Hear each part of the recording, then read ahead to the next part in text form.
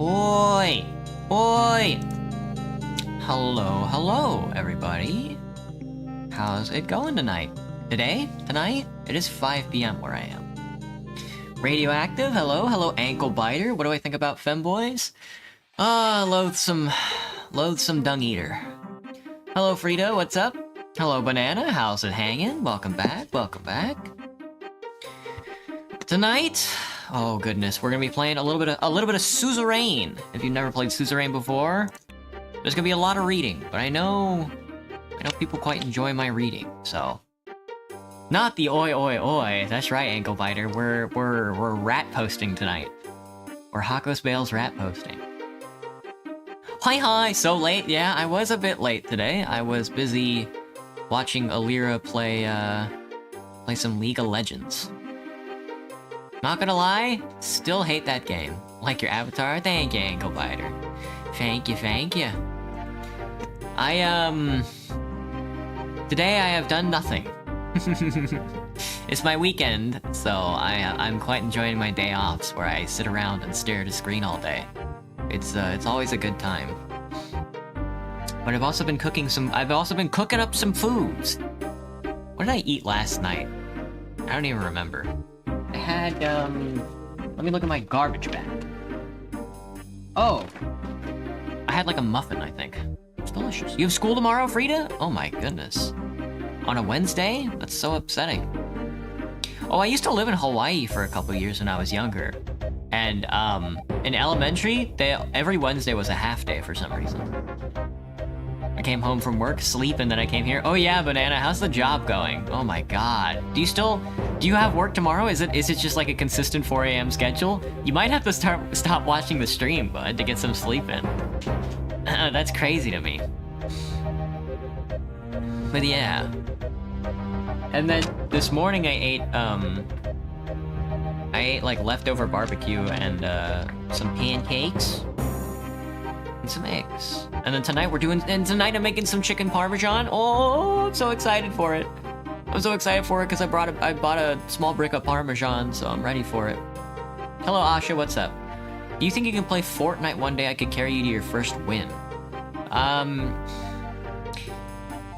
I would like to play Fortnite, don't get me wrong. I just don't want to play the Battle Royale of Fortnite. I could do Fortnite, I'm not sure. Maybe. I'll think about it. I think I played Fortnite a long time ago. Hello, Derek, what's up? Hi, Femboy. Hello, Derek. The ducks are adorable? Yes, they are. Yes, they are. I still don't know. I do like putting animals in the background of my regular screen. I need to download more animals or go outside and record some footage of animals so I'm not triggering copyright protection. You're not gonna stop, Banana? Oh my god, bud. Well, I know how you're gonna get some sleep in. Came home from work and then took a nap. That could work. That could work. We could play the Battle Royale, but like create a version, it's called Blitz, and you get customized weapons, but you're going to get to choose, you get special medallions, which give you superpowers. That could be cool, Asha. I always enjoy a custom weapon server, especially, I don't know, my knowledge about custom weapon servers begins and ends at like TF2, where the custom weapon servers go crazy with it. Hello, you. I'll put an animal in your back. Oh, gross. Whoa. You have a dog named Frida. Oh, you named yourself after your dog. That's a good one. That's a good one. Guess what? What, Graham? What? Yeah, for real. I'm on the edge of my seat. Please say chicken butt. Please say chicken butt. I'm begging you, bud. You ate an ant? Why'd you go and do that? Well, was it like chocolate covered? I know they do that. Do they do that in Brazil? Is that like a thing? You're eating toast? That's way better than an ant. I'm not gonna lie to you. Way better. Alright, well, let's see if Suzerain gets on the screen. Let me see if I can get this at a full screen. There's no settings menu in Suzerain. Well, it's on the screen, so. So if you don't know anything about Suzerain, the game is about you leading at the current moment, one of two countries, either Rizia, much like the Zoomer dialect of shortening the term charisma, and Swordland, which there are no swords in Swordland. They fell in your mug? Graham, you have an ant problem. Could not waste your coffee? As a Brazilian, who could? You're eating your plushie, Frida? What kind of plushie is it? Missed opportunity. For real, Banana, for real. All right, I'm gonna hop into the game here, we play as Anton Rain, the 4th president of Swordland. Swordland is a fairly new country. I believe some years ago they separated from the nearby monarchist, what is effectively Russia. I believe we play as a Baltic, what is effectively a Baltic state, a failing Baltic state, and we have to bring it back from the brink. And I think when I first played this game, I tried going socialist, got cooed by the military, and then they shot me in the brain. I think this time around, I'm gonna try going for a light touch, maybe something more liberal centrist, if you will. I would at least like to get to the end of the game and see how that works out. But I still would like to have some, maybe a little socialist underpinning. Maybe the socialists take the island and maybe we let them do it. Maybe we let them park boats in our ports and such like that. I'm sure the extra capital could give our people, could go a long way in improving our economy. A plushie s'more? That sounds adorable, Frida. Question is, will I create a country? If so, would you be considered as a gooner? That's right. This is Goonland. We are the gooners. But we'll see how it goes. There is also the country of Rizia, which takes place, I think, a couple years before when you play Swordland, and you play as a monarchist, which has total control over the country, which is, like, crazy. And you also get to conquer, like, 2 different states. And there's like a board game for it. But we're just gonna be playing good old Swordland for now. Hitler Simulator, effectively, yeah. Come in your walls with the s'more plushie. Very cute. Gotcha. So there's gonna be a lot of reading. I hope you're ready for a little bit of reading. Don't worry, there's not gonna be any screaming this time. I gotta make sure I got enough water on me. There's no tea tonight. There's no tea for the stream, but I'm probably going to want a cup of tea for tonight. Maybe a little chamomile, maybe a little throat coat. We'll see how it goes. But I hope the sound quality is good for now. My meters seem to think so. We'll see how it goes. You hate reading, Ankle Biter? Well, I love it, so that's all I'll be doing this stream.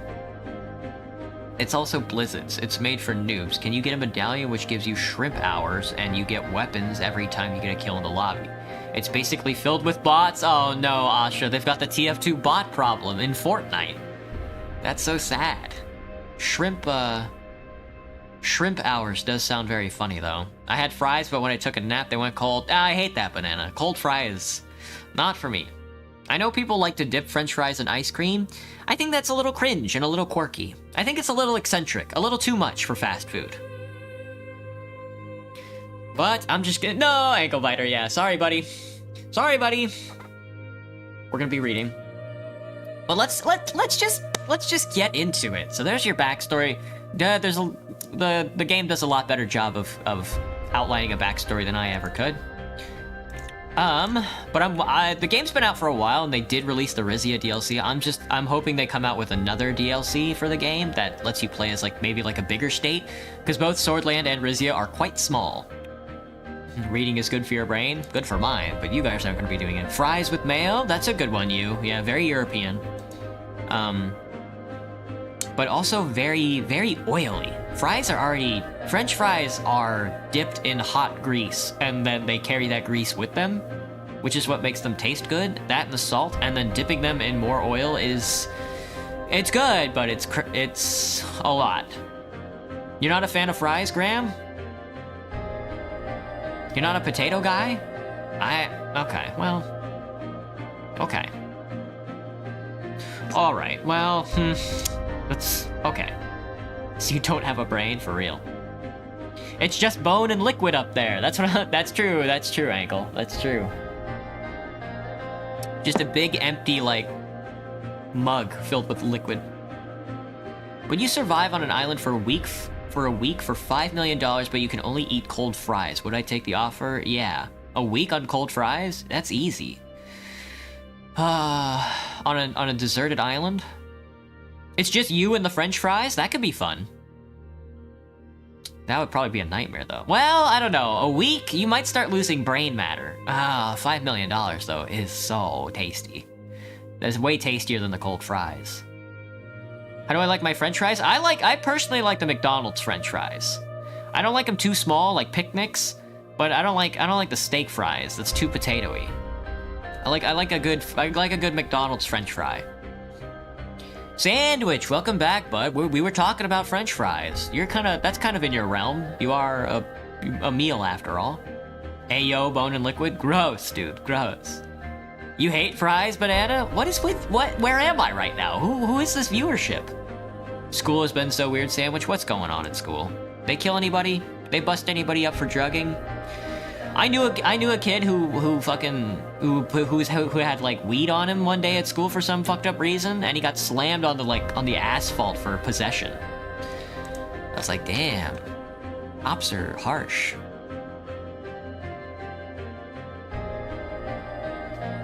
Are any of you kids taking your drugs to school?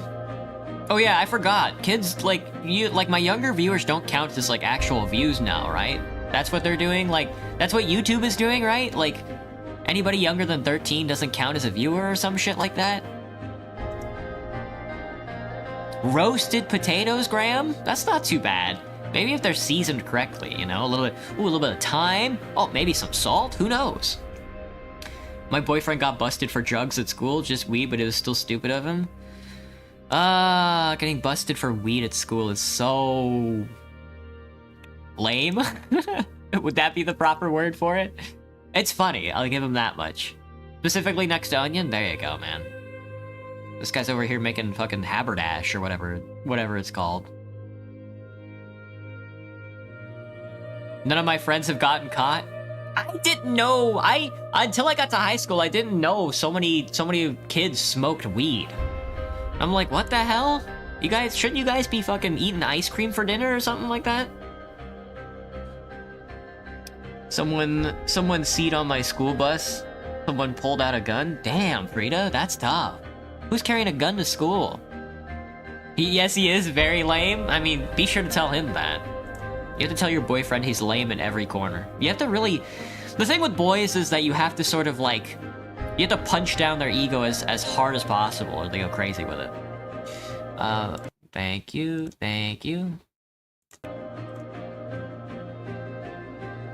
IDK. All right, I'm gonna play the game now. Sorry. You tell him every day, ankle biter. That's good to hear. It's good to hear. Anton Rain, the 4th president of Swordland, and our leader and our character, who we will be playing as. We dropping names, by the way. Oh no. You're in 5th, Frida. Damn. How are you guys that young? Anton Rain has been elected the 4th president of Swordland amidst a deep recession.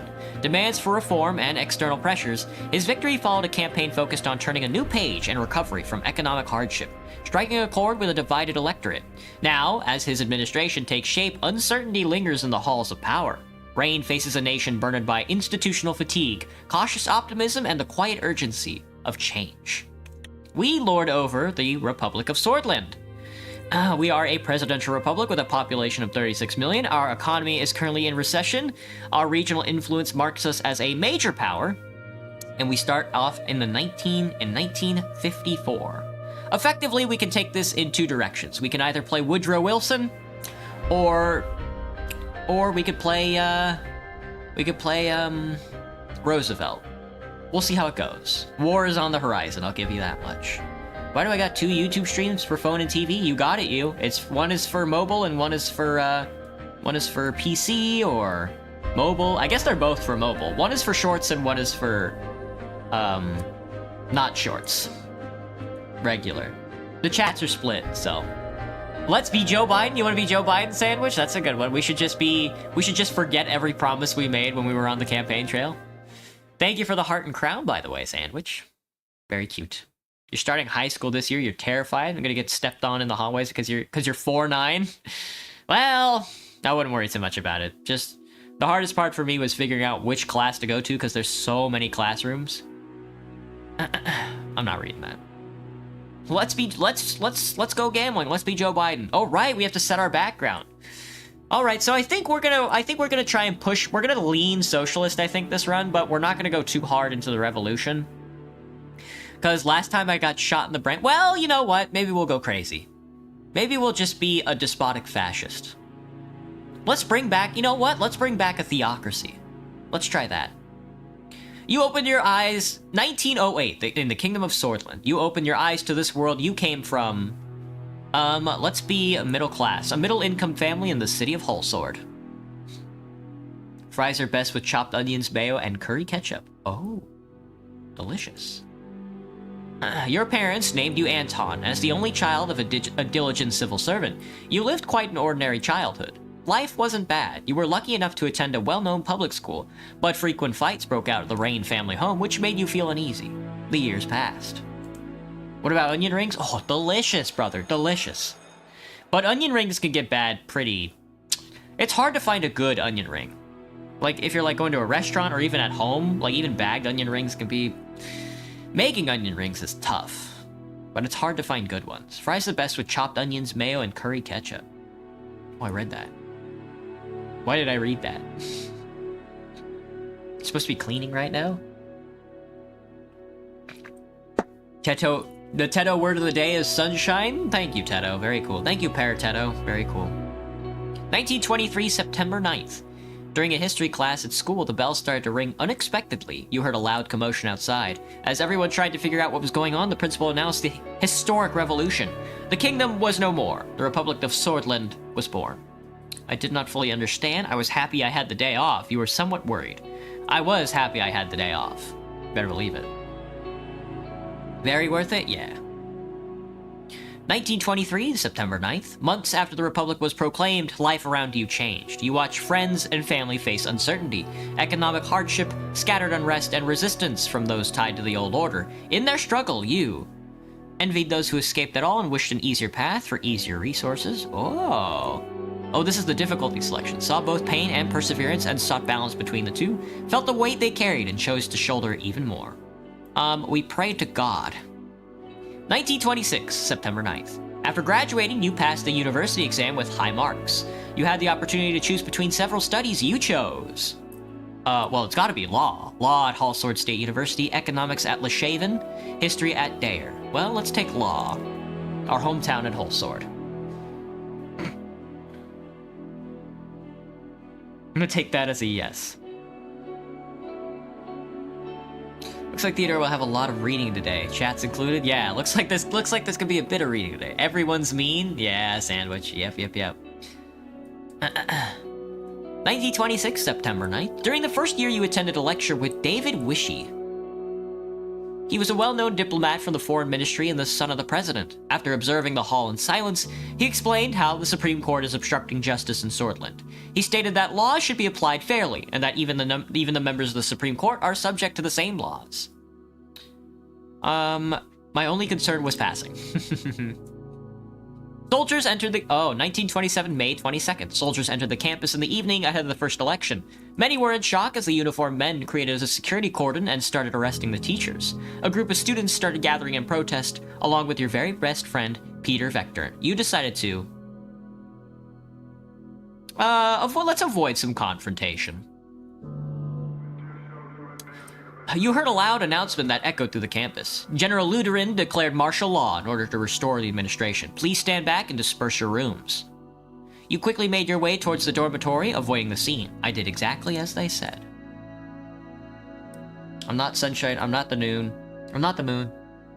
At night, well, who else could I be? Ween, I could hardly see. Your phone's almost dead, ankle biter? This is so sad. As you entered the room, you heard screams coming from outside. I'd like to go out and see, for sure. But the soldiers locked the doors. It was a gloomy year. 1927, October 10th. The arrested teachers were replaced by those that promoted conformism to the state. Hallsword turned a blind eye to these things that were happening. You didn't want to stay idle and decided to join Human Rights, the Student Council, a political debate group. Oh, we should definitely join a political debate group. People are getting shot outside. What should we do? Oh, a political debate group. Nah, it's probably gonna be Human Rights.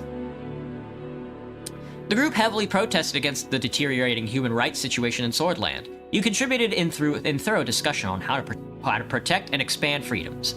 In one of the meetings, Peter Vector introduced you to a classmate of his, Monica. You were immediately attracted to her beauty, bro. Her intelligence, her diligence. Oh, well, let's see. Yo, this was racist. There were no black people in 26. For sure, dude, for sure. What the heck? Let's see. It's gotta be... Let's go with her diligence. We want a trad wife. She mentioned to you that she was volunteer for the Swordish League of Women, an organization campaigning for women's rights. We do not support her. We want a religious patriarchal society. I wasn't particularly interested in women's rights, but asked her to dinner nonetheless. What the hell? Gross, dude. Look beautiful, thank you, Banana. The politically charged environment led me to... I don't really want to join the nationalists or the socialists. We're going to stay away from the political orgs for now. The radio relayed that the communist general Rickard surrounded Lutheran and his troops, demanding their surrender. They refused and heavy fighting broke out across the country. You just couldn't believe it. The army was fighting amongst themselves. Swordland plunged into chaos. The clashes escalated into a full-blown civil war. The horrors made you isolate yourself for a while. Monica helped you cope, and love grew between the two of you. However, it was a difficult time for love. The chaos had to end. 1929, the Republic of Swordland. The charismatic Colonel Tarquin Saul orchestrated a sudden attack on the capital where the Lutheranists and the Ricardist forces were battling each other. He defeated both, ending the war. A new constitution was written, and the military government began efforts to restore stability. Many people saw the colonel as a savior. He formed the United Swordland Party and ran as a presidential candidate in the first ever single-party election. Of course I voted for United Swordland.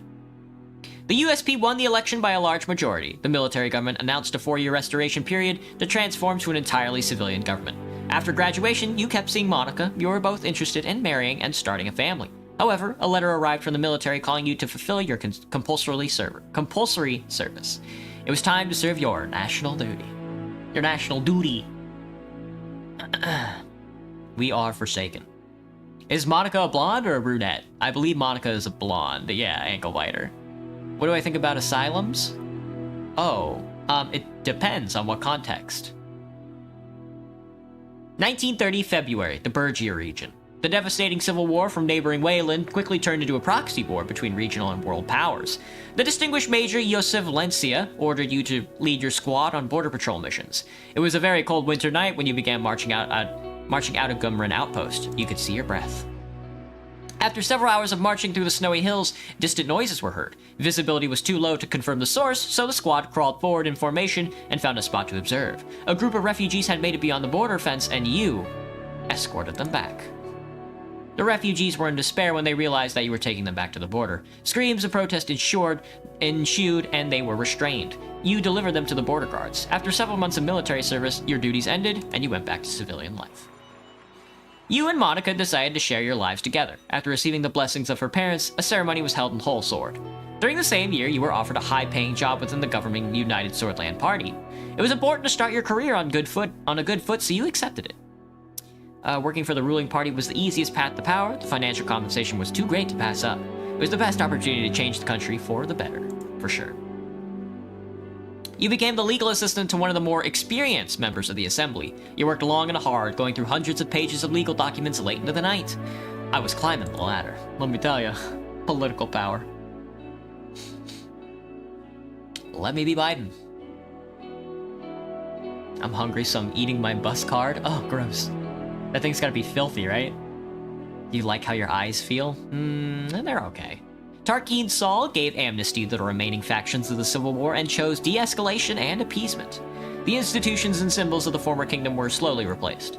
His government launched several new initiatives, such as a citizens-funded bill program to revitalize the economy, a social labor initiative to help rebuild and improve society, and a large dam project to solve the energy crisis. The first multi-party elections in the history of Swordland were held. President Tarquin Saul was elected once more. 1934, April 2nd. Whole Sword.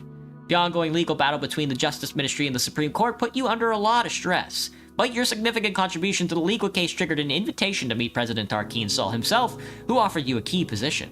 You were to become the youngest member of the Assembly. Of course, I accepted right away.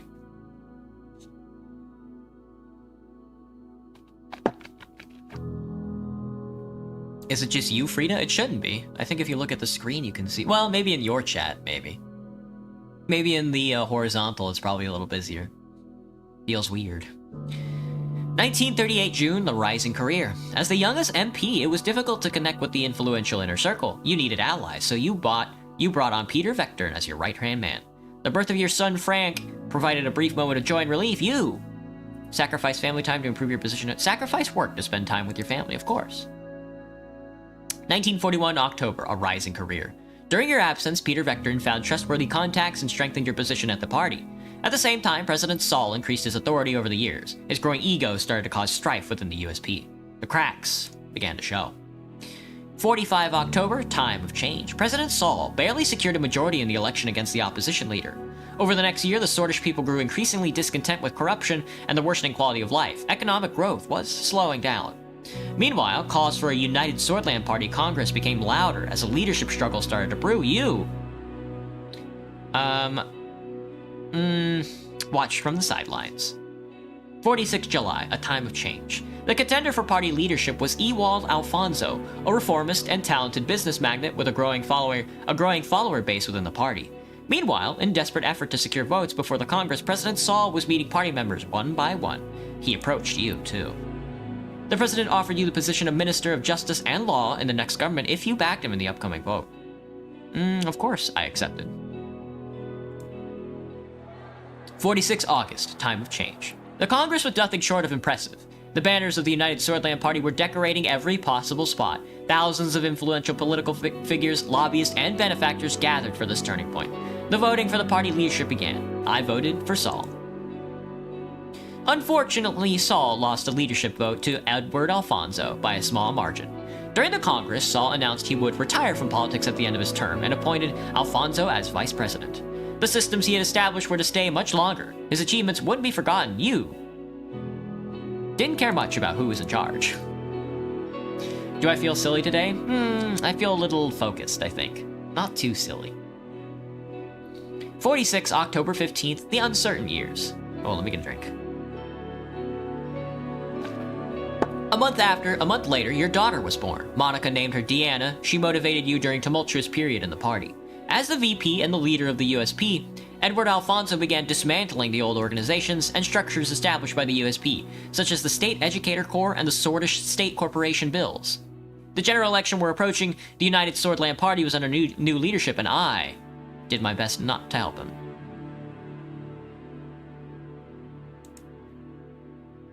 October 15th. During the general elections, the main opposition leader was embroiled in a sex scandal with his secretary. He was replaced by the more popular figure Franz Richter, but the damage had been done. Who is Richter again? The new popular figure from the People's Freedom and Justice Party who currently serves as its leader. Oh, Richter, right. The new economic policies and the extensive privatization program proposed by Edward Alfonso secured election victory for the United Swordland Party. Over the following years, you did my best to make Swordland a better place. Tried all the necessary steps to climb the ladder. Dedicate yourself to the party and its success. We are definitely trying to climb the ladder. 51 Summer, a new Swordland. The presidency of Alfonso saw many bold reforms in government and law and advancements in liberal democratic values. However, due to infighting and disorganization, continental economic tensions, and fast-track privatization, it was followed by a severe economic recession. The other parties announced their bids for the 53 election, but the unfair election system hampered opposition efforts to campaign. You thought that your party could not survive another crisis, were worried about the economic recession, worried with your representation would be tarnished. I'd be worried that my reputation would be tarnished along with Alfonso.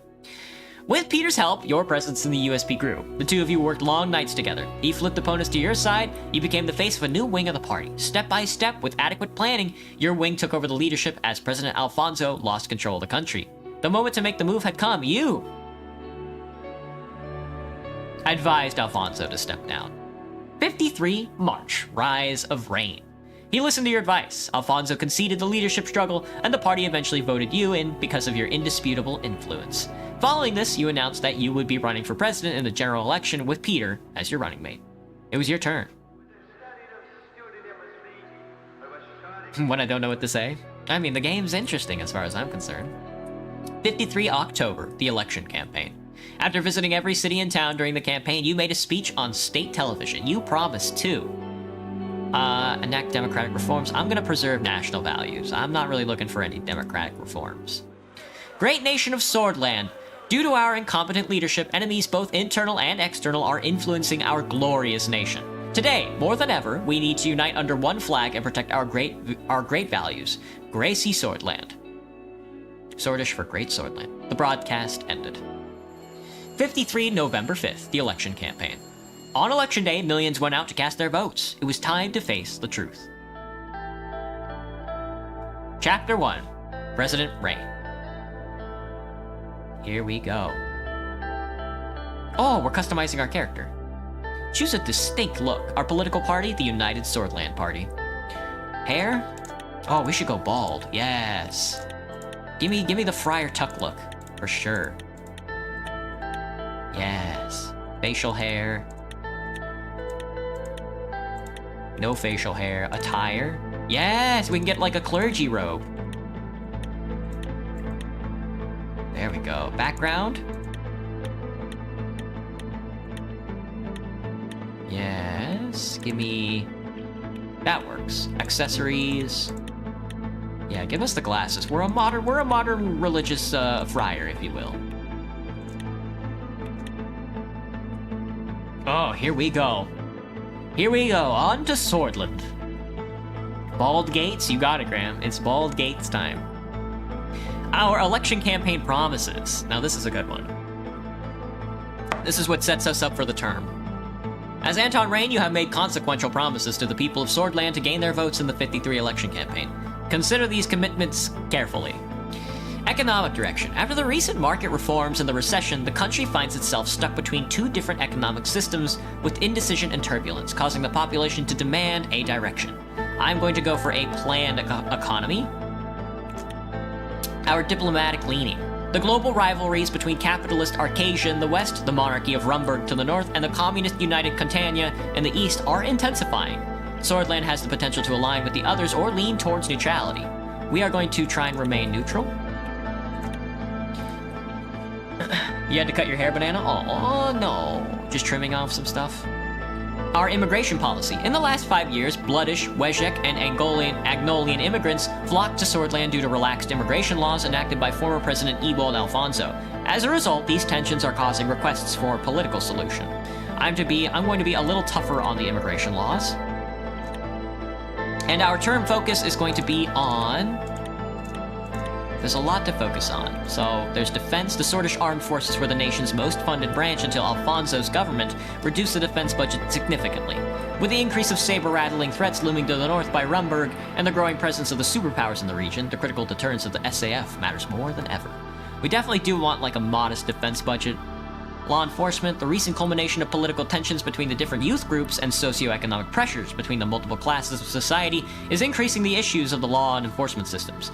Police need help keeping up with increased crime rates. Simultaneously, judges and courts deal with an enormous growing backlog of legal cases. Probably not. Maybe, though. We'll probably focus on health. Swordland's health system and healthcare quality have stagnated due to administrative inefficiencies, increased service demand, and an increased divide in service quality between urban and rural hospitals. The average life expectancy has dropped significantly with issues such as maternity death and disease outbreaks. We're probably going to go like a religious health, or maybe like a religious education. Probably both of those. Doesn't make you any less pettable. It's not as long as it used to be. It is. Well, we are going into the colder months. We'll see. Oh my god, I start up with 7 capital. Oh, it's so tasty. 2 personal capital, though. Me when I'm middle class, I'm so poor. No. Education. The once praised public education system of the nation has suffered significant setbacks in the last decade. The lack of new schools, high student-to-teacher ratios, low teacher salaries, and even a lack of classroom equipment in certain parts of the country cause massive divergences in the public education system. So I think I do want to focus on healthcare with probably a side benefit to education, and I'm probably going to go less on like the defense budget, the legal budget, and probably some other stuff. We'll see. Well, I mean, we'll see when we take a look at the budget. We'll probably try and keep the budget probably a stock standard because I do want to do some infrastructure investments, and I do kind of want to dump some money into the church. But yeah, let's focus on our healthcare. I know our neighbors are a little aggressive, but I think this first term, let's keep it simple. Your wife? We'll see, Dashua, we'll see. 2 weeks had passed since we won the election. And now I was about to be sworn in as the 4th president of Swordland. Thousands were watching the inauguration ceremony and cheering my name, Anton Rain. The die was cast. And there my story began. In the distance, the Maroon Palace stood on top of the famous Hill of Pride. I had no way of knowing what future awaited me there.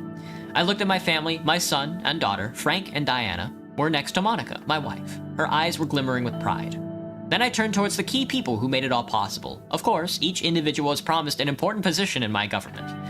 I saw my previous rival and former president, Edward Alfonso, who gave me a slight nod. Tarquin Saul was also invited, but as expected, he didn't leave his island retreat. As my thoughts slowly faded, the reality of the situation dawned on me. Orso Hawker, the Chief Justice of the Supreme Court, was waiting for me. Orso Hawker. Oh my god, look at this background. Oh, look at this codex though, dude. Let me get another drink of water. I'll be right back. That's so much.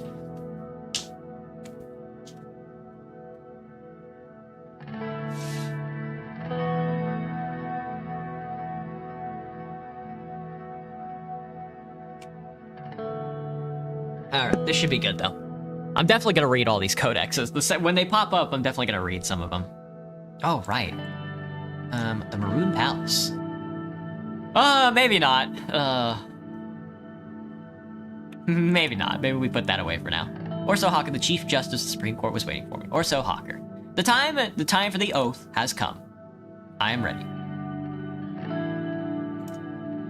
I am ready.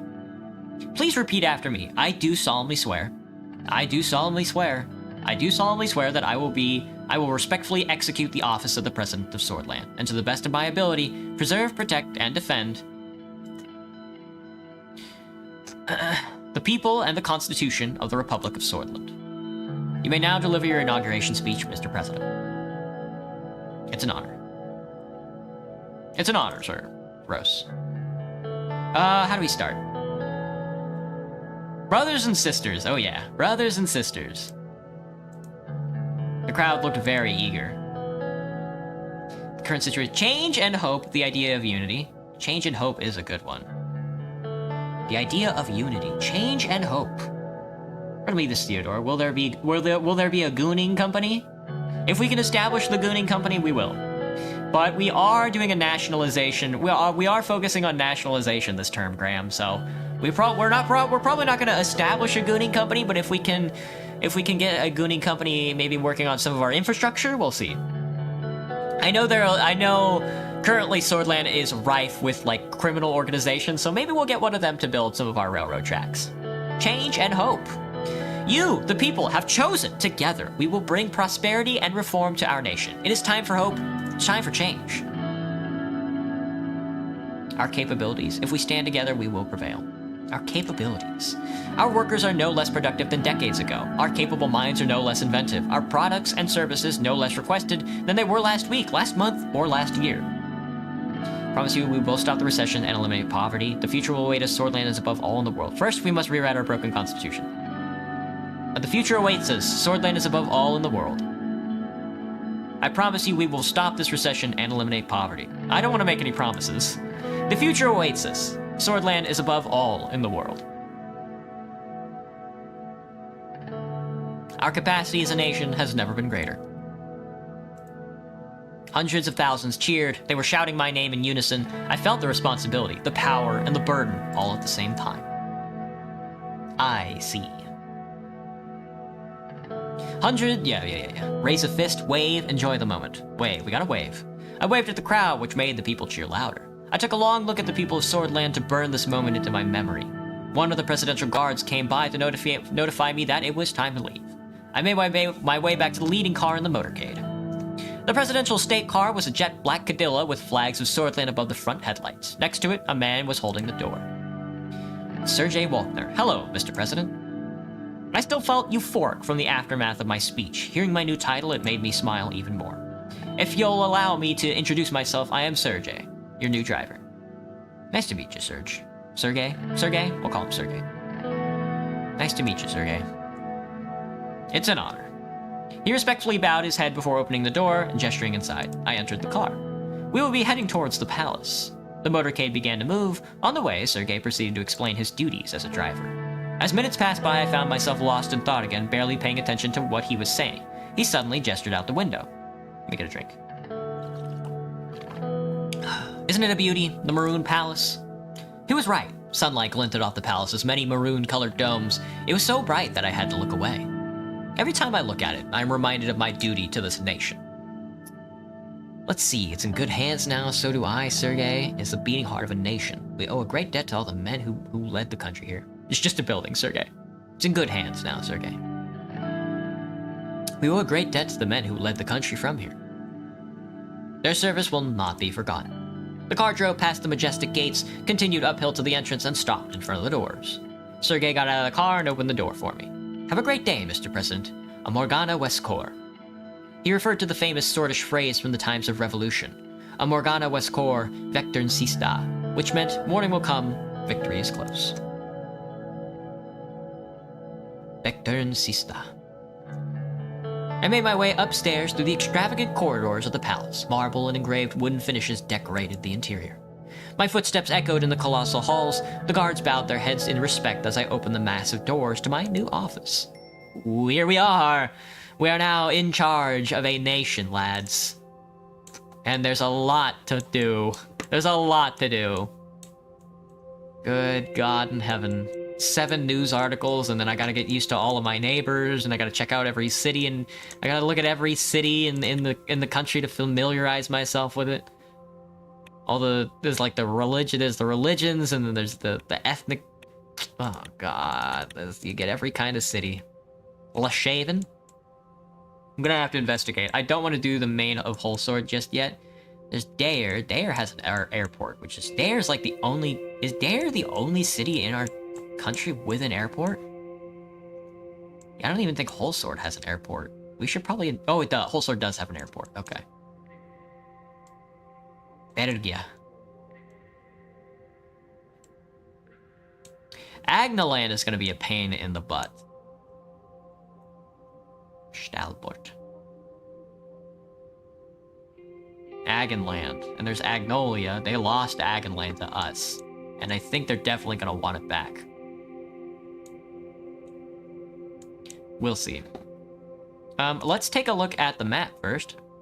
There's Vogsland, Agnolia.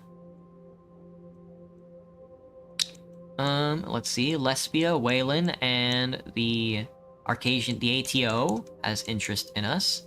The Guild of Royal Allies definitely wants to kill us. Rumburg definitely Rumburg. We were a part of Rumburg, and then I think the history of Swordland is that they did a revolution and then kicked Rumburg out, and now we're a country. I think that's the short form of it. But you know, let's start talking to maybe Agnolia, the Republic of Agnolia. Let's read the report. They're congratulating us. Prime Minister Van Horn congratulated us on the election and praised our party's stance on just and transparent elections. He signaled his wishes to continue the trade partnership between our countries as equal partners, as opposed to earlier trade deals which he believed gave Swordland unfair advantage. I think I like that. I know they side with Arcasia. I think Agnolia sides with Arcasia. I kind of would like to sit on the fence this time around. If we go like, I would like to side with Dardia. Dardia is what we want. I think these are. Yeah, the nearest republic. Where I can nearest republic. Let me see. Member of the INA. The International Nearest Alliance is an intergovernment religious alliance. That's what we want. We want to be with them. But I don't know what is our major religion? Country overview. Policies, situations. We're gonna have to, yeah. Military, law, economy, welfare, order. Welfare. Nearism. Unlimited terms. Election threshold at 10% goes crazy. The special zone at Bergia. Let me. Ooh, what? Hang on. Let me zoom back in on my country and then take a look at my nearest. Dastinurity is our major religion. Rushism, I think, is gonna get a little airy, I should say. Suzerain. Yeah, Dastinurity. It's Galkandism. That's those are the bloodish. That's right. Okay. We're going to be prosecuting some people, so I hope you're in your chair, cause it's gonna get a little edgy. Alright, Vogsland is our neighbor. These guys are a communist democracy or some shit like that. Something, I don't know. Chancellor Hegel sent us his congratulations on your great victory and wished for close cooperation between our countries in the future. Hegel signaled concessions from Volksland in case of a promising trade deal. He also congratulated the Sordish democracy for the successful elections and warned us about the threat Arcasia's growing influence possesses for Eastern Morcopa. We'll see. Lesbia is our southern neighbor, and they have like an economic edge over us, because they also, I think, immediately joined the ATO. Prime Minister Alvarez congratulated you on the results and spoke about his hopes to have a beneficial partnership deal in the future. He sent his best wishes to the Sordish people and warned us about the threats of the encroaching Melanivist influence of the United Cantana from the east, emphasizing the importance of unity in our continent, Morcopa. How about you, Mercopades nuts? And then Wayland, of course, is our angsty, edgy neighbor. President Smolak sent his congratulations on the election victory and wished for a cooperative future between Wayland and Swordland, signaling a desire to normalize the diplomatic situation between the two countries. And the ATO? The ATO advocates for global human rights amid tensions. Oh, this is in the news. We probably won't be reading the news. Human rights. Man, brother, not here. We should take a look at the bill every once in a while, or the news. Campaign bill, fair representation in the Assembly. Long-stalled campaign bill has once again taken center stage in the Grand National Assembly. The bill, first proposed during the Alfonso presidency, had been put on hold due to the 53 election, but has now been resurrected under President Anton Reign. The proposed amendments ensure a more proportional allocation of public funds, more accurately reflecting a party's influence within the legislative body. Reign spoke on change and hope. The Swordland Times is talking about us. The new president has been sworn into office. Let me see. One of these newspapers is, I think, Radical Newspapers, the socialist one. Yeah. How many times will people fall for the same trap? And Solonomics. Yeah, the Economist, and we have not unlocked Geopolitico, which I think is like the newspaper that we can establish, which is very funny. Agonland is... Yeah, we're gonna start. Low production in Agonland. The report calls attention to the alarmingly low levels of productivity growth in the region of Agonland, where there are also high rates of food insecurity, malnutrition, and rural poverty in the inner parts of the region.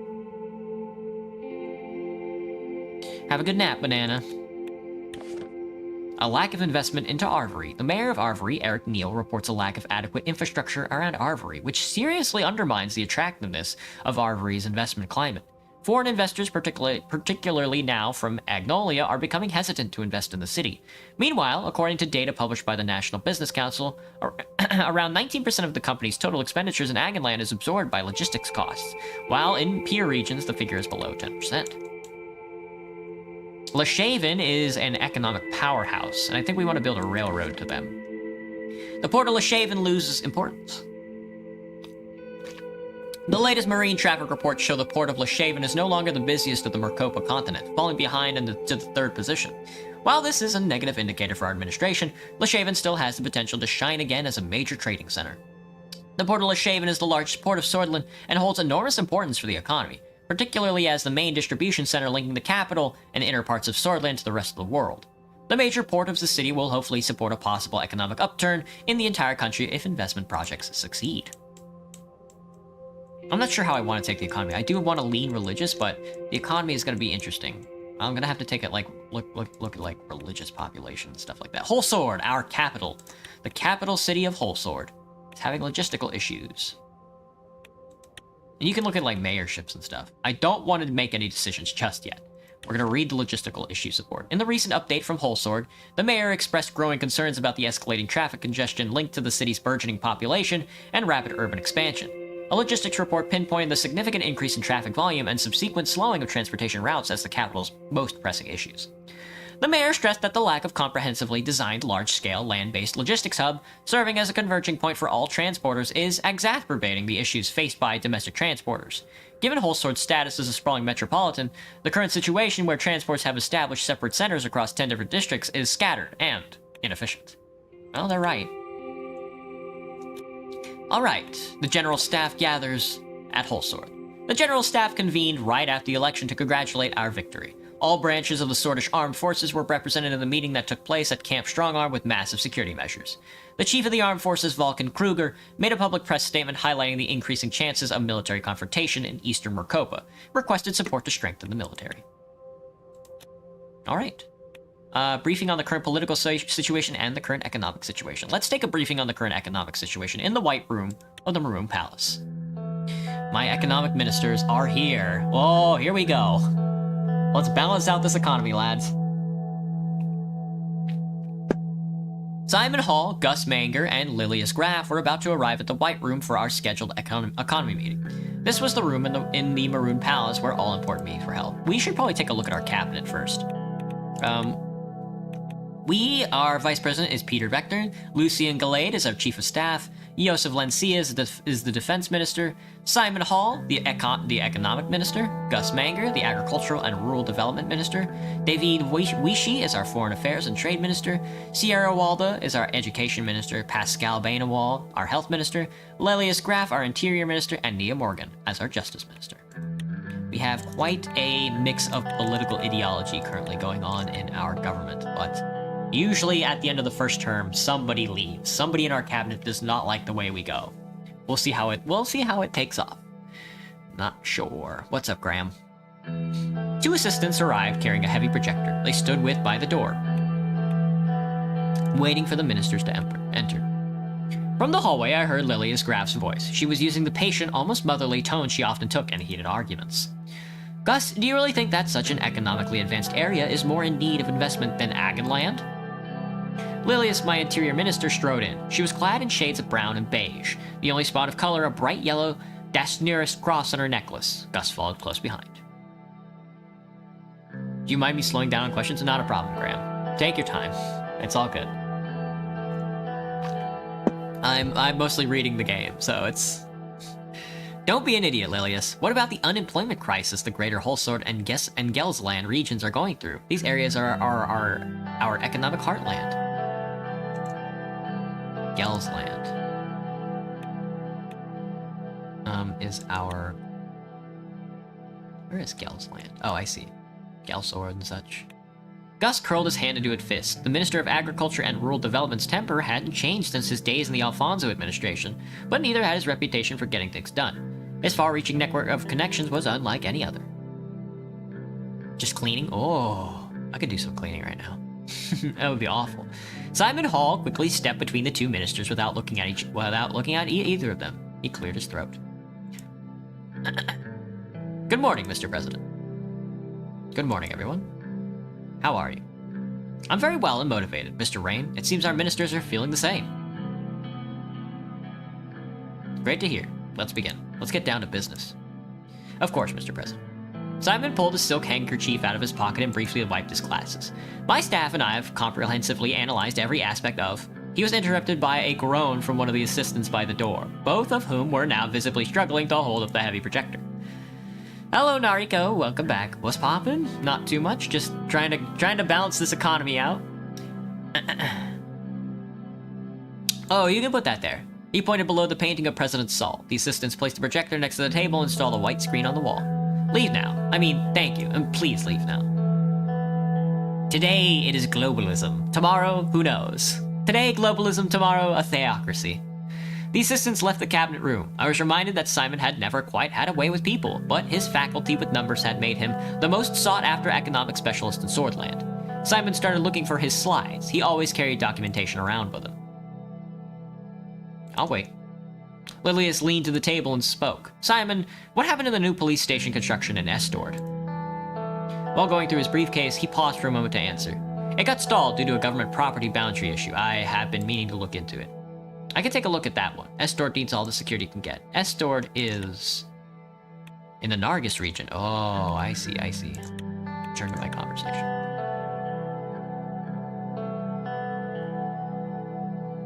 Didn't I plan to do Alien Isolation today? Oh, did I? Oh shit, did I fuck it up? No, Alien Isolation is on Thursday. Today is Tuesday. Today is Tuesday. Sure, more time for me to spend on analyses. His eyes glittered when he finally found the slides he was looking for. There have been some developments about the Suzerain losing further value today. We have been trying to stabilize it with the central bank. The recession of 51 put enormous pressure on the economy, resulting in the collapse of the value of our currency. The entire situation was a significant cause of concern for our administration. What would you like to know about the current economic situation? Well, give me the status of the recession overall. The economy has been in a recession of about -6% in the past year. The average GDP has dropped from SR 15,000 per capita to SR 10,000 from 1951 to now. Wow, that's a pretty deep drop. This administration's success depends on our ability to stop the recession. The sooner we can reach GDP growth, the better. What is our GDP and debt situation? Our current GDP is 310 billion Suzerain, and the national debt is 427 billion. It's still hard to fathom that we lost nearly 150 billion in wealth. The past 3 years were tough. How about our unemployment and inflation? Nice. Wait, didn't you? Yeah. Unemployment has skyrocketed and is now at a staggering 16%, and the inflation is at a relative high of 10%. Dang. Unemployment's at what? A staggering 16% unemployment's tough. Over 1 in 10 people are almost 2 in 10 people are unemployed. Unemployment is increasing, crime and drug use. We need to get people off the streets. The inflation isn't helping our average citizen either. I have all the information needed. Let's move on to our economic strategy. Simon scattered the paper stacks in front of him in an orderly manner and took a final look at his notes before clearing his throat. As you can see, the situation is alarming, but not everything is negative. The extensive privatization program of Alfonso and key foreign direct investments left us a large budget surplus, which we can use to stabilize the crisis. The primary subject we need to settle on is what general path we will take in our term. Solonomics-based nationalization happened in the 30s, and Alfonso privatization began during the end of the 40s. What will our administration focus on? Let me read that again. Hang on. Key foreign direct investments left us a large budget surplus. Okay. One of our main promises was to promote a planned economy to stop the recession. To be frank, I still don't think this was a good idea. We shouldn't go back to Solonomics. It's the reason for the recession. Self-sufficiency will help us at tough times.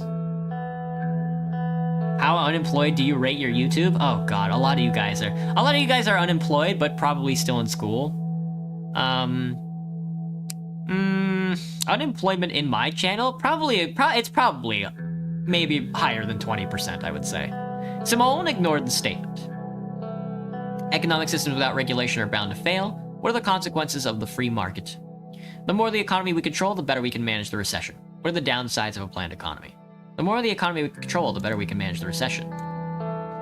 That is a fair argument to be made, but if we reduce the freedom of people in the marketplace in general, it would hinder our innovation and dynamism in the supply and demand equation. Say what you will about Alfonso, without his attempts, our current coffers would be empty and the recession would be a depression. One way to be remembered positively is to cause a recession and leave a few bills behind. That's true. The structural problems of Solonomics were going to lead to a recession according to the predictions at the time anyway. Either way, even if we pick one of the doctrines, we retain the option to make economic choices on a case-by-case basis. That is, however, not recommended in my point of view. The last thing we need is a chaotic economic plan. Finally, something we can both agree on, Lilius. There is another important factor which has direct impact on our economy: the superpowers. We have done well not aligning ourselves with any one of them. Economically speaking, an isolationist policy overall could only work if we were to reap the benefits of both spheres and their rivalry. This is a very dangerous to attempt, but still possible. We must be very cautious. There are schemes being devised about Swordland. We cannot give in to their wants now or in the future, otherwise our country will turn into a pawn.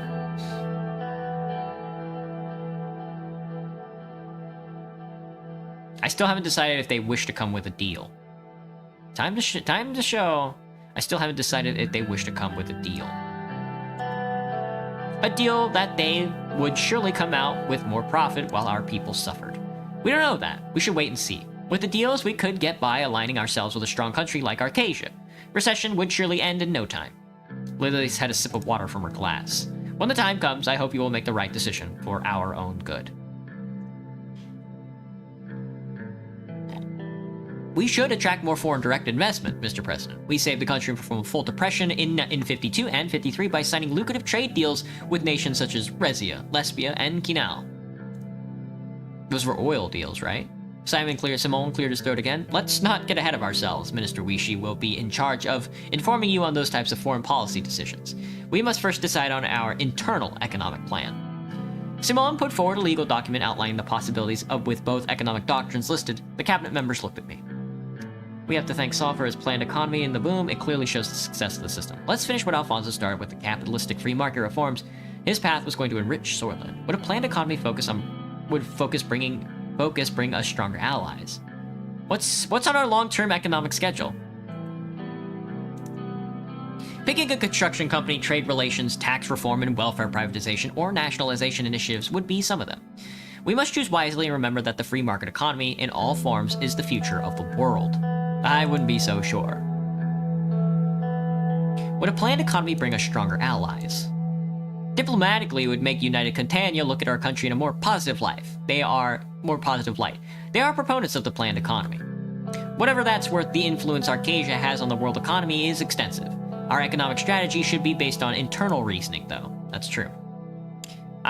We should thank Saul for his planned economy for the boom. Clearly shows the success of the system. Precisely, the reason why we should stick to the old system. State planning and regulation both showed great success in the 30s. Only for a limited time, until even Saul himself discovered the limits of the system. The slowdown began during his rule, remember? Do I feel like I like this game? It's pretty good. I enjoy it quite a bit. Let's move on to the conclusion. What are your final thoughts, Mr. President? Critical institutions must remain in state control. We must be fully responsible in delivering services. We should look at opportunities like privatization to create financial resources. The market economy doesn't require as much guidance and could help us attract foreign capital. It is hard to fully agree or disagree with any of these options. You already know what we're going to do. Critical institutions must remain in state control. We must be fully responsible in delivering services. Even for, ideological. A market economy doesn't mean privatization of every single institution, but either way, you make the choice. So, what will our general economic plan promote? A planned economy, as we promised to the damn voters. Why would we fucking break that? Just lie about all of our promises would be hilarious, though. Not sure if we made the right decision here. Gus looked worried. Now that there is clarity on what direction we are heading, I will work on a good plan accordingly. This concludes our meeting. At our next gathering, we will talk about the upcoming infrastructure investment plan. Now that the economic direction was decided upon, the ministers dispersed for lunch at the Maroon Palace. There's a lot more to learn about. Damn, we've only done one thing. Economic stability has increased. In the graph below, you can track the economics. Look at this chart! Look at this chart! Y-axis, stability. High, low. X-axis, change over time. Low, current. Awful, awful, awful, awful, awful. Tourism, a beacon of hope for Swordland. Well, I'm not so sure about tourism. It's a slightly good cash injection, but... Fueling Swordlands tomorrow. And that's an advertisement from the Alfonso... whatever it is. Armadine Industry is pioneering electronics. Ooh, we could lean into some electronics. Freezing temperature record in Bergia. Ooh, minus 29 in the city of Suzerain. Dang. Oh my god, that's in Bergia. Sheesh.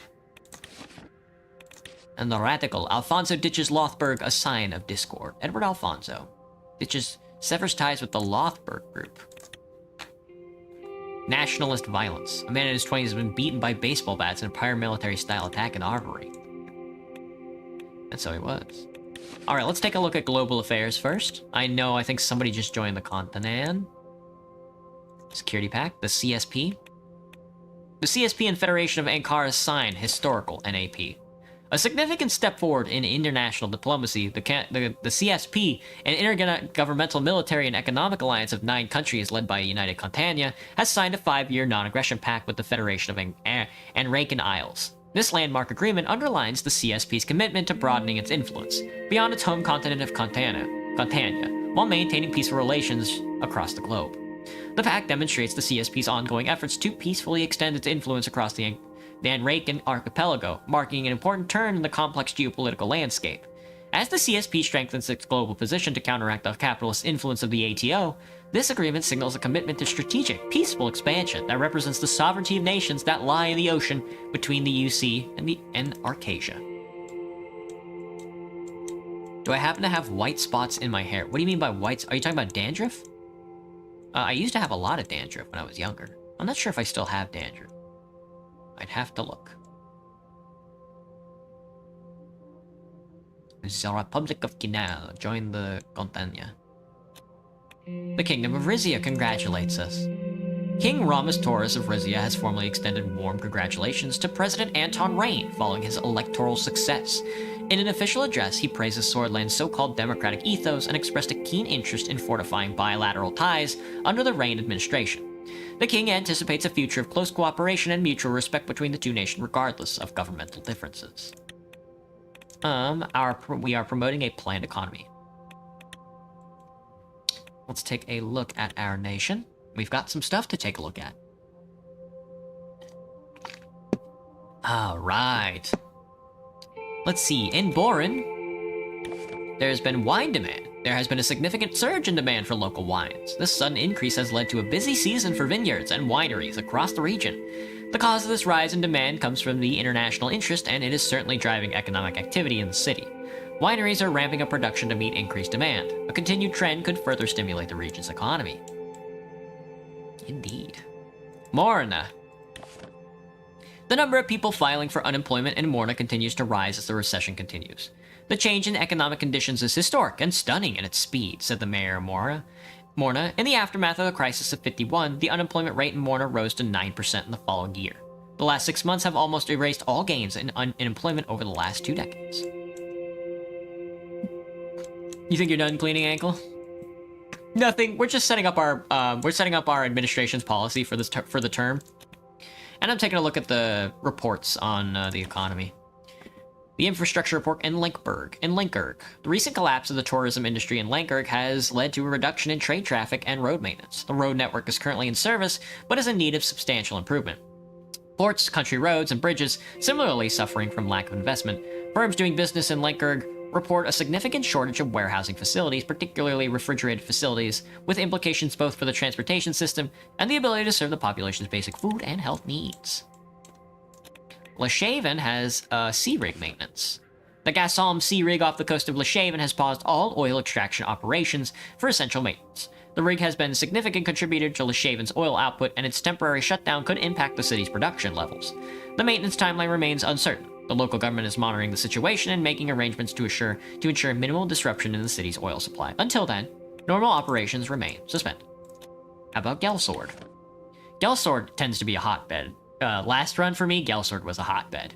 The recession led to a reduction in rail assets, with more than a fifth of the railway network, itself antiquated, being mothballed in the recent years. While the main lines of the rail network are currently in service, increasing demand in the goods from Gelsord to the capital is pushing the network to its limits. The rail signaling system in the region dates from the middle of last century and is also in need of improvement.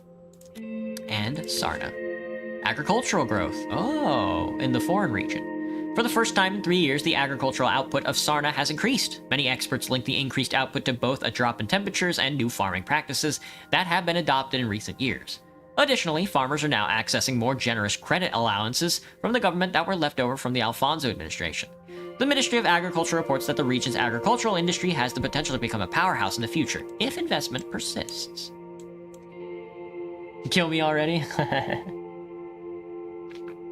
Sorry, Ankle. Thank you, Zendo, for the funny dinosaur. A briefing on the current political situation. Now we're cooking. Fuck the economy. Give me this. Peter Vectorn arrived a couple of minutes early and sat across from me. He was struggling to hold back his smile. We did it, Anton. We won. Finally. All those years with our noses to the grindstone paid off. Peter's eyes sparkled. The strain of the past months had put a damper on his usual rakish charm. But today, he was looking and acting more like his old self. He loosened his tie and undid the top 2 buttons of his shirt. Enjoying the new secretary I picked out for you? Thought you'd appreciate her gorgeous set of talents. It's a shame the rest of your staff aren't as easy on the eyes. Gross. He gestured to the slight paunch that protruded over his waistband. But hey, back in university, did you ever imagine we would be sitting here in the Maroon Palace? We have to celebrate this great victory. Unemployment apocalypse? We'll see. We'll see. I'd like to get people in the factories. I'd like to be pushing my peasants into the factories. Let's celebrate, Anton, then. I got my hands on something special for us, an Elroy Maroon 30-year-old. We'll celebrate at the inaugural ball. Just hang in there until the evening. Yeah, let's celebrate, man. An Elroy Maroon 30. I opened the expensive bottle of whiskey and poured it into 2 glasses I prepared. The exquisite smell filled the room immediately. The 24. That was my freshman year. Also the year after the revolution. Very difficult times, to be honest, but this smells like heaven. The future awaits, Peter. A toast. I raised my glass and toasted with Peter before smelling the whiskey and taking a sip. The sweet vanilla tone combined with an oaky taste developed into a lingering smokiness. Peter really seemed to be enjoying himself. Fucking drunk. I hate Peter so much. What a taste! This is how we should start all meetings, Anton.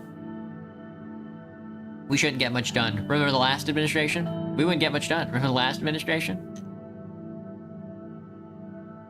Yeah, but we're different. All they did was enjoy the privilege. We can't make the same mistakes again. I hope it won't be the case for my cat. We learned from it all. Yes, we did. The door swung open, and Lucien Galade, my chief strategist, walked in. He was a compact man with sharp bird-like features. After briefly surveying the room from wall to wall, he sat down, poured a glass of water, and opened his briefcase in a series of quick, graceful movements. Gentlemen, the tall case clock in the room struck 3 o'clock. Damn, you are exactly on time. Hello, Peter. Lucien then turned towards me. He very slightly bowed his head. Very welcome, Mr. Hat. Thank you. Sounds awkward. Yeah. Glad to see you, Lucien. It is a privilege to be here, sir. Lucien spoke in a soft, clipped tones that immediately drew your attention towards what he had to say. Peter and I waited for him to proceed. Let's start by evaluating our current situation. The majority of the Swordish people demand change. They are more concerned about the economy than the Constitution, but they blame the system for their problems. People are losing their trust in our democracy. Why do you think the radicals like Bernard Circus are becoming more popular? Bernard Circus is, I believe, a communist. Everyone's expecting us to bring the change last government did not. Franz Richter, leader of the Reformists, believes that true change can only be accomplished by transferring some of our powers to the Assembly. I will move into the details of their demands shortly. I agree with the Reformists. Our responsibility is to democratize our broken system. We need to listen to the people if we want to serve this country. If we lose power, we won't be able to execute the changes we need to make for a good country. It may create issues for us, yes. However, with the Reformists gaining more popularity, we may not be in a position to stand against them.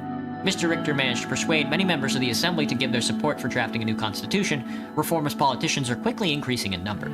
While the reformist wing inside our party is still a minority, they could have a tripartisan majority in the Assembly, especially if they unite under Franz Richter.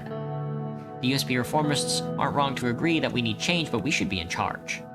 Mr. Richter could be a potential ally in our goal to maintain a majority in the Assembly. Our party must fall in line with our position. We can't have a strong divide. True, if our party fractures, it's the opposition that will benefit. The reformist demands are clear. They want to limit the president's veto powers, ensure that the Supreme Court is independent, and take away the court's right to vote on constitutional amendments. We need a proper balance of power in the country. We must listen to their demands, otherwise we are no different from the previous administration. I won't allow them to influence me. We will shape our own future. I agree, sir. The Old Guard will do its best to preserve the Constitution. Chief Justice Hawker and his allied judges have a great influence over the Supreme Court, which will be tough to break.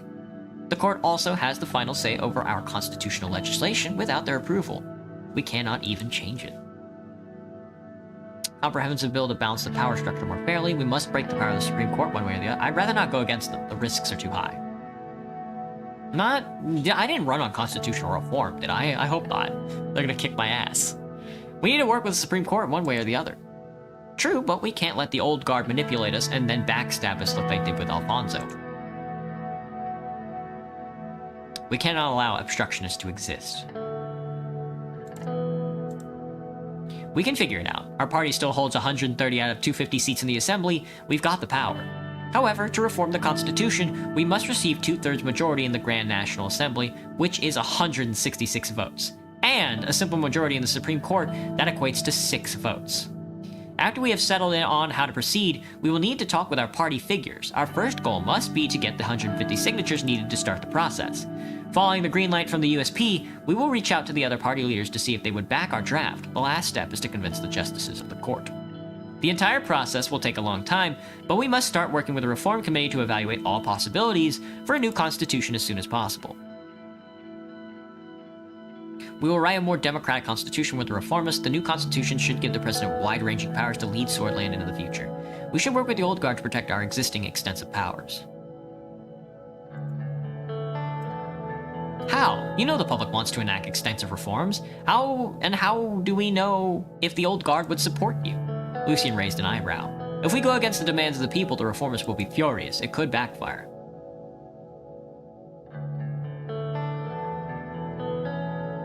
That's fine. We can handle it just like the previous governments did.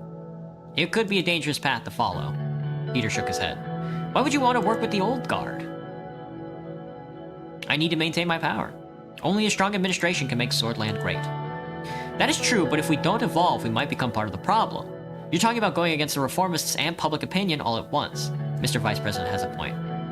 But you might be right. I don't think you should take the risk, Mr. President. What do you guys suggest we do? According to the initial draft we made with the reformers, there are 2 changes to the Constitution that are not open for discussion. Lucian opened his dossier. First, the Supreme Court will no longer vote on constitutional amendments. Second, the President's absolute veto will be taken away. This can be replaced with a limited veto system by fixing the current loopholes. Okay, wait, so let's work with the reformists. Yes, sir. Lucian nodded. We will form a reform committee together with all the parties and start reaching out to all the stakeholders in the Assembly and the Court for a new constitution. What are we advocating for? President's absolute veto will be taken away. We're going to do a limited veto system. No longer vote on constitutional amendments. By later in the year, we should have an idea of the reform contents and what the other parties want. Lucian took notes.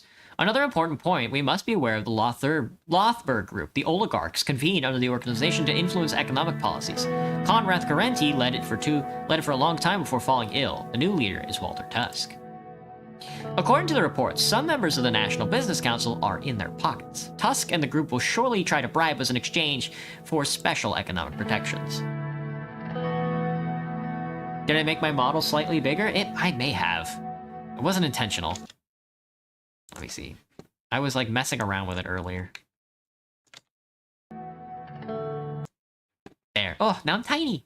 There we go. Now you can see like the bottom of the chat.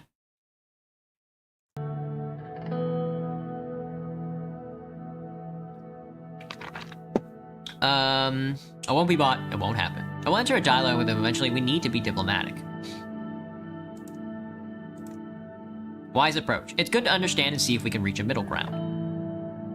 As far as I know, Conrad's son Marcel has strong ties to this group. His influence could definitely be an asset for us, but I'm sure he'll want something in return. Group's influence is an important force, one that we should use to our administration. That group is dependent on our economic policies. They can't move a finger without us. Conrad's son Marcel has strong ties to that group.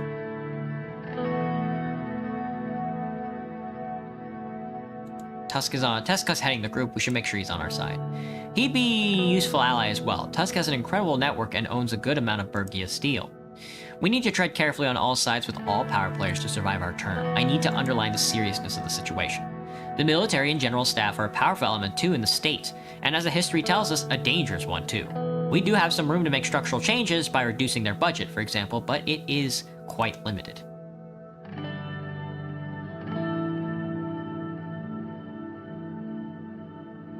With the Rumberg threat on the horizon, we can't reduce our defense and anger our general staff. I would like advice from the military before making a decision. It is sound to listen to them, but they have very biased and narrow opinion. Nationalism clouds their minds. General Kruger is a specter of the past. Defense Minister Josef Lancea is more loyal to us compared to Kruger. A fact that obviously can change with our actions. Either way, I see a potential rift between the two since they have clearly different minds. If we act strongly against the military, both of those guys will unite against us. I agree with Lucian. We need to tread carefully here. Lucian looked at his watch. Well then, gentlemen, precisely 30 minutes. This concludes our political briefing for today. Our next meeting will be about our media strategy. Talk to you soon. I will keep in touch. See you both at the next meeting. Lucian and Peter bid their farewells and left. A mysterious amount of smoke was rising far away on the horizon. Oh, God. How would I rate my throat today? I could probably use a little bit of relaxing. I have been talking a lot.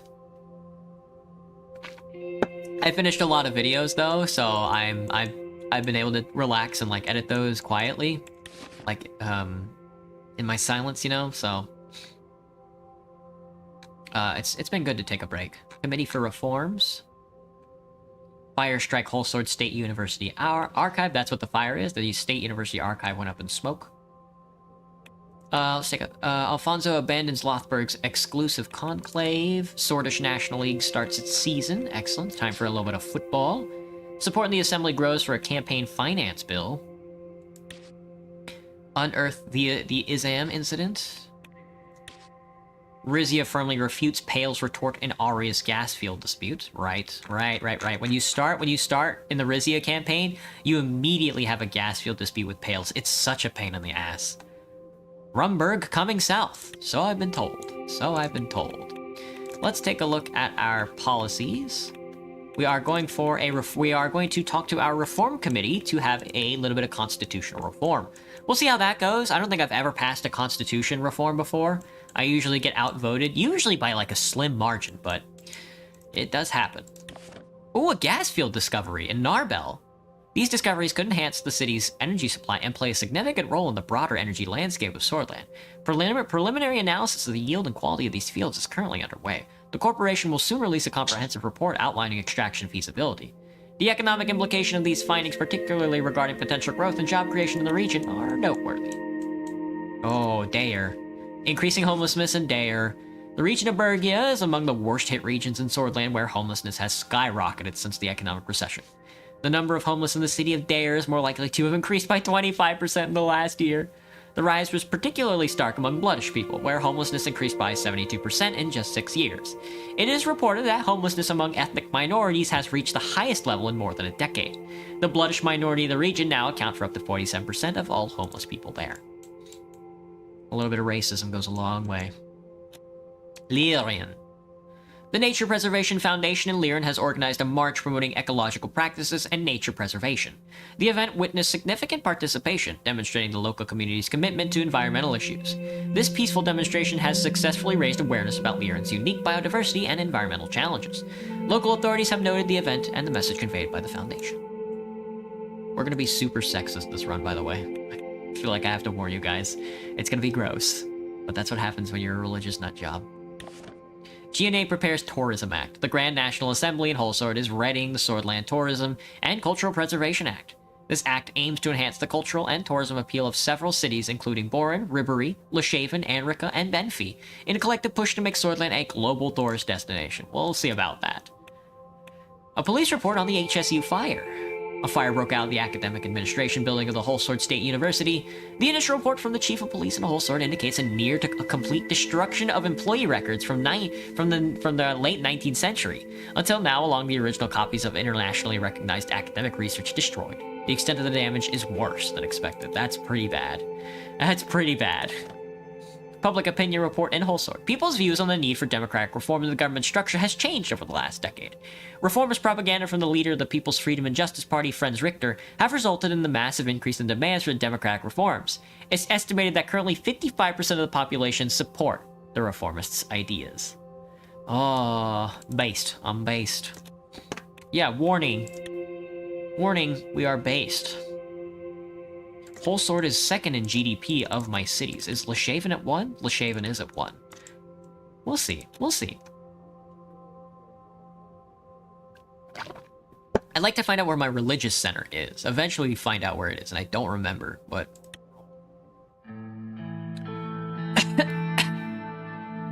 Alright, we're talking about our media strategy. I'm gonna be right back. I gotta take a pee. I've been drinking so much water. I'll see you in just a second.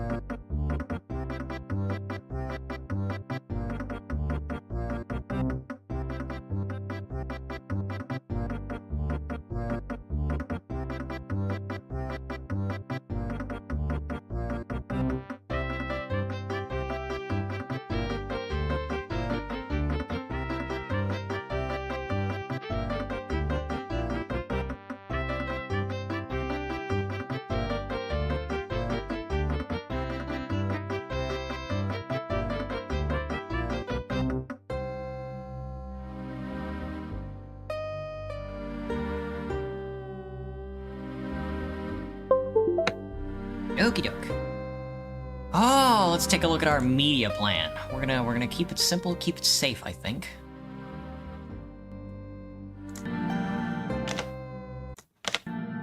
Lucian and Peter arrived at my office to talk about oh, shoot. Hang on, my bad. Let me get the screen up. Oh, he's never streamed before in his life. Alright, here we go. Lucian and Peter arrived at my office to talk about recent developments and our media strategy. They both took their seats across from me. Lucian put on his reading glasses and quickly went over some documents. Peter turned to Lucian and nodded. Greetings, gentlemen. I have just received further information from the interior about the sudden fire that broke out at the Whole Sword State University archives nearby. Tell me more. The initial report from the Whole Sword Police Chief indicate a potential arson case. In accordance with protocol, the Swordist Intelligence Directorate has been called. Is the SID really necessary for this? Why would anyone hit the archives of a university in the first place? I see no logical motive. It seems like the chief suspects foreign sabotage. They informed us that a large section of the archive has been destroyed.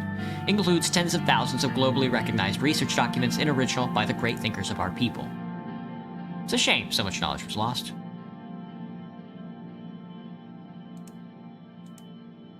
Luckily, most originals have copies in the other universities and some international libraries. The first edition of my favorite book, The Geopolitics of Swordland by Herman Equa, have been destroyed as well.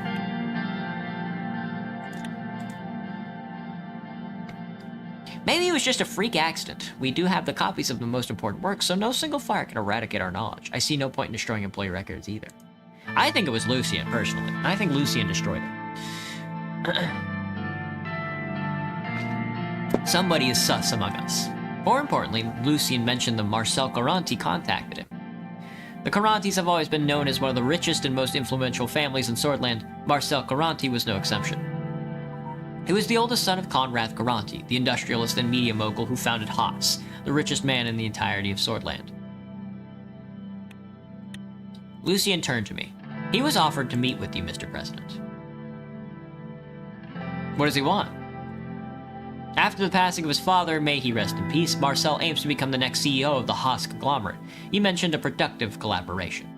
They are a powerful and influential media conglomerate to start with. They own the Swordland Today paper, the Swordish Broadcasting Corporation, which means it would be wise to have them by our side. Sorry for interrupting. Sounds like there is potential there. There's definitely potential, a potential that could go both ways. But let's not get ahead of ourselves. First, we need to determine our general approach to media. I'm no media expert, but Lucian made some very interesting arguments at the preparation meeting yesterday. There are two ways to approach the media. One of them is by influencing it, which has clear advantages. The other one is keeping it independent. The media is a tool to be used. As far as I'm concerned, I agree. Media plays a huge role in adapting public opinion towards our views and policies, while helping us avoid damage from scandals or mistakes. While I do acknowledge that this will sound a bit harsh, I certainly believe that our perspective, knowledge, and experience allows us to have superior judgment compared to the average Swordish citizen. I see what you're getting at. I share your opinion, Lucian. I concur. Even if we don't use it, we should be able to have control over it. You both are aware of my certain expertise with public opinion swaying. I will make sure the media is on our side. 2 knocks were heard at the door. Who is it? It's Livia, Mr. President. Livia Suno, my new secretary, entered the office. Her dark curls bounced as she crossed the room to my desk. She spoke with a slight lilt in her voice. Excuse me, Mr. President. Mr. Galade's secretary has been calling me and wanted me to relay a message. Marcel Caranti, the new CEO for Haas Conglomerate, is on the line for Mr. Galade. Well, the ball is on our court now. Would you like to talk to him, sir, or would you like me to?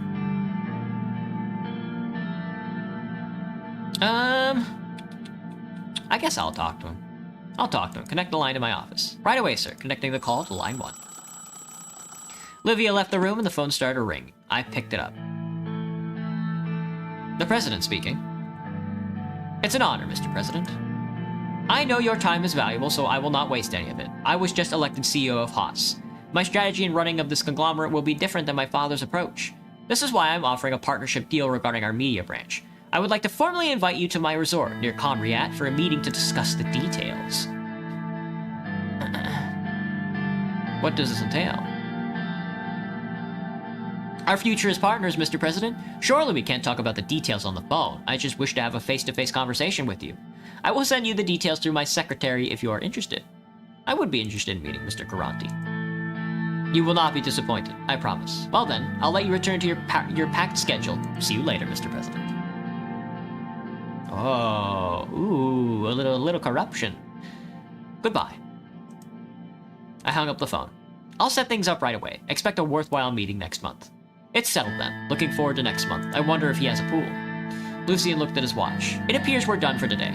We will continue where we left off later. Thank you for your time. Good work, Marcel. Keep it up. Lucien and Peter nodded before gathering their documents and leaving my office. We were already getting the attention of key figures and potentially dangerous ones. Oh yeah. Oh yeah, it's gonna be we're gonna be sunken for a little while here. Oh boy, I'm so scared. I just wanna go meet with the with Friar Tuck first. The Swordland Times, Conrath Caranti passed away, and a suspicious fire has ravaged the HSU. Gasm hire freezes amid economic strains. Glamorous inaugural ball. Swordland's regional trade. Let's see our diplomacy and our situation with the fluctuating energy prices. That's no good. Fluctuating energy prices is kind of tough. I'm just trying to save my country, lads. Oh, the Republic of Kirut. The Republic of Kirut congratulated President Anton Rain on his recent election victory in Swordland. Chancellor Ainos Adriumir of Kirut extolled Swordland's democratic process and the peaceful transition of power, emphasizing shared values. Kirut's expressed positive outlook to continued diplomatic collaboration and mutual growth with Swordland. Constantium. It's like Greek Iceland. It's like they put Greece and Iceland together to make Kirut. It's awful. The worst country in the world. Just a nightmare. Tourism potential in Ribery. Ribery, with its rich historical sites, unique culture, and natural beauty, has untapped tourism potential. However, the city lacks the necessary infrastructure and promotional activities to become a fully fledged tourist destination. Local officials are actively seeking further support to develop Ribery's tourism sector. Any strategic plan for Ribery's development will require a focus on infrastructure and the promotion of its attractions. Boosting tourism could significantly enhance the city's economy and create numerous job opportunities. What if we sank it into the ocean instead? How about that? What if we just blew up the city? Okie doke. And Valgan, of course, I think has a dam. Yeah, Valgan Dam. A critical energy resource for Swordland has been experiencing a reduction in its energy output due to its age. The dam's aging infrastructure is proving less efficient, affecting its ability to maintain previous levels of energy generation. This decrease could impact the region's energy supply if not addressed properly. Plans for refurbishment or modernization of the dam could be proposed in the future if necessary. The problem with the Velgan Dam is that the river runs through Lesbia, and that's kind of a nightmare. Because that's probably where all the water flow is coming. Yeah. Well, we have a little bit of water flow from Frisian, but it looks like the main bulk of the river is coming from our neighbor, which sucks ass. It looks like most of our rivers are coming from our neighbors. What a pain. Investment, mega infrastructure investment program. That's gonna be an interesting one. And the campaign finance bill. Let's read some of the party committee reports first. The Reform Committee reports that any potential change to the Constitution in the direction of the reformists will likely result in a strong opposition from the National Front Party. The NFP is a nationalist ultra-conservative political party. The members of the Assembly in support of such a direction seem to be in great numbers and possibly make up the majority in the Grand National Assembly, while most members of the United Swordland Party seem reluctant about supporting such changes. Yeah. The SID joins the HSU fire investigation. Further investigation by the police department reveal a potential arson case with no identified suspects yet. The police chief of Hallsword has voiced concern about suspected sabotage by foreign nation, inviting the Swordish Intelligence Directorate in the investigation to expand the investigation. What? Yeah. The area is cordoned off from the public to discover further evidence. Alright, let's take a look at the campaign finance bill. This is the tough nut to crack. Oh, the Electoral Campaign Finance Bill. Section 1 of this bill stipulates a significant change in the methodology of public funds allocation to political parties. The new measure replaces the previous system based on the number of votes won in the general election, with a system reliant on the proportion of seats secured by a political party in the assembly. Section 2 sets the annual financial allocation to political parties at 50,000 ren per each member of the assembly. This shift ensures the financial support from public funds aligns more closely with a party's representative influence within this legislative body. Section 3, a consequential effect of these amendments will effectively lead to a substantial increase in the election budget for the USP, and a minor augmentation for other parties of the Assembly. This restructuring of funding fosters a more proportional representation of party presence within the Assembly. Section 4 highlights an important consequence of this relocation. Parties that do not meet the 10% election threshold will see their public funding effectively curtailed. This measure ensures that the public resources are concentrated towards the parties with significant representation in the Assembly. We will sign this off. Thank you. We want to empower the USP for now. Unfair election funding, and so it is. Electoral funding reform, and unfair election funding. Yeah, the funding for the USP and Party in Power has doubled. Where is my... Can I see my cabinetry? Here's the factions. Yes, here's my legislative body. 5 old guards, 3 centrists, 3 reformists is crazy. Here's my legislature. The USP has 130 seats. You'll love to see. The NFP has 40 seats, which goes crazy. Casaro Kebener is just Hitler. Clavin, Circus, Holstron for the NFP, and Suil as the deputy of the PFJP. Okay. Yeah, there's my legislative body. Walter Tusk is the head of the oligarchs. Franz Richter is the head of the reformists, and Hawker is the head of the old guard. The electoral funding reform. Nobody is happy. The USP hijacks the elections. You better believe we did. You better believe we did. Leshaven. Oh, an investment into a megastructure project. I would like to invest into rail, but we'll see. I would like to invest into a megastructure project. The Ministry of Economy has put forward 2 bold plans for the mega infrastructure projects that would help with the economic recession in the long term. Investing in projects of this scale would take up a portion of our budget, but prove worthwhile, and I'd like to, yes. That's going to take up a little bit of the budget, but I assure you it's a good project. Discussion of the potential infrastructure projects at the Blue Mansion in Leshaven. Ooh. A view towards the Markarian Sea from Leshaven was nothing short of exquisite. The seaside state residence fittingly named the Blue Mansion was large, fine, and accommodating. But enjoying the luxurious mansion wasn't the main reason of our visit. We gathered the economic team here to discuss the new infrastructure investment project. Half an hour had already passed since the start of the meeting. Unfortunately, I did not even have a chance to start my usual afternoon coffee. Looking at the view from the windows, I let my mind drift for a couple of seconds. Simon's voice brought me back to the ongoing discussion.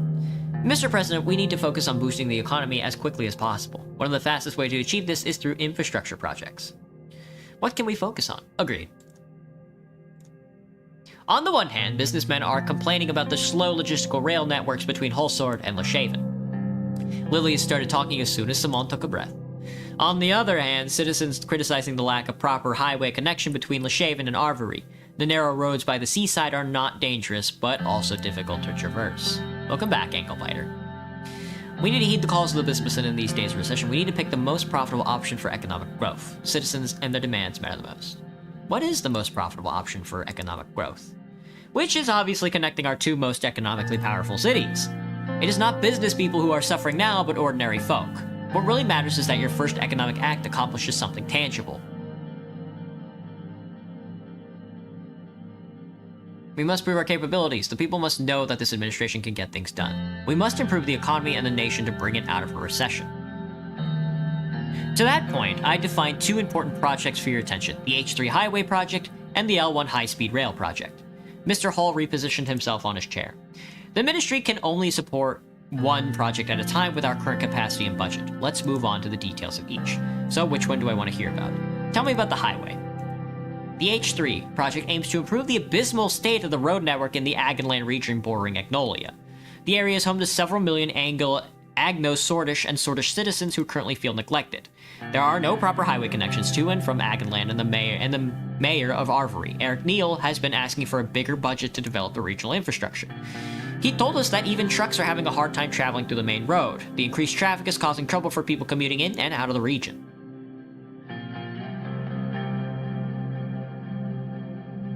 This could hurt local businesses. It is, bless their souls. I'm happy we're thinking alike on the matter. Let's take a more detailed look at the upgrade proposal. Let's take a look at the map, pointing towards Leshaven. The H3 highway route starts here in Leshaven, and from there it leads to Lankberg, and from there it goes all the way to Arvery. As a result, the road network towards the Agnolian capital, Stourport, will also improve substantially. She paused and leaned forward in her chair. As mayor, I saw the central government continuously neglect our country's Agno-Sordish-dominated regions. Is this administration going to continue that same negligence?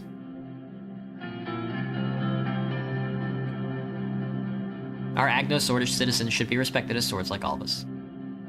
We should no longer neglect a key region of our trade network. How would I rate my day so far? Pretty good. I'm enjoying the stream. I love Suzerain the game so much. And afterwards, I'm going to be making some chicken parm, so today, my day, you know, a couple of days off, they're pretty good so far. Been having a good time. Still very exhausted from work, though. Sure, but most goods flow to Leshaven and Holsword, which means we should give more importance to logistics there. It has to be pointed out that the highway would be less beneficial in the short term. I have to disagree. It will increase the speed of transportation throughout the region. Our citizens will be quite pleased if we successfully accomplish this. Besides, if we enter trade talks with Agnolia, they will see the investment as a positive sign. Very interesting, but I still want to hear about the railway project. Your predecessor, Alfonso, failed to deliver on this campaign promise, but now we have the opportunity to start the construction of a groundbreaking railway. As you know, our current trains cannot meet the standards of today. As many other countries adopt new electric engine technology to power up our trains, they're falling behind. News about the new electric trains in the United Contania has piqued our business interest. They too want to transport resources and material from Holsword to Leshaven with great speed and efficiency. Oh, fuck.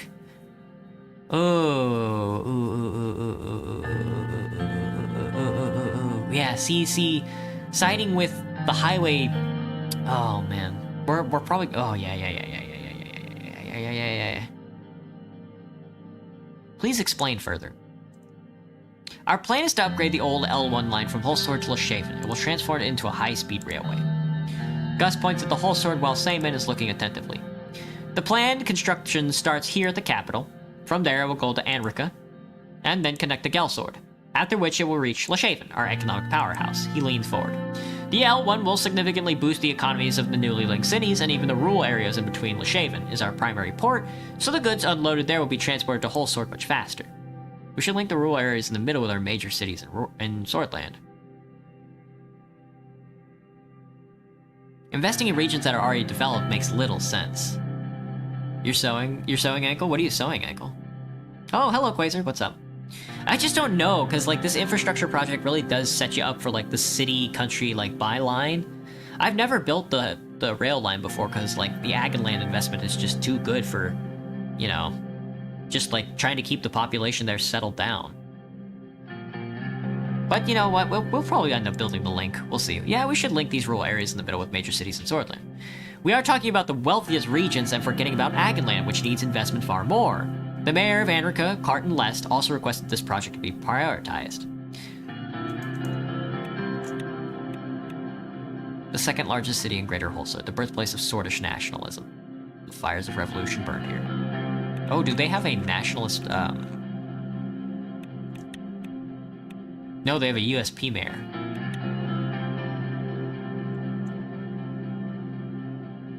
Gelsord.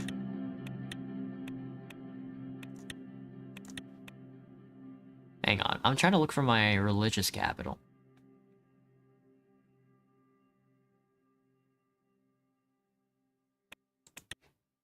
Well, whatever. I'm gonna do the rail line because I haven't done before. Businessmen in the region will be very content, which in turn will increase investments and employment. Therefore, I will recommend the L1 high-speed project line. I've settled on a decision. Excellent. What will your final choice be? Let's hit the high rail. Our most productive cities. I've decided on the L1 high-speed rail project to improve the connection between our most productive cities. The right choice, Mr. President.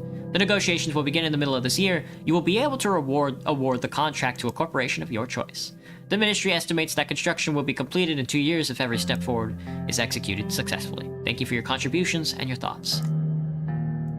Have a good day. See you soon, Mr. Rain. Have a nice day, Mr. President. Evening settled on the beautiful coastline of Lachey. All right, cool. We're getting a rail line between our capital and our busiest city. We're going to neglect Agon land. Maybe even get rid of it.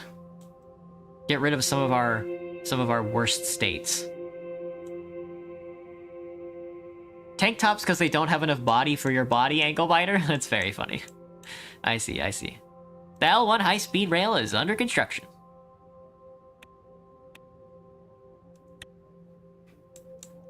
Game soundtrack doesn't sound bad. I would like to increase the volume. Just a smidge.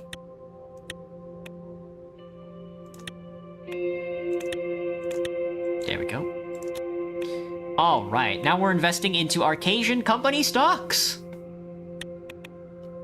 A personal investment. Invest in Arcasian Company stocks. A personal investment opportunity has been relayed, Mr. Manager. An experienced stockbroker in Ventry City, Arcasia is selling valuable shares of Armadine Industries, an up-and-coming electronics manufacturing company. We could invest, or let the opportunity pass. I will not be investing. For my personal capital, it's all going to the church. Whole sword. Reception at the inaugural ball. It's time to dance, lads. It's time to dance. I'll be right back. I'm gonna get a refill.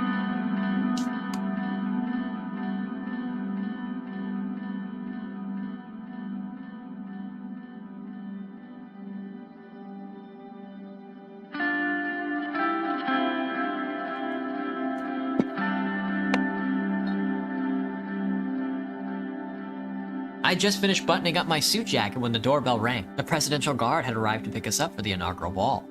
The ball was a 3-decade-old tradition, breathlessly anticipated by politicians, bureaucrats, and the press. All eyes were about to be on me. Maybe we turn it down just a little. There we go. Something like that. I called on Monica to get the children ready. Looking in the mirror, I straightened my tie and took a deep breath. After tonight, there would be no turning back. Suddenly, Diana hugged me from behind, startling me a little. Monica had fixed her hair into an elaborate braid woven through the ribbons. Papa, Mama told me it's time to go. Stroke her hair. Someday I'll have to pry those boys away from me. Papa, don't be gross, she giggled. It's almost time to leave. The big ball was starting in less than an hour. Monica, Frank, enough fussing around. Let's get a move on.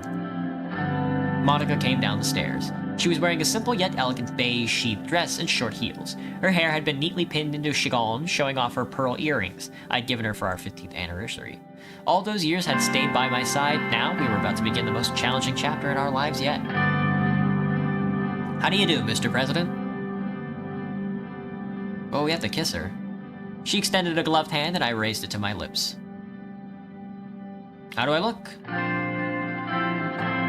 Yeah, just be a narcissist. Like the 4th president of Swordland. Frank trudged down the stairs. This thing itches. Frank tugged at his collar in his new tuxedo. He seemed ill at ease. You good to go, Frank? Yeah, the sooner we go, the sooner it'll be over, right?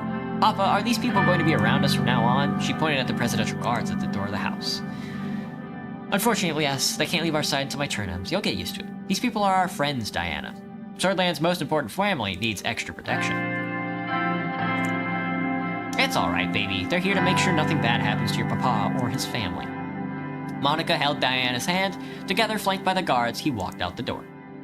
Halfway to the car, Frank stopped abruptly and turned towards me. Dad, do I really have to go? Couldn't I stay home instead?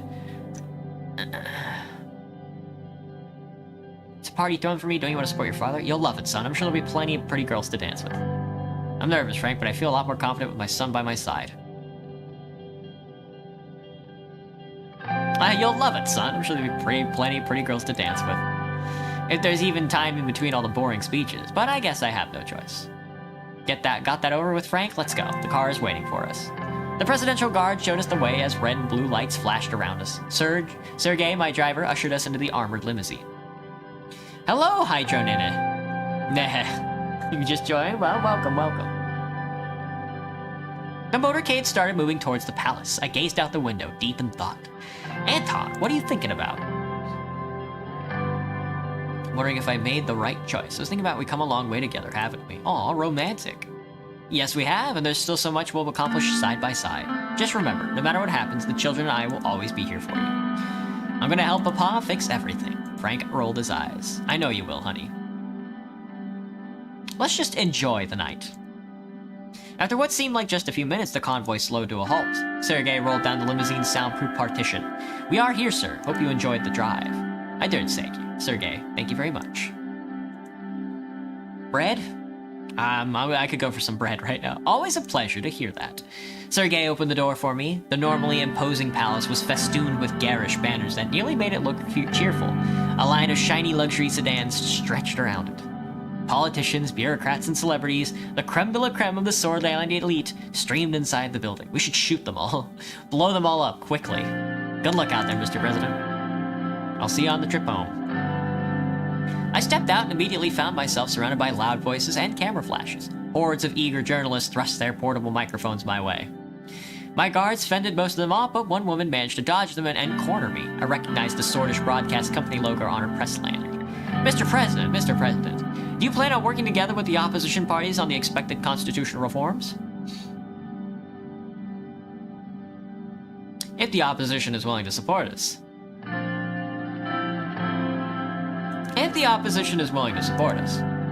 Mr. Richter clarified that as long as you support the demands for democratization, they will work with you on all issues with a cooperative spirit. What do you think about this statement?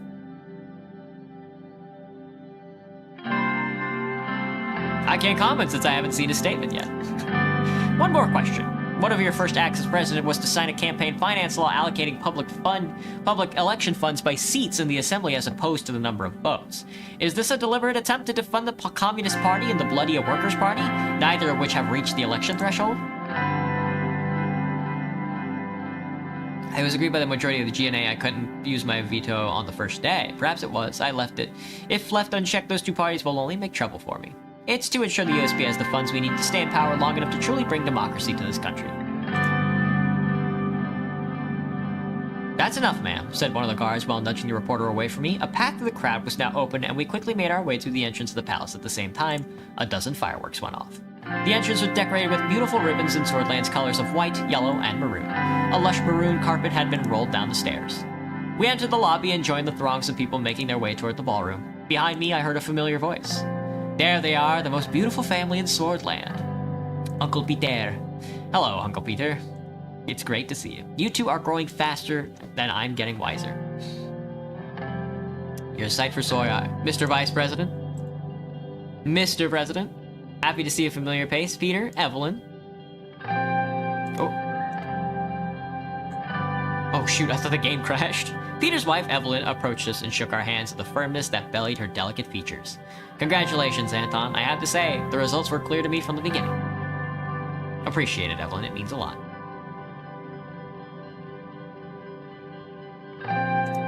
Yeah, appreciate it, Evelyn. It means a lot. The pleasure is mine. I think it's time to celebrate this victory. Yeah, we'll see.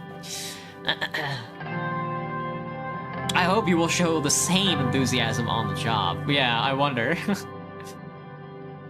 I wonder.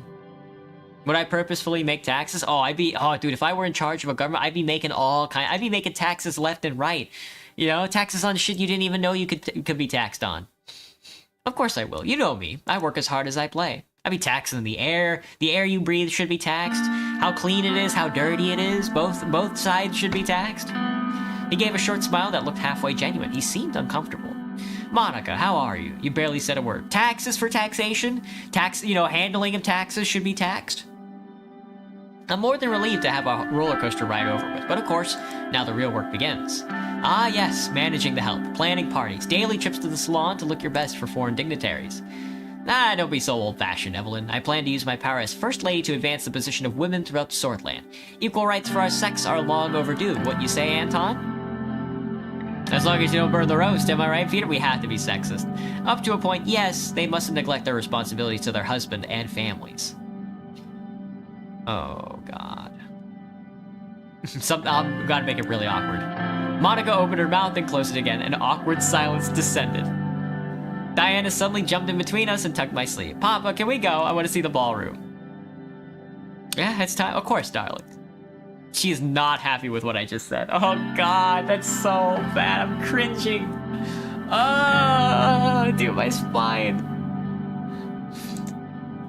We left the lobby and made our way towards the ballroom. Inside, we were yet again surrounded by a noisy crowd, but this time it was the politicians who sought to appease the new authority in Swordland. I spent the next few hours shaking hands, joining various conversations, some serious, some superficial, and making speeches. We finally settled down. Hair in my mouth. We finally settled down at our dinner table with the Vectorns as the band started playing some slow jazz tunes. Ooh, that was tiring.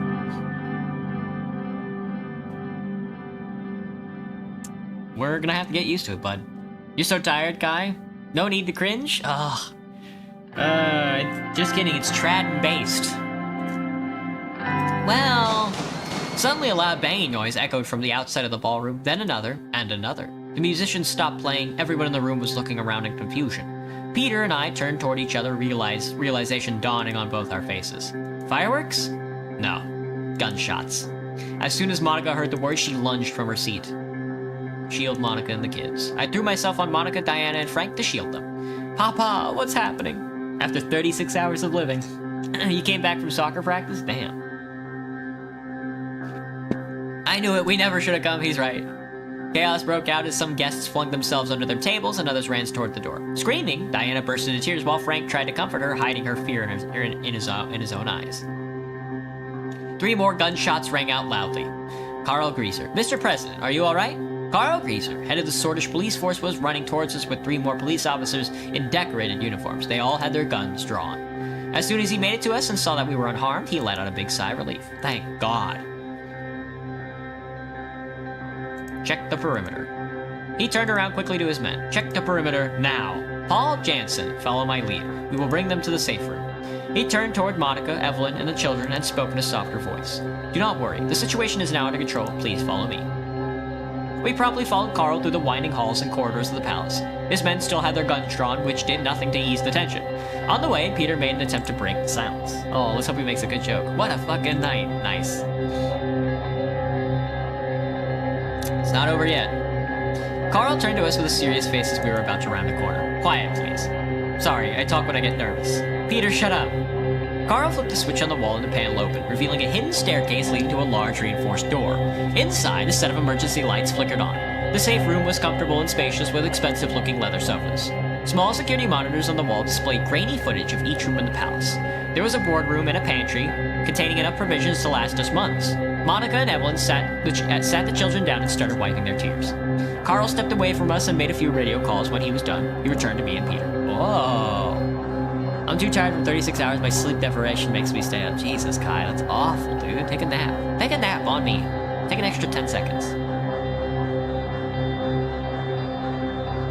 So what's the status?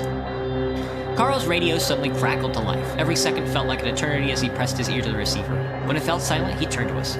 Good news, we're not in any danger at the moment. The situation has been dealt with and the perimeter has been secured by the guards and police. He glanced towards Monica, Evelyn, and the kids. If I may, sir. He gestured towards a more private corner in the room and started speaking more quietly. This is what we know so far. We have confirmed that 2 people were gunned down in front of the palace. The attacker is one of them, and we have reason to believe he was working alone. He fired 3 shots at an MP, 1 to the head, 2 to the body, instantly killing him. Presidential guards of the palace immediately shot and killed the attacker. He has not been identified yet and will require an identification. The MP that was killed was Bernard Circus.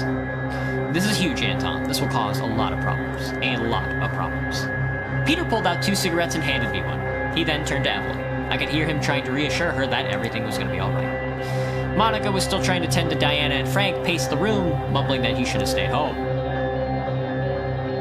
Smoke alone. I lit the cigarette and took a deep drag. As I continued smoking, a peculiar calm washed over me. I was going to see this through, at all costs. I crushed the cigarette in the ashtray. Wow, he's so cool. He's so cool, dude. God, what a loser. Alright, let's take a look. Alright, the leader of the Independents is now dead. Monson Leek is now the spokesman of the Independents. The head of the workers of Ludia. Our socialist in the halls of power. Alright, let's take a look. Let's read the report on security increase. I'm the male version of Miss Pauling. I didn't know your hips were that big, Kai. Security measures at the Capitol have been heightened after the murder of Bernard Circus. The mayor of Holsard reports that everything is under control. Security around the Maroon Palace has increased with the combined efforts of the Holsard Police Department and the Presidential Guard. Additionally, the entrance procedures to the palace are being revised with advice from security professionals. The police chief, Carl Greaser, reported that an investigation has been launched in the murder of Bernard Circus. An emergency meeting at the Situation Room in the Maroon Palace. Still just waiting for this highway to get done. Oh, 3 news articles. Oh, MP shot. Nation in shock. Rain says bill was necessary for democracy, and Rain is open to talk. A nap. What's that? Woke up from a nap, Banana? Wow, everybody moving back and forth from the naps today, aren't we? 98%. Damn. The mood in the Situation Room was gloomy. My cabinet members were gathered to discuss the shooting outside the palace. Lelius presented the initial report. Bernard Circus was shot dead at 9:03 p.m. in front of the palace gates. He was an elected independent member of the assembly and, as you know, a famous communist. She spat the last word out with some distaste. The guards at the scene were 50 meters away and immediately took action by responding and killing the assailant, who was identified as a member of the nationalist organization, the Young Swords. The president and his family were unharmed, praise God. An MP shot near the palace. This is absolutely unacceptable. What were the motivations of this order? But why, Bernard? So I wasn't the target. Fortunately, no. You were simply in the wrong place at the wrong time. Our security forces have no reason to believe anybody has motivations to act against the president of Swordland, for now. Our investigators are suspecting a political assassination since the Young Swords have been threatening the communists for some time. This may well create a dangerous atmosphere where the left versus right political violence of the 20s could spark once again. A return to those days could be devastating. The coups are the reason why our country stagnated for a decade. Nia Morgna, the Minister of Justice, sighed. The Red Youth has condemned the killing, but didn't stop there. They promised revenge. This will, in turn, spark further aggression from the Young Swords. The whole cycle started because Bernard Circus expressed his views. We can't simply look away. Nia had always one of the only members of the Justice Ministry truly deserving of the name. She had survived countless attacks on her character while fighting corruption within the ministry, and rising to power had only compounded her sense of moral duty. Freedom of expression is part of our constitution. We can't have anyone, let alone an MP, shot for voicing different opinions. The nationalist Young Swords have overstepped, and they must face consequences for such an extreme action. This is not a simple overstep, but an attack on our country. Murder for political opinions is a thing of the past. Our administration is building something new. Fuck you. Agreed. We will reach out to the NFP and ask them to calm the situation with the Young Swords. The two groups have ties, and Mr. Keebner sees reason, after all, which can't be said about the Young Swords at times. Minister of Defense Josef Lancea grunted in disapproval. He towered over the rest of us in full military uniform, his many war medals conspicuously on display. Lame. All due respect, ma'am, but we shouldn't be quick to jump to conclusions before a full investigation has been conducted. We should refrain from making the issue a political one from the start. It will only add fuel to the fire.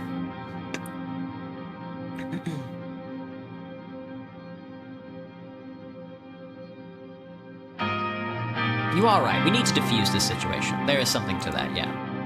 Our government is capable to maintain security. Our job will be to reduce tensions. Several police cars rushed past the Maroon Palace and everyone went silent. Lamal, thank you, Lucian. Thank you, Lucian. Very cool. Regardless, a full investigation into all involved parties is underway. We will find the subversives and punish them soon enough, Mr. President. I'll do my best to help coordinate the administrative tasks. Justice will be served and the rule of law will return to the country stronger than ever. Only if we stay vigilant to the country. We must think about the upcoming budget. Too soon to jump to conclusion, reckless acts will have dire consequence. I agree internal stability must be maintained. Our security funding might need to be increased. We should not lose sight of our real political goals like constitutional reform. Let's take it slow. Agreed, we need to be patient until we have the full picture. Lucian took some notes after checking the latest newspapers and reports. It seems that the tensions between the communists and nationalists will escalate further. It will be very difficult to pass any meaningful change if there is chaos in our country. We can't pass constitutional reform in such an atmosphere. We can't fix the recession if there isn't stability. We need to make it through this and deliver our promises. Hell yes, President Rain. This will be it for today, then we will convene again soon. Thank you all, and keep us updated. The meeting concluded and the ministers left the room with concerned looks. It was hard to anticipate what would happen next. Oh, and what could possibly happen next? I wonder. Let's see. Oh, Chapter 2. A few days later. Oh, interesting. Oh, look at all this documentation I have to... Being president sucks. Swordish politician shot dead. Unity despite differences.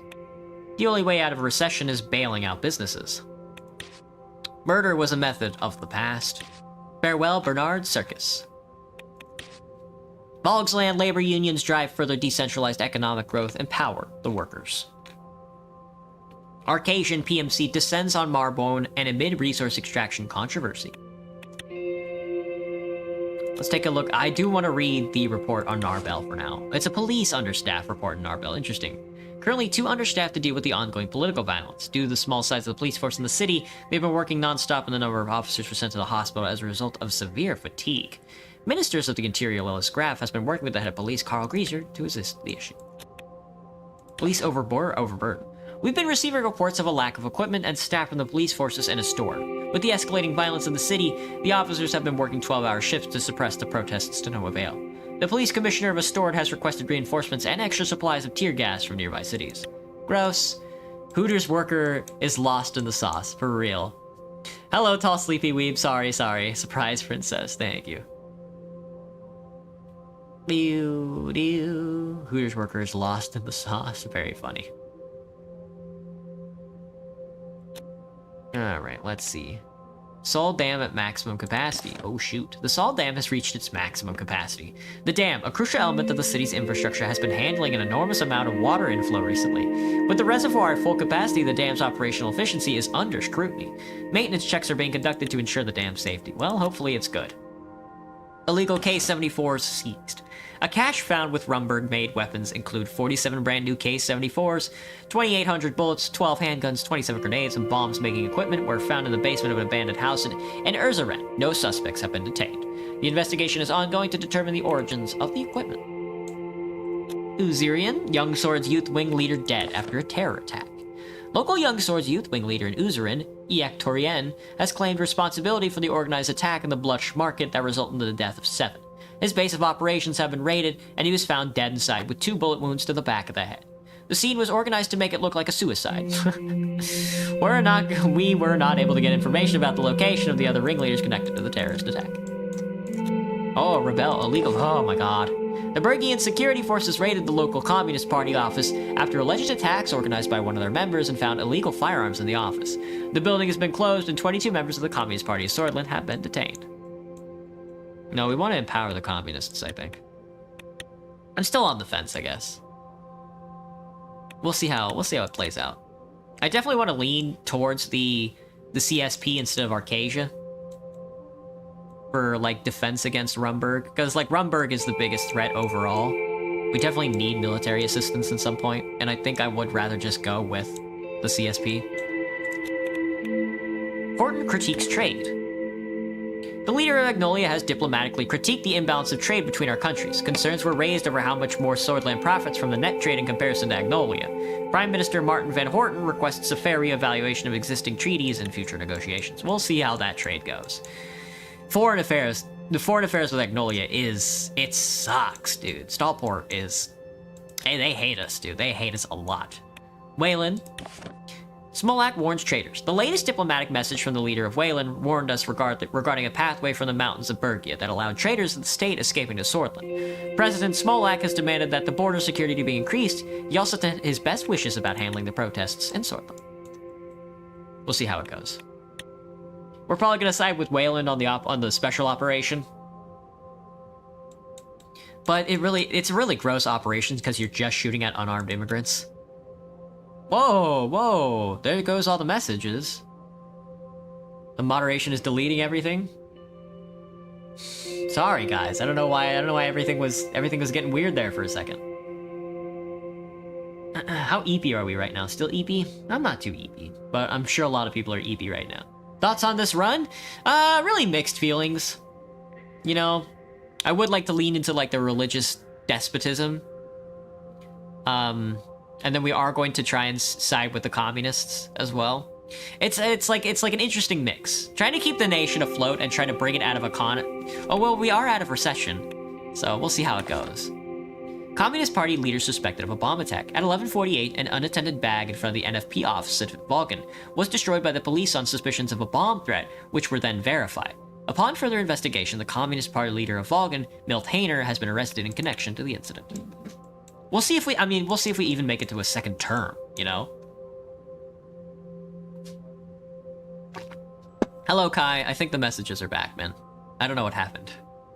Looks like a game you saw before, Tall Sleepy. Looks like Hearts of Iron. You fixed your sleep schedule today, Graham? Glad to hear it. You're playing Fallout 4, Banana? I could go for some modded Fallout 4. Jen. Weapons seized in the Cultural Center.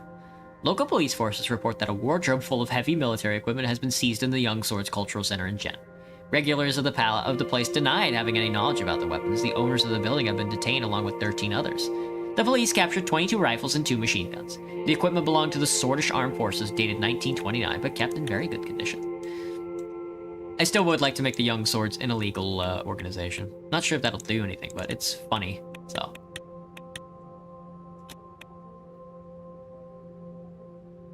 Thinking, speaking out, my sleep schedule has not been decided yet, Kai. Is it like all over the place? BFF activity in the capital.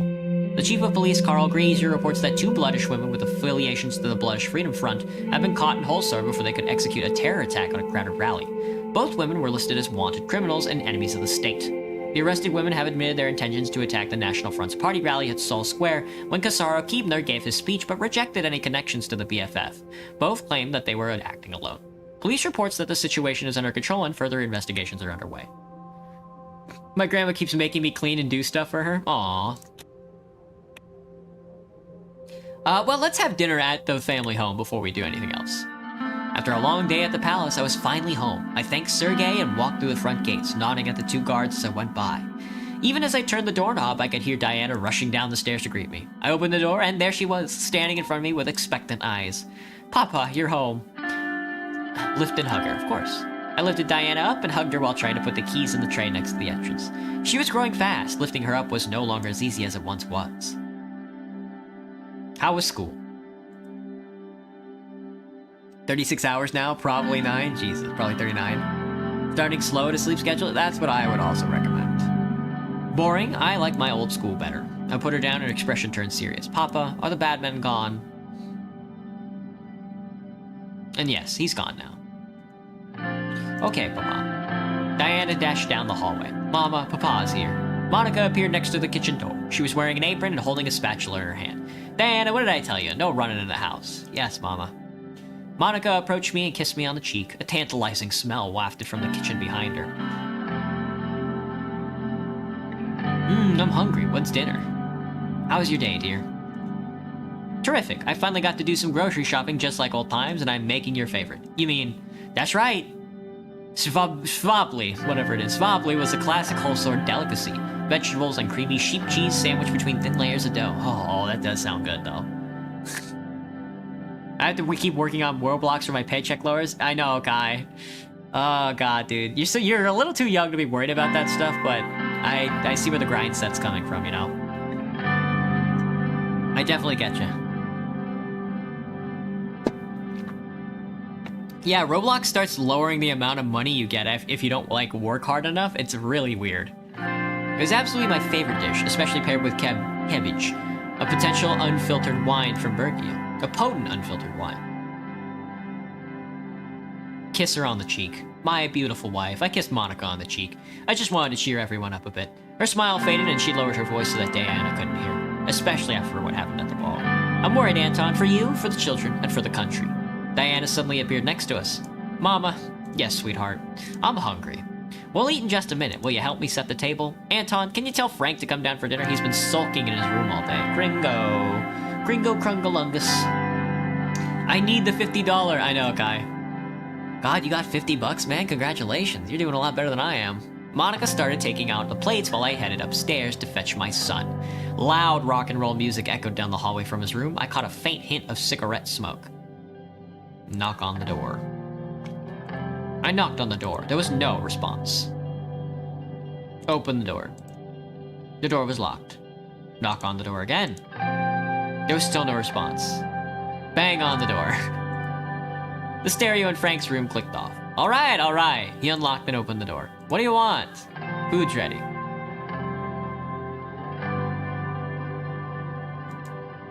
Dinner's ready. Great, I'm starving. Frank headed downstairs to the dining room and I followed after. The table was prepared and Monica was ladling food onto the plates. Come on, have a seat. It won't be as tasty if it's cold. You're still at $5, not 50 yet? Not yet? Oh, gotcha, Kai, gotcha. As we started eating, the room went quiet. Monica's cooking was as delicious as ever, but I had the feeling that wasn't the reason nobody spoke. Monica was the first to break the silence. Say, did you know that they're refurbishing the grocery store? I don't know if you remember the owner, he's been there every day for the past 30 years. Can you imagine doing the same job for so long? What if you were president for 20 years, for example? I don't think this country wants to suffer another Saul. 20 years of this, I'd be dead. We could live like kings. Would that really be so bad? Monica measured me with her eyes for a moment. Anyway, the grocer really is a nice person. He threw in some extra vegetables with my... Frank suddenly slammed his hands on the table, rattling the plates. Monica, Diana, and I stared at him. So, this is how it's gonna be. We're just gonna sit here like nothing happened? Dad, you could have been killed. Mom could have been killed. Any one of us could have died. Diana's lower lip started trembling. Monica put her hand on Frank's shoulder. Never let anything happen to you. And yet, we still are here, alive. So true. For now, but how long until this happens again? Frank got up from his seat. Fine, let's talk about it. Sit down. Frank took his seat again, scowling. What a fucking bitch baby, dude. Well, I know it was a close call, but everything's under control. How? How is it under control? You really don't need to know. The security assured me they took all the necessary. It was one rogue shooter. We weren't even the target. But what if we were? Frank, listen to your father. If your father says we don't need to worry, then we don't need to worry. You gotta trust him. Monica turned to me. We all have to trust each other. Oh, things calmed down a bit at the table. We finished our food in silence. Frank got up first and retreated back to his room. Monica lifted Diana up and plopped her in front of the living room TV before returning to the table. She sat down across from me. Anton, he's still young.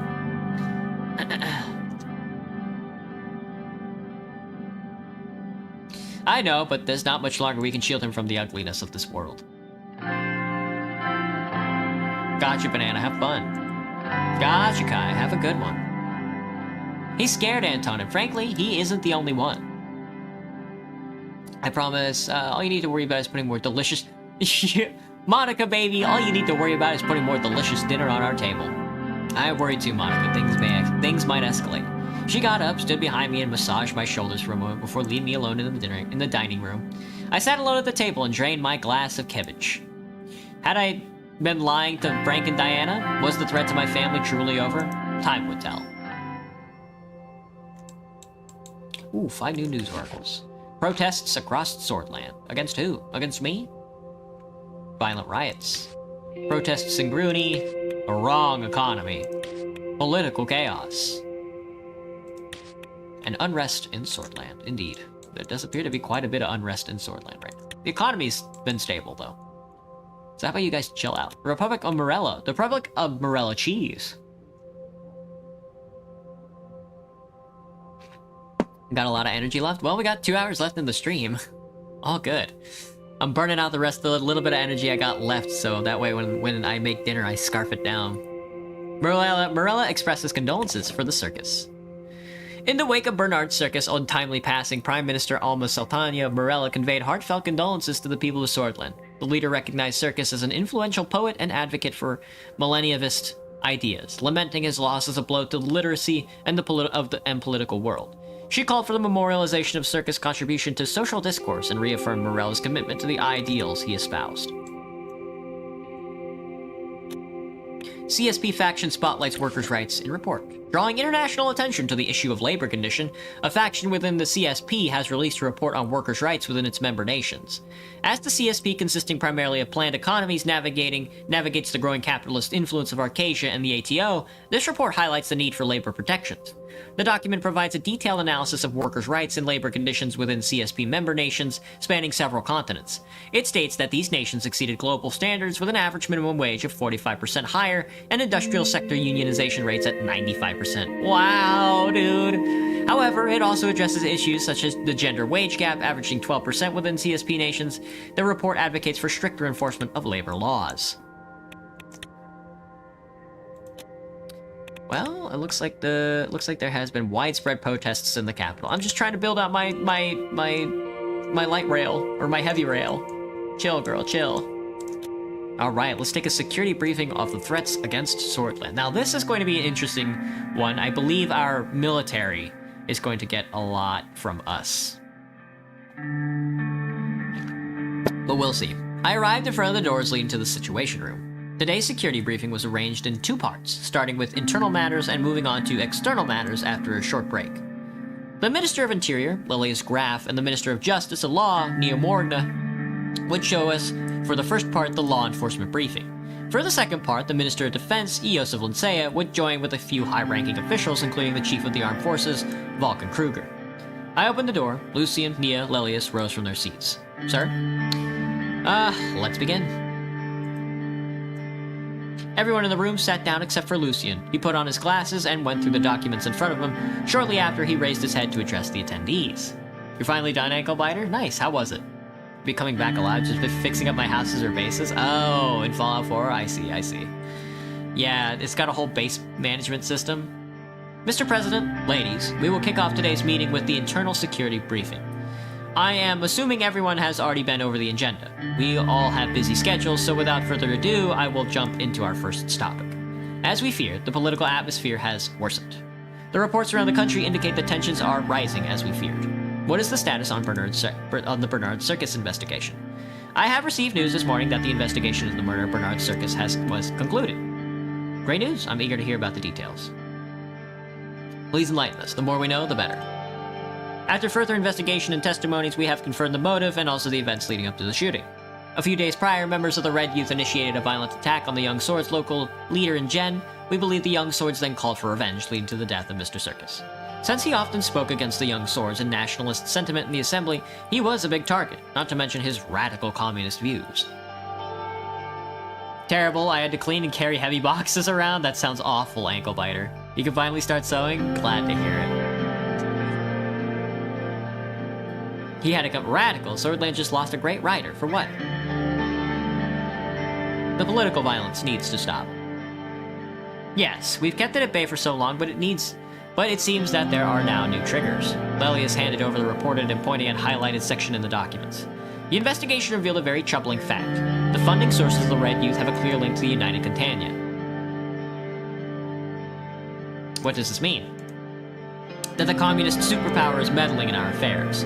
Several Red Youth members with ties to United Catania have been detained, and the information extracted from them points to a preparation for a communist uprising in Swordland.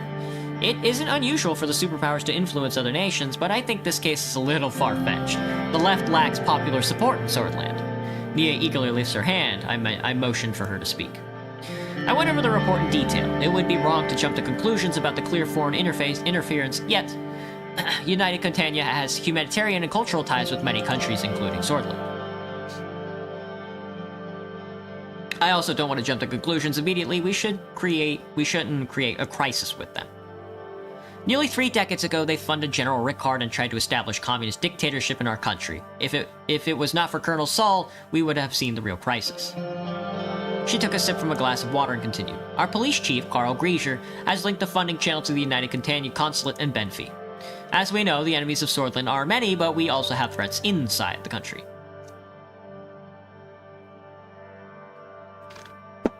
We need to remain vigilant, as people and the nation. If we give up essential freedoms to purchase temporary security, we deserve neither freedoms nor security.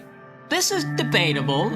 Funny how Lycian says that. But yes, we know with more security and surveillance caused to this country under President Saul. Let's not forget President Saul, God bless him, bought stability after a long period of bloodshed and chaos, but moving on. Our highest internal threat comes from the estimated 20,000-strong Bloodish Freedom Front, led by the imprisoned Dalwyn Arg. They are a banned political organization, now a militant force that is trying to incite racial violence. They make a lot of noise but have little substance. A barking dog doesn't bite. Are they supported by our Bloodish citizens? Are they cooperating with any Bloodish political organizations? Many suspect links exist between the Bloodish Freedom Front and the Workers' Party of Bloodia, but we don't have concrete proof yet. Enjoying myself? Oh yeah, it's pretty fun. Lilia pointed to page 3 in her report. Our intelligence intercepted 2 crates filled with weapons close to the Rumberg border. They are filled with military-grade Ka-74s. Of course they are. We expect that more have been smuggled in. A group of Bloods were caught with these guns at a checkpoint not far away. The governor of Bergia, Felix Braun, is already taking the necessary measures to counter the threat. Rumberg has been acting aggressively in the region for a long time. I'm not surprised that they would attempt to weaponize the Bloodish people against us. This is worrying, very worrying.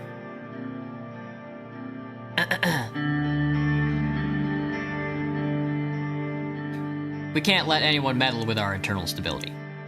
Our security services are doing their best to prevent further attempts. This is grave news, but we must be careful not to stoke the fires of anti-Bloodish sentiment. Unfortunately, Governor Braun is directly causing the tensions to increase with his increasingly anti-Bloodish stance. I must remind you, Governor Braun is directly responsible for the arrest of Dalwyn Arg, the previous leader of the BFF. It's true that his methods can be extreme at times, but it was his policies that kept the region peaceful over the last decade. He's misusing his powers given to him by Turkeen Saul. The insane authority of a governor is surely the root cause. It would be very difficult to revoke the special status of Bergia under the current circumstance, Ms. Morgna. The presidents no longer have the authority Turkeen Saul enjoyed. For now, yes, but with enough justification for it, it would be possible. Anyway, we will be discussing this at a later time.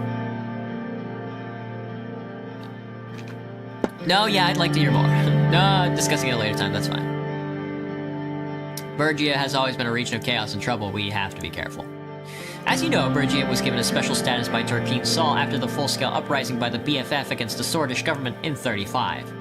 Those couple years were disastrous for Bergia. Dalwyn Arg and BFF declared war on us, openly attacked our people, and occupied entire cities. It was a massive uprising, but I'd like to point out that the longest time they were in control of a city was 2 weeks. I wouldn't call that an occupation.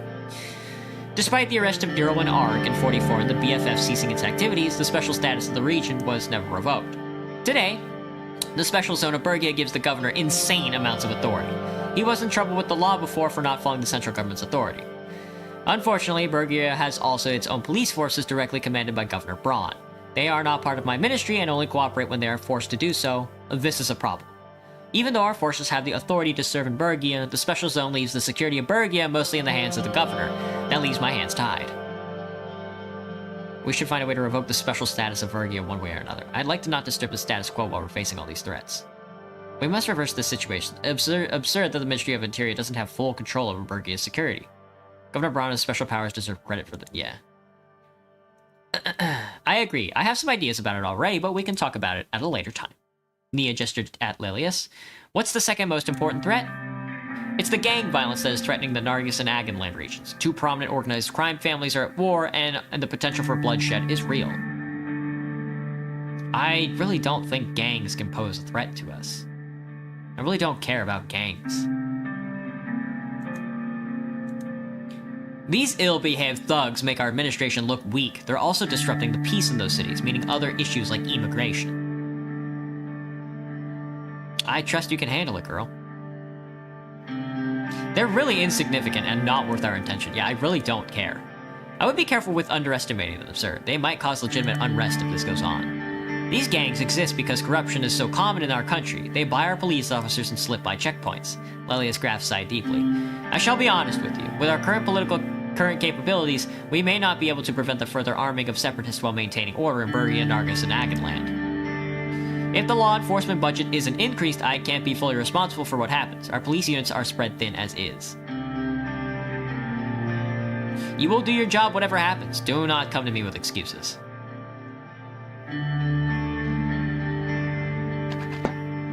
Sorry. Do I still like pastries? Ooh, very much so.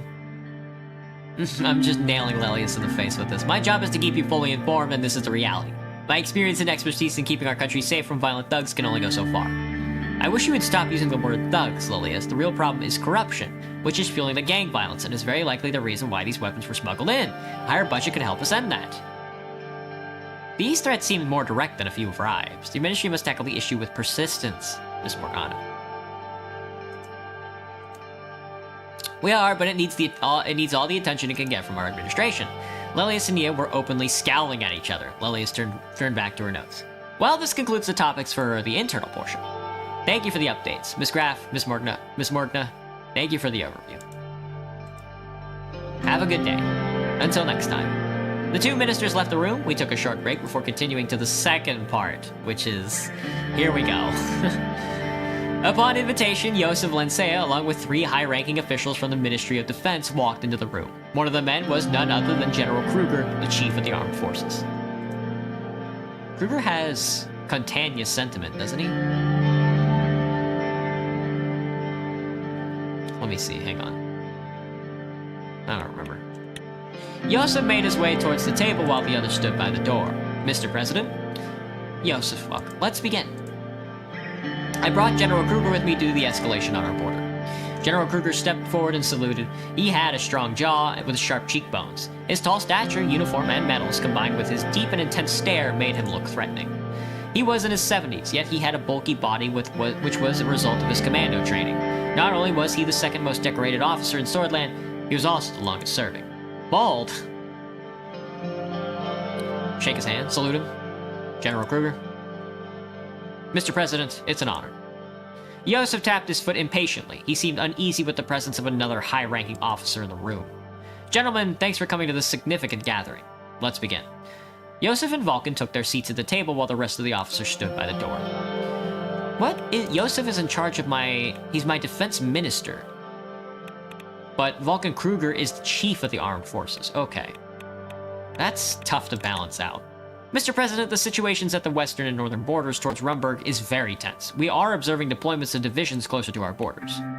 Rumburg has been acting increasingly expansionist in the past decades and also interfering in Agnolia, and now they have turned their sights on us. What is our current strategy? Patrolling close to the borders with our border force and keeping Army Reserve divisions near. It seems like they want to increase pressure both externally and internally. Mr. President, if I may. Please, General. The picture is becoming clear. The latest information from the interior about the weapon caches, and now there is an active military buildup close to our border. The entire situation was analyzed by General Staff, and our prediction is a future territorial incursion by Rumburg. I have complete trust in the General Staff. We will not let you down, Mr. President. The General Staff is composed of the smartest military individuals. I require an increase in the military budget to enlist more soldiers. Only then we can stand strong against our enemies. The enlarged armed forces will hold them at bay. Vulcan is right. We do need an increase to the military budget, although we don't see eye to eye on exactly how to spend the budget that we might agree on. Bald? Question mark? Yeah. Can you believe it? Our defense minister is bald. Gross. I have my concerns about Rumburg too. We need strong allies to withstand such a superior power. They are our nemesis.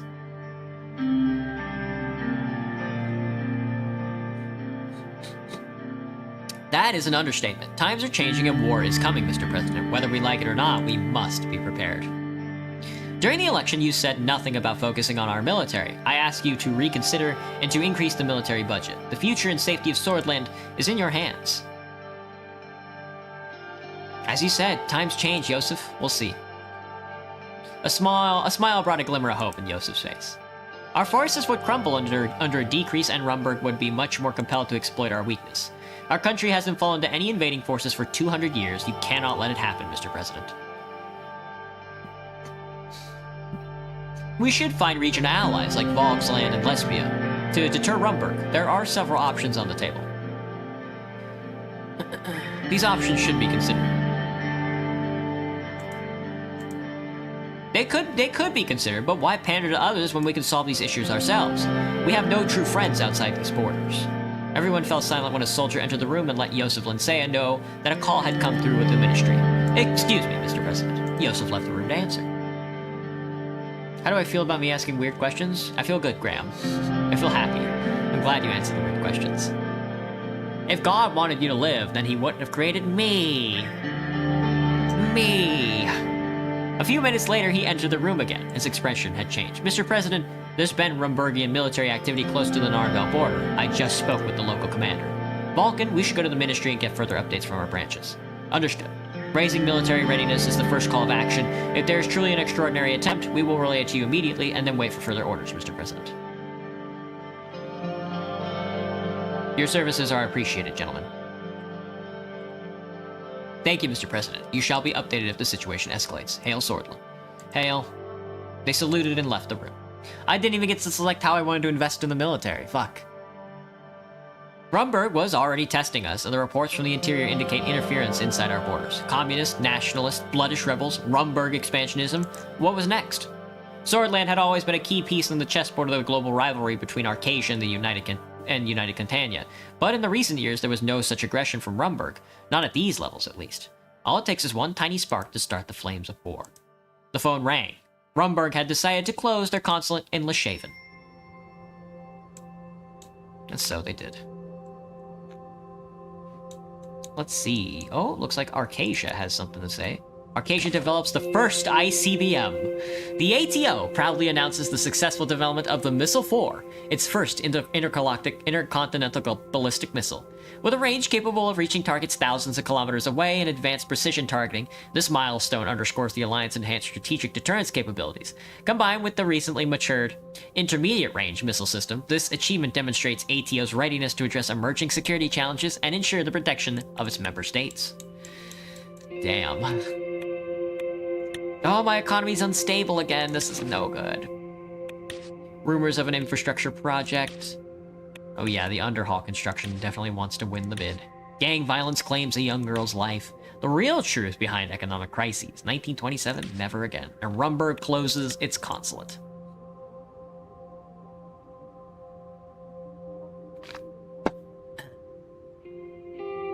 How does my spine feel? My back.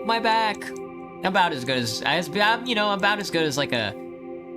as good as an American cashier can feel, so never so well. State security privileges, we have a nationwide revolt. And as far as our diplomacy goes, we have diplomatic pressure from Rumburg. Ooh, the Sword has something to say. As a CPS mayor. United Contania Consulate helped protests. Around midnight, the Red Youth protests clashed with the Young Swords at the Vasord City Center, resulting in many injuries. The counter-protests were cornered in front of the United Contania Consulate after they were pushed back by police. The diplomatic mission opened its doors and the Red Youth members escaped inside. The police are still waiting outside the building for the return of the Red Youth members. Very funny. My comrades in arms.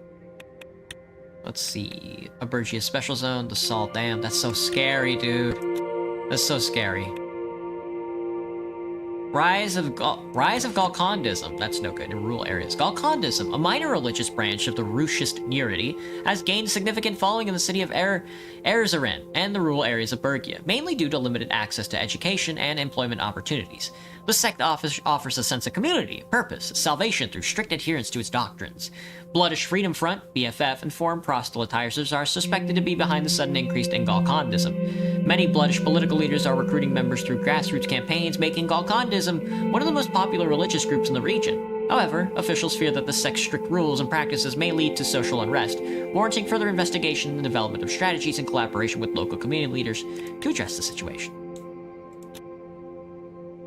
Ooh, we have to react to unrest. No good. Have I ever told you the definition of insanity? Just checking in? Oh, hello, Banana. Might be personal, but do you ever feel itchy on my stomach? Oh yeah, all the time. All the time, but that's because I have the AIDS.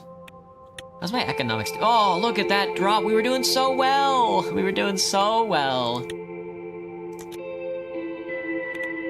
End of the day at the Maroon Palace. Well, let's react to the unrest, a decision to adhere the instability of our nation. The political situation around the country has escalated. Chief strategist Lucien Galade has prepared several action plans that we can execute. What will we do to address the intensifying political climate? Call for restraint on national television, visit affected towns in person, label all protesters as traitors, expand the police by deploying all recruits in training, reject the plans.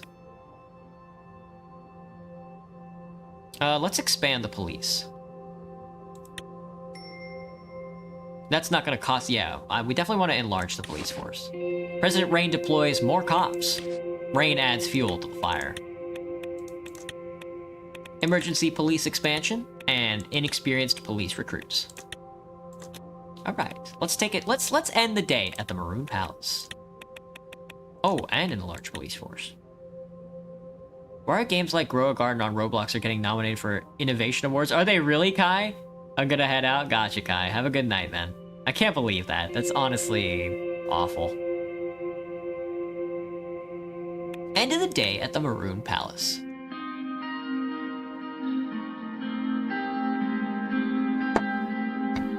It was late in the evening. The Maroon Palace was finally getting somewhat quiet when I returned to my office at the top.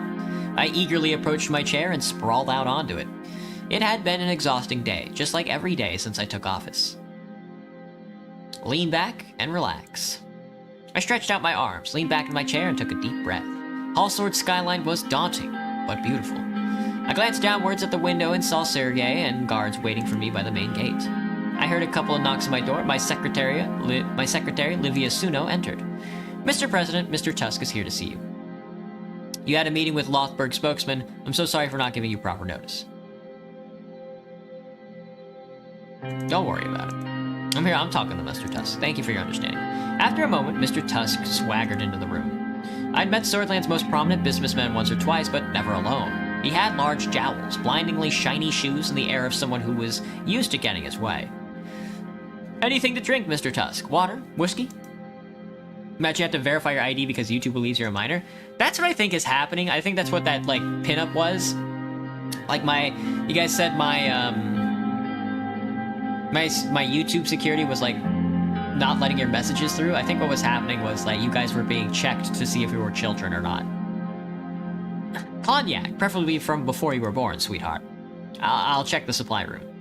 Livia backed out of the office, shooting me an apologetic look as she did so. Walter hung up his hat, which I could see was lined with mink. He fixed me with a long, hard stare, then broke into a toothy grin. Good evening, Mr. President. I'm here to congratulate you. We both sat down. My business partners and I wish you a successful term as the leader of our nation. Thank you, Mr. Tusk. I had no chance to say this at the ball with all the panic, but we are very much looking forward to working with you. Likewise. I'd like to build a profitable relationship between us. That being said, there are some concerns of mine and the people I represent, which I would like to take this opportunity to clear up. I'm listening. The ruined state of the economy in Swordland has influenced everyone. The recession hit all of us hard. Walter pulled out a box of cigars from his jacket. I had these bought from Lesbia, the best cigars on the whole continent. Would you like to try one? You go ahead. I don't want to smoke. Walter grabbed himself a cigar and lit it. He looked out towards the city scenery as he puffed away. The assassination and the troubles between the left and right are worrying, but the recession is the root cause of these issues. For us, it is worrying to see that you have decided to promote a planned economy.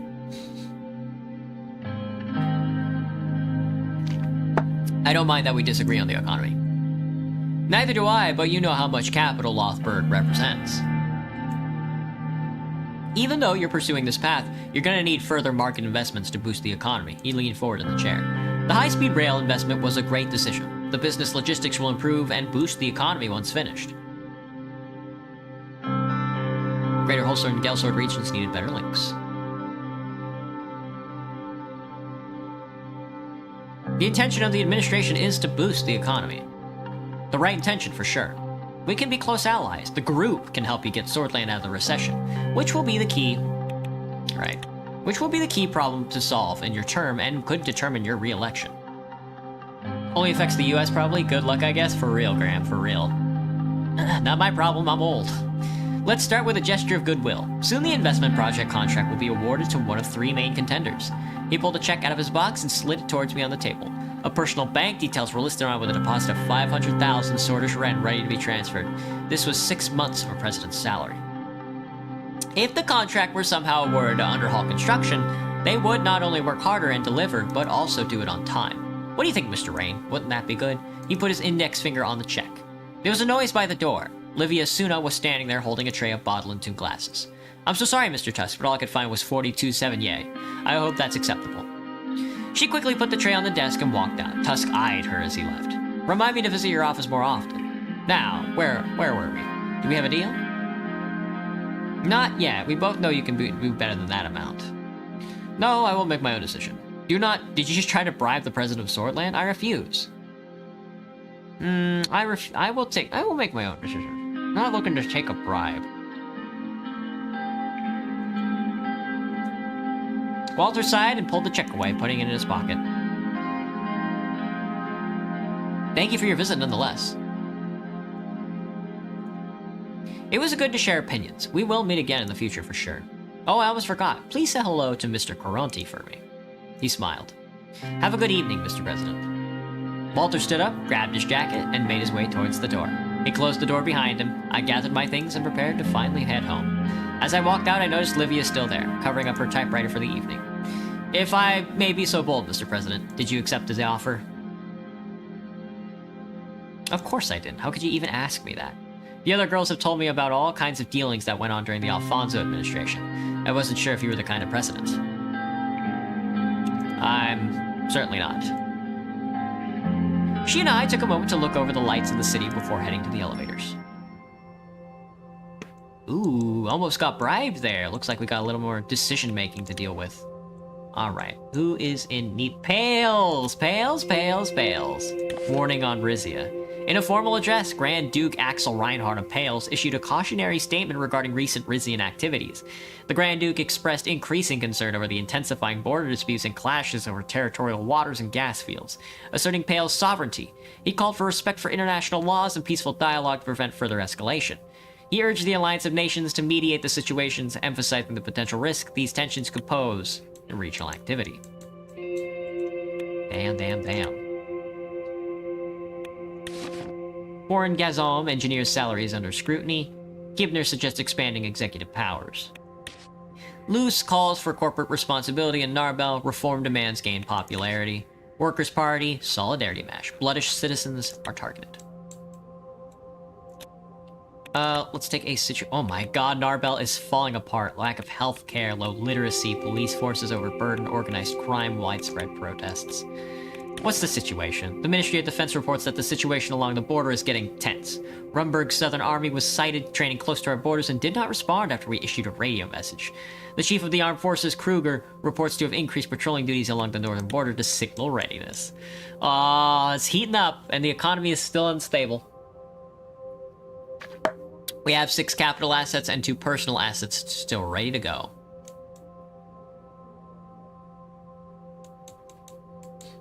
Alright. Well, let's head to Conriad first, where we can meet with Coronti. Our motorcade headed to the meeting location by Marcel Coronti. I had only my most influential, confidential, and trustworthy team members with me. After a few hours of driving along River Esquel, we took a turn before entering Conriad. The darkness started setting in as we drove up a hill. Look outside. I could see giant stadium lights on the hilltop far away in the distance. It looked like a massive complex. We are nearing our destination. I don't think I made the string long enough to finish this tank top. Dang, ankle biter, that's tough. We arrived and the big iron gates of the country club opened. It was huge and outright extravagant. The main building, inspired by Lesbian architecture, was illuminated from all sides. It was rather chilly. I was approached by Peter Vectorn and Lucien Galade. I hope the journey was comfortable. The location is very remote. It is. It's a very exclusive country club for people who value their privacy. How about we enter the building? We entered the main building. After opening the marble-engraved wood door, we were greeted by 2 tall women. The receptionist led us to the meeting room upstairs. Marcel was standing by the window looking outside the beautiful complex. He turned around to have a quick look at us both. He was a strikingly handsome man with well-groomed hair. He walked towards me with his hands reached out for a handshake. Let's shake his hand. He had a firm grip. Task successfully failed type situation? Yeah. It's such a pleasure to meet you in person, Mr. Coronti. I appreciate your efforts to reach out and establish a mutually beneficial friendship. Thanks for hosting us. I admire your father very much. May he rest in peace. Welcome. Your kind words have touched me, Mr. Vice President. He was indeed a great man. Very sad. He would have been very happy to hear this from you, Mr. President. It's time to look forward. Let's talk about our bright future. Yeah, there's a lot to discuss. Believe it or not, I have been a secret admirer of your political success. I find your quick rise to power was shockingly well executed. The admiration goes both ways. Marcel gently pointed at the seats. We sat down around a gigantic table before speaking. He knocked on wood.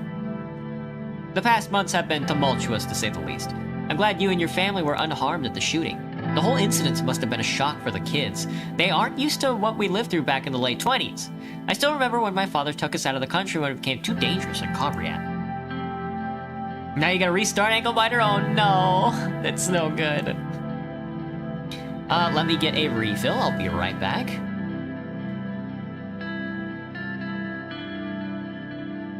Actually, sorry, I need to go pee. I stood up and all the piss in my body went straight to my gut.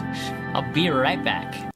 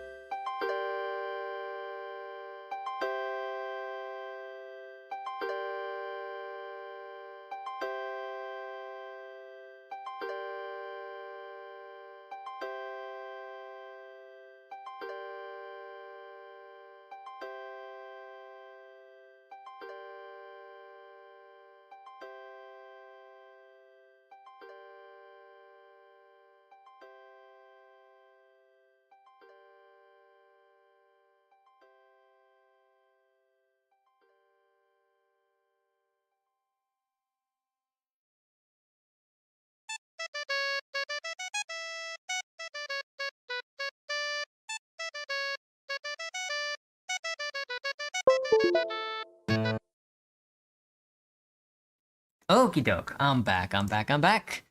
Oh, let's keep going. Let's keep it rolling. We're trying to get bribed. The rich people keep trying to bribe us. Maybe we should have taken both bribes. That would have been crazy.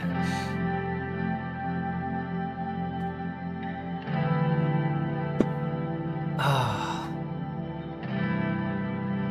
Okay, Banana. Yeah, they were startled, but the important thing is they're safe and sound. Of course, that is all that matters. No family should suffer from the tragedy ever again. We've had enough of that. Well, I am known to be a straightforward person, so let me get to this point without wasting your valuable time. It was during the Alfonso campaign when I was struck by what you managed to do within the party. Marcel's eyes traveled toward one of the paintings on his wall. Give Lucien a puzzled look. Lucien looked back at me and shrugged. Then he raised his eyebrows, something which he usually did when curious. Marcel pointed his finger at me. You said we will transform this nation, Mr. Rain. My conglomerate has a way of doing things and I don't want them to change. So I want to cooperate with you. Yeah, please explain. You might have the people's support now, Mr. President, but what happens when you make mistakes? Everybody makes mistakes. What is that supposed to mean? Let's hear his point, Vice President. Being a president in this country means having many enemies. Enemies that would resort to anything to bring you down. Let's say these enemies caused a scandal or leaked sensitive information from the administration. These would be destructive once they were released. If they were released. I see what you're getting at. You knew that long time before you came here. Well, let's hear your offer. Let's hear his offer. Banana. Banana, do you get nervous when you're alone or not, man?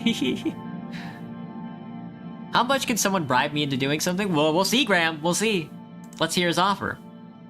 I want two things, Mr. President. Number one is the guarantee from you that the Rain administration won't meddle in HOS affairs, no matter what happens. Number two is a simple gentleman's favor for the future. Let me prove my services to you first, and I'm sure you won't disapprove when the time comes. That's an interesting proposal. Not just an interesting, but necessary. You surely know that this is a win-win situation. The media will be on your side, strengthening your position. It will also protect my business operations throughout the changes this country will see. What do you think about this, Lucian? Lucian leaned over my ear and whispered, I think it's a good deal. He is right. We will need the media support. With the newspapers and channels on our side, we can dodge a lot of bullets. The one thing that bothers me, though, is his favor request. We don't know what the hell asked for, and it could be something that endangers our administration. Marcel interrupts us. So, do we have a deal? Let me see.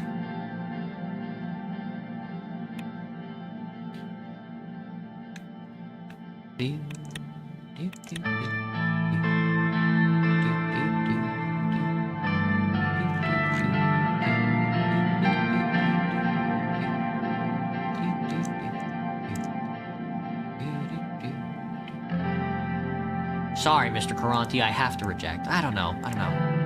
Such a pity, Mr. President. Here I thought we were going to be good friends. It's a shame, really. Goodbye, Mr. Caronti. Let's leave.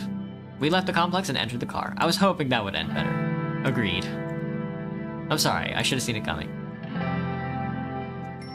I did want to make the deal, but the problem is that our economic doctrine and our economic policy and our promises are leading us towards a program of nationalization, you know? So it's hard for me to side with the oligarchy if I'm trying to incorporate them into the government. Enrica is having widespread protests as well. Let's read the report of the local police working with the nationalists. Gross. One of our agents acting as a young swords member had an encounter with two members of the local police force in Enrica. Alson Bowler and Vic Nazer. According to the report, the policeman tried to bribe the agent to burn down a store that belongs to a known Communist Party member, instigate further violence. We've detained the policeman to charge of corruption. Ooh, finalization on the L1 railway contract. Ooh, economic relief plan. Oh, I don't know.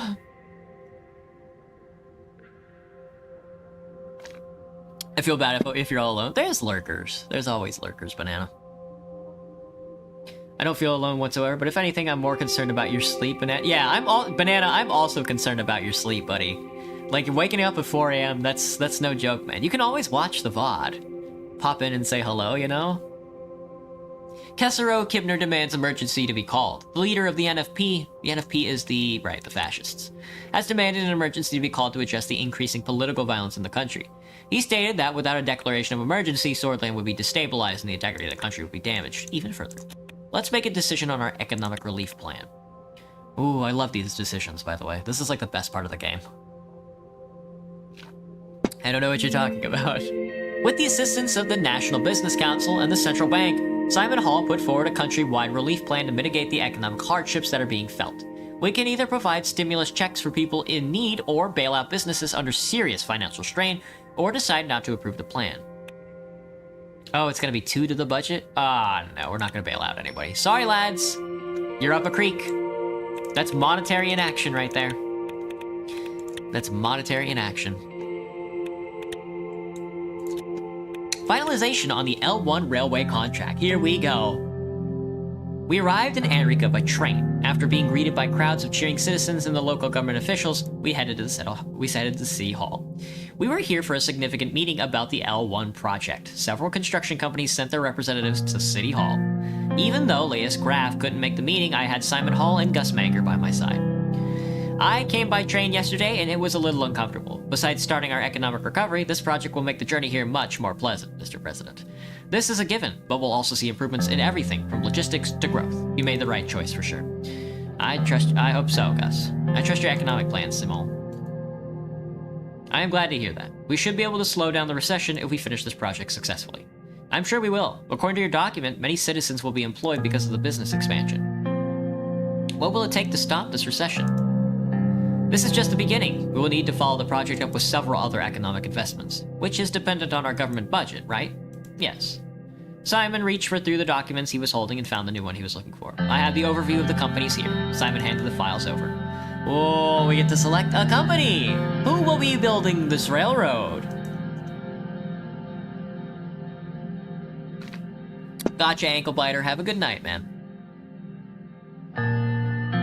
It's not the same. I need to be here in real time. I do feel that as well, Banana. Sometimes I can't catch a stream from, like, my favorite streamer until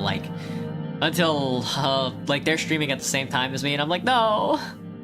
It's barely 10 p.m. for you, Banana. I looked at the files. 3 corporations were listed. The Swordish State, the Underhall Construction, and Taurus Holding.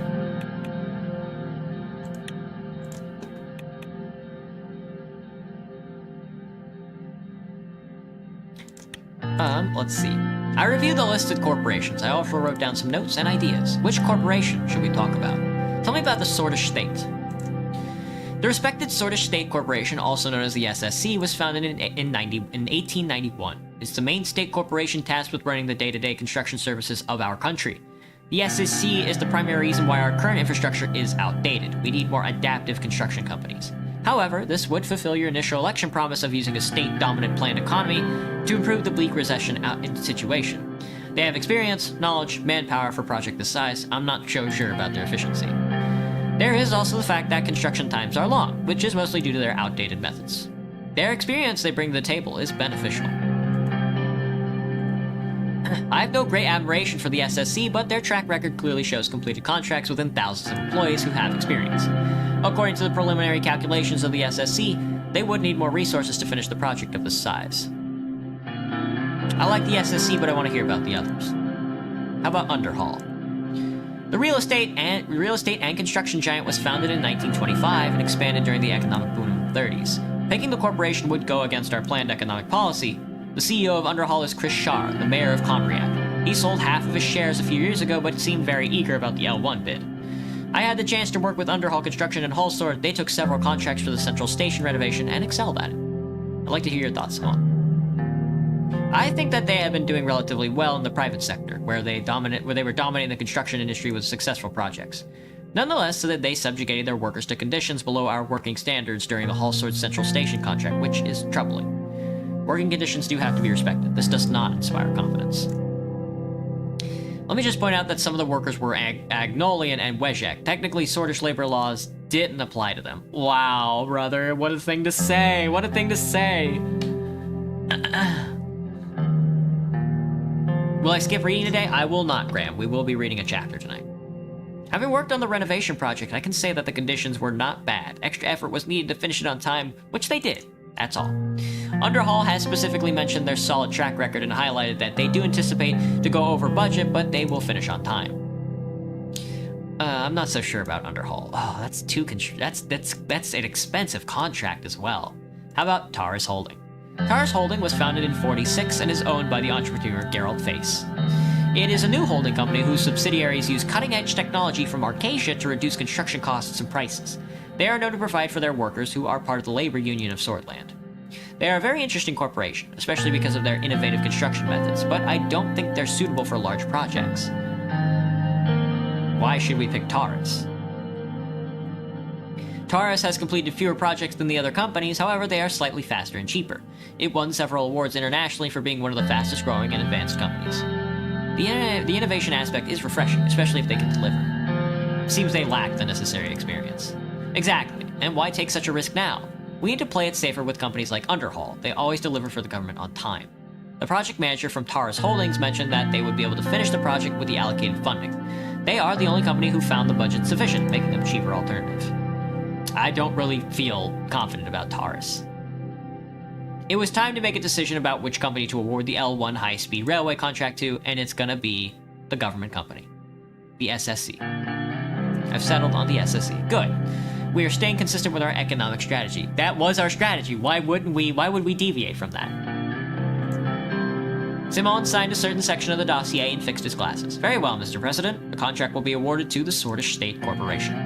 No hard feelings, Mr. President. At the end of the day, the success of the project is what matters.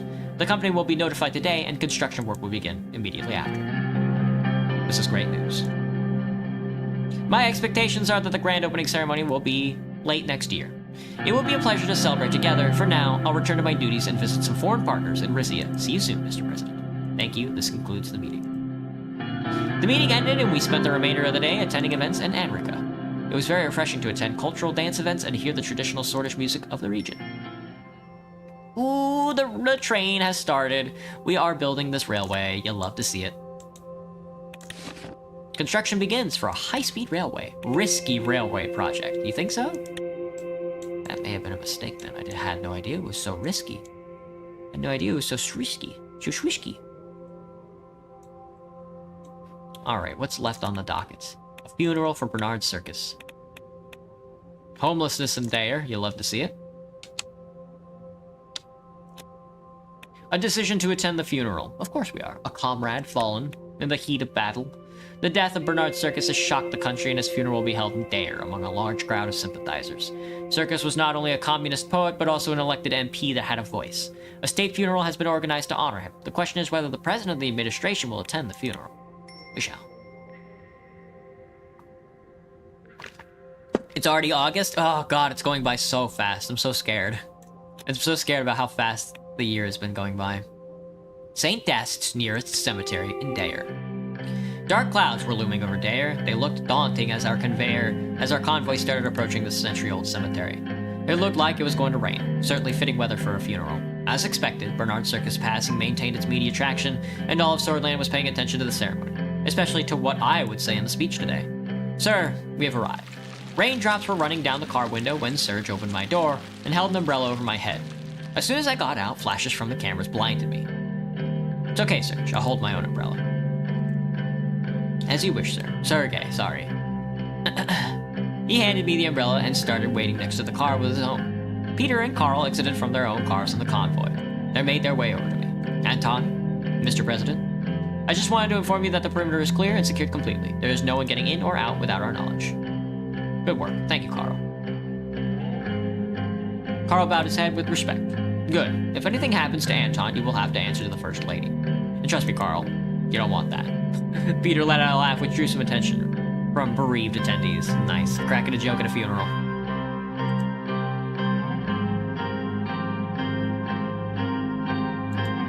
I gestured at Peter to lower his voice a bit. You're right. Sorry.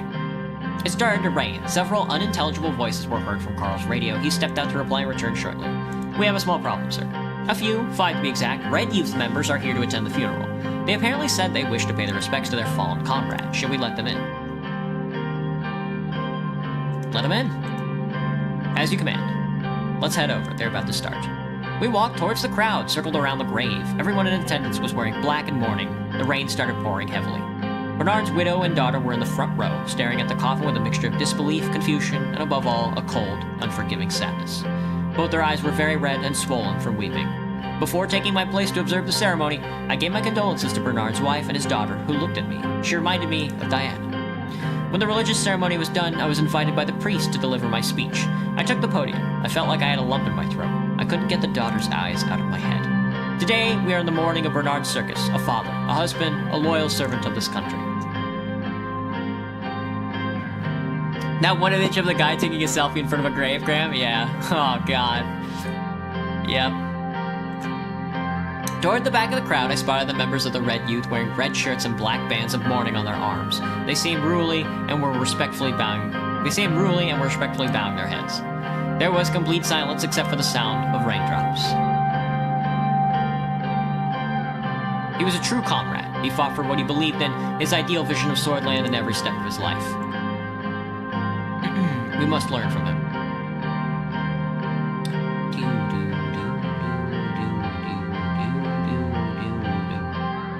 I promise you this, the blood of Bernard will not remain on the sacred ground of Swordland.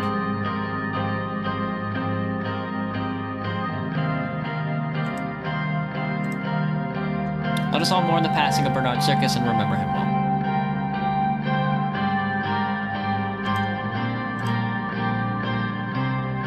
Thank you. Bye! Some attendees started clapping, some crying.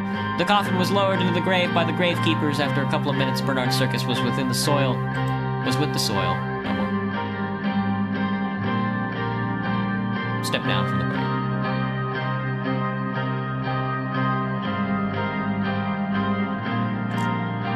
I stepped down from the podium. It was time to leave. The widow thanked me with a soft and defeated voice before we dispersed. On my way back to the car, I still couldn't get the eyes of Bernard's daughter, nor the faltering voice of his wife, out of my head.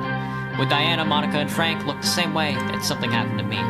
Peter put his hand on my shoulder. That was a good speech. I sensed only respect in his voice. I nodded. Come on, it's time to go. We've got work to do. He was right. We had work to do. So much more to do. I realized that the rain had stopped, and I looked up. The black clouds had slowly dispersed, and sunbeams enlightened our surroundings. As someone once said, even the darkest night will end, and the sun will rise. Hope was still on the horizon. Rest in peace, comrade. Raindrops keep falling on my head. What the heck? President stands together with the Red Youth.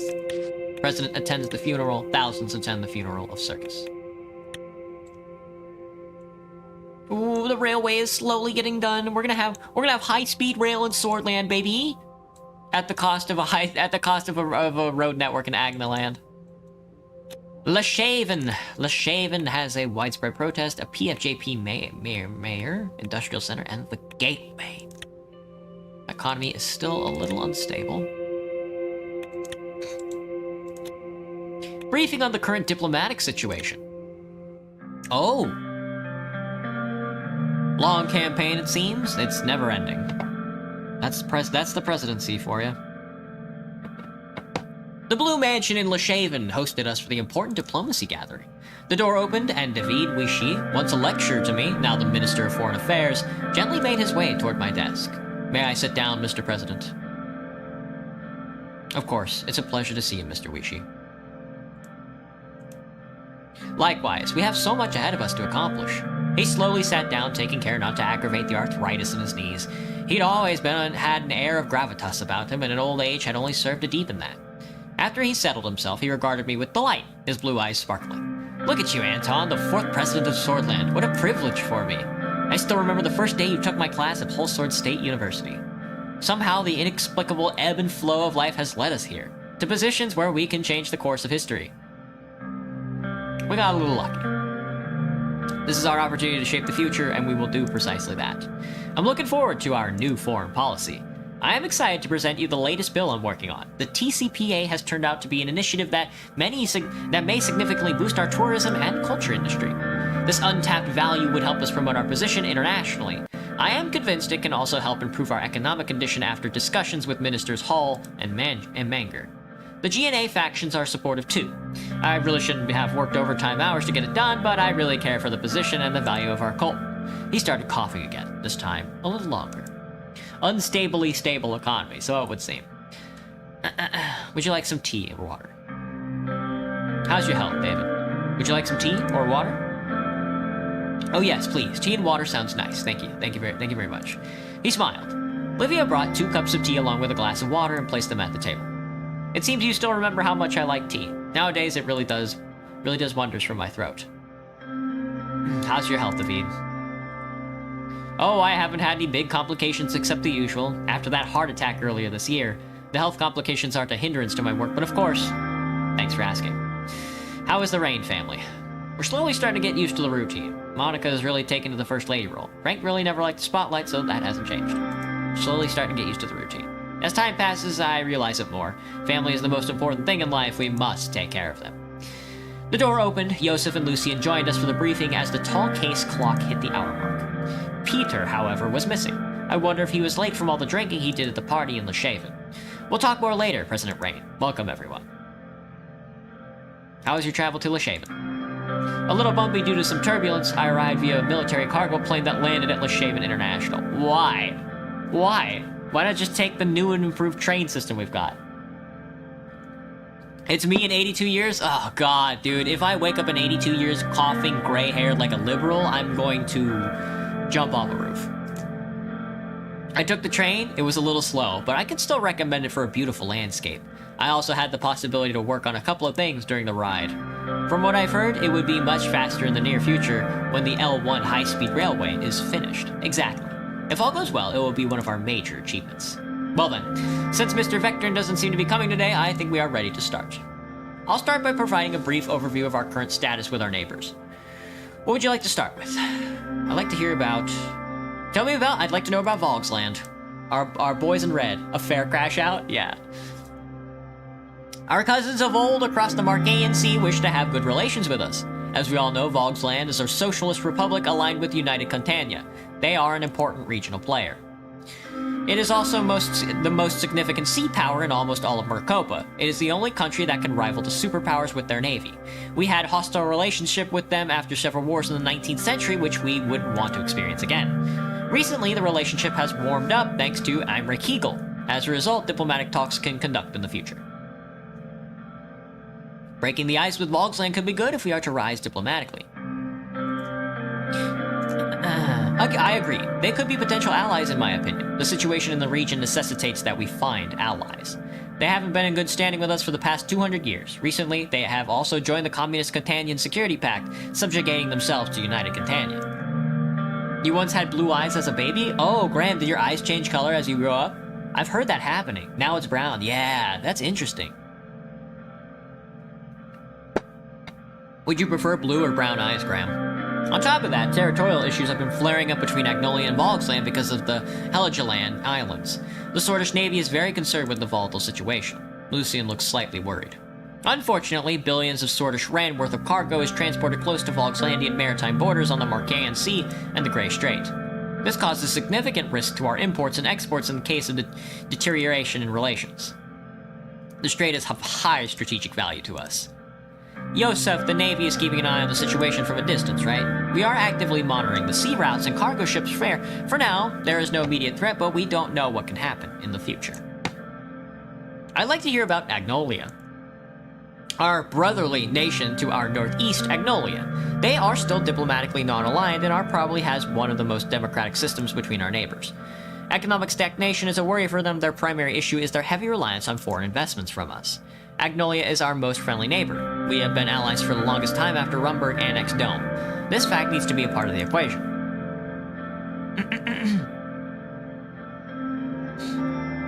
Unsurprisingly, the Agnolian Prime Minister, Martin van Horten, is expecting better cooperation through a new fair trade deal with us. It was one of his election mandates.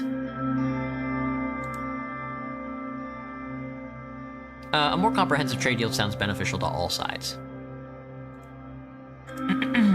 Both sides could gain from it, but Agnolia has more to win than us. They want to protect our weaker industries, which we are profiting from selling our goods to. Additionally, the latest numbers indicate that currently 1 million Agno-Swordish citizens live in Agenland region of Swordland, which creates a link between foreign policy and our international affairs. These people have suffered socioeconomically, which led them to crime and other problems. In addition, a relaxed immigration policy was one of Agnolia's main requests, which is unacceptable. Most of the migrants in our country haven't even assimilated into Swordish culture, adding more won't help.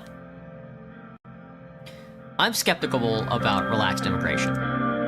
You should be. We have already witnessed several society-shifting waves of migration. We should remember that we promised to tighten our immigration laws in the election campaign. How about Waylon? What's going on with Waylon? I was black too as a baby, but I like brown eyes better. Jesus, Graham. You were like a chameleon, changing colors as you grew up. It's tumultuous in the south, as always. Victor Schmolak is expanding his powers among protesters from Wezek people. However, he is quite positive about normalization of relationships between our countries. Despite purging the Wezek communists, reports indicate that they have been warming up the Catania international aid. As you know, Wayland's stability was always a concern for the region.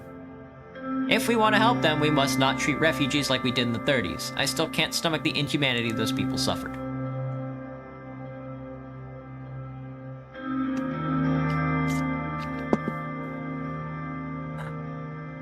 Shoreland paid enough by housing millions of refugees during the Wayland Civil War. No more.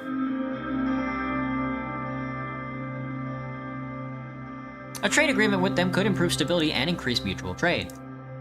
There would be many bargaining chips discussed, but Wayland could be a new partner in the region. We would also invest in stability there.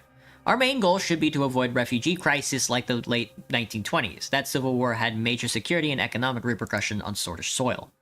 One of the demands of President Smolak was to tighten our immigration laws so the political refugees don't escape to Swordland. There have been recent purges that pushed many bloodish to flee Bergia. It is definitely troubling.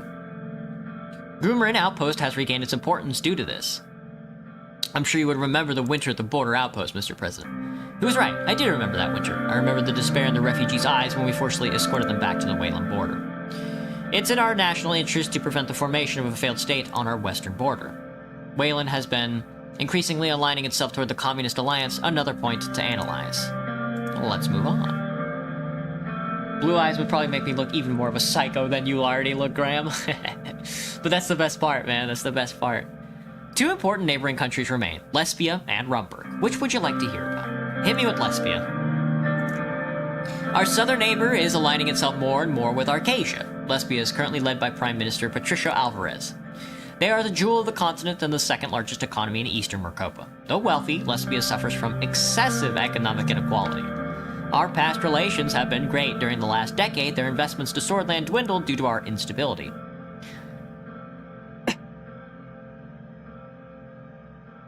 Allying with the richest regional nation could be beneficial. Lesbia is a sleeping giant. We should not wake them. They keep turning a blind eye towards the region, thinking that Lesbia is above it all. The lesbian mentality is influenced by a certain aura of heroism and speculism. Their moral compass is different from ours. What a thing to say, dude. I am certain that the recession has a lot to do with the retraction of investments. Once they see the money isn't in the picture, they vanish rather quickly because they are capitalists. They have shown a selfish attitude during the Wayland Civil War by closing their borders and funneling refugees across into Swordland. Lucian cleared his throat. Our values are too different with Lesbia. It's too hard to see eye to eye. I completely agree. Lesbia has for a long time benefited from us through our old tariffs. They are after exploitation. There are hundreds of very privileged oral oligarchs who invest inside and outside Lesbia. Some made significant business investments into the cities of Benfi and Valgan. What's the situation with Rumburg? Oh fuck, here we go. Not Rumburg, bro. Now to the most troublesome nation, Rumburg, a constitutional monarchy led by Queen Beatrice Livingston. Look at her, she's so cute. I highly advise caution and calculated action against Rumburg. Our military must be prepared and the threat is real. You got a big dictionary there? For real. Don't I just? They are strong and have the motivations as well as the means to damage us. We shouldn't give them any reasons to pursue aggression.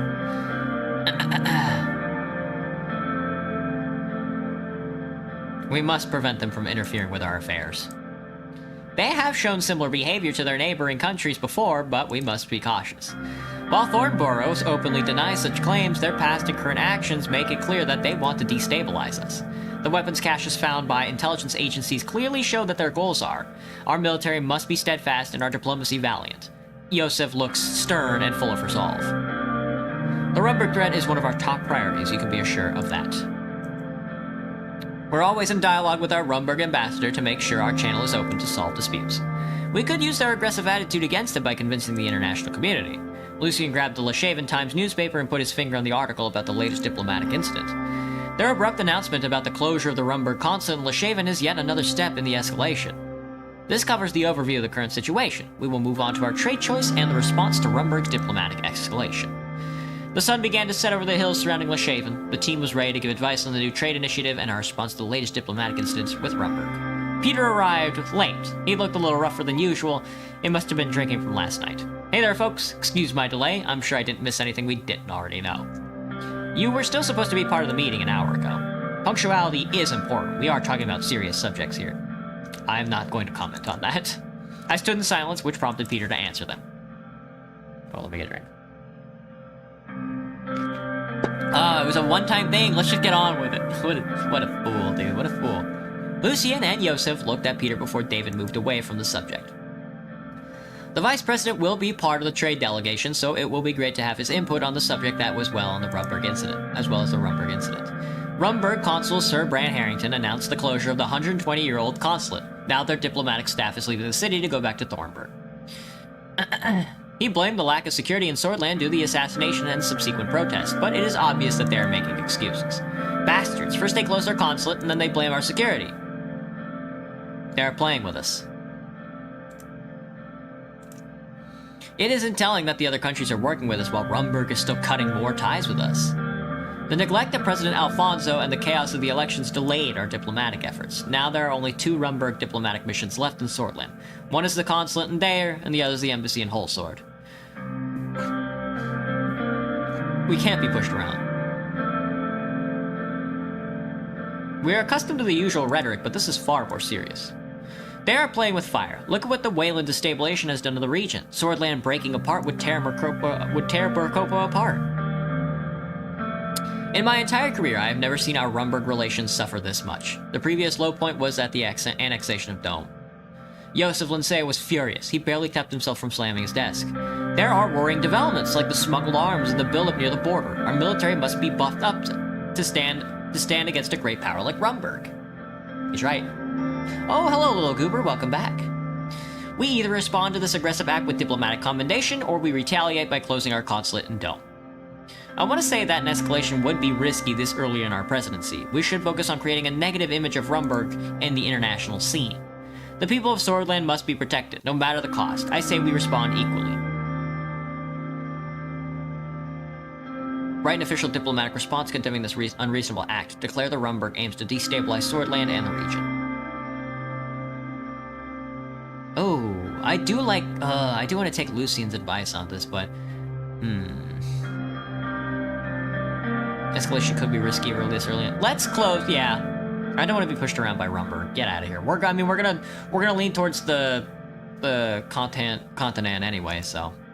Retaliate by closing the Swordland consulate in Dome. They think they can bully us, they were never so wrong. As you wish, Mr. President. I shall begin working by immediately informing the Ministry of Foreign Affairs and Trade. A strong response to Rumburg will boost popularity at home. Yeah, ain't that the truth. Full of goobers. I'm glad that we're drawing a clear red line, otherwise they will keep escalating the situation. I like your determination, Mr. President. There are 3 trade-related topics to address today. Which topic should we tackle first? Oh god, we should talk about the ongoing trade negotiations with our neighbors, Wayland and Agnolia. Our primary goal will be to successfully sign at least one trade agreement with one of our smaller neighbors. We have 2 options with our trade initiative: starting new negotiations with our old partner Agnolia to the northeast, and forming a new cooperation with Wayland to the west. Tell me about Agnolia. First off, the reason behind this option is more diplomatic than economic. Although, of course, we can't forego the added economic value, Agnolia is an old ally and a valuable trade partner. The point we are at with the early negotiations is around the steel trade. They are demanding that we buy their steel for a higher price. This is because they think the deal is far too unbalanced as it is. Their second demand is privileged access to our agricultural market. If we are to fulfill their demands, in return they are offering a full alliance with Swordland against Rumburg. Ooh. Looking at the current advances of Rumburg near our border, to have a coalition against Rumburg would prove extremely useful. Obviously, there will be consequences for entering a full alliance. Mainly the issue is around Helluland. Volgsland has clear intentions on taking over the island one way or another, and entering a military alliance with Agnolia will make them furious. I want to state my support for the decision to stick to our old ally, Agnolia. Even though I disagree with their demand to relax immigration, we have cooperated with them on many issues in the past. There are obviously subjects that we would still need to tackle, like our economies, the trade goods, and what to do with immigration. My opinion is that this is a good deal and we should go for it. The new Agnolian Prime Minister is trying to improve the existing relationship. The downside is that we would need to make concession, a reality of any trade deal. I would be open to creating a new agreement that would satisfy all sides. We can't really position ourselves against Volgsland.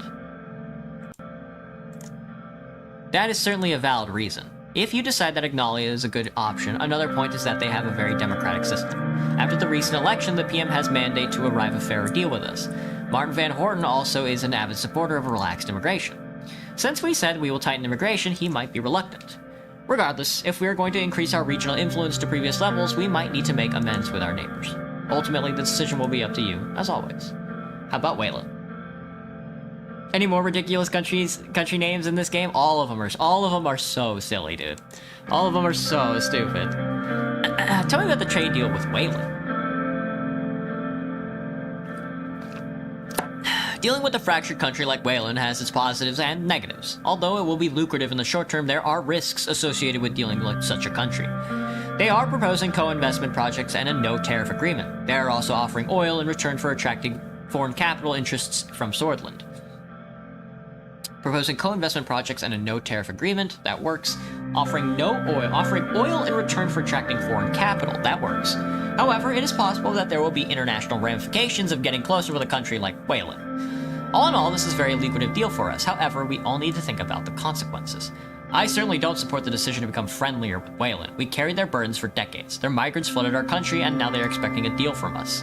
Maintaining influence with Wayland could prove useful. Yes, it is risky, but think about our influence on the underdeveloped region like that.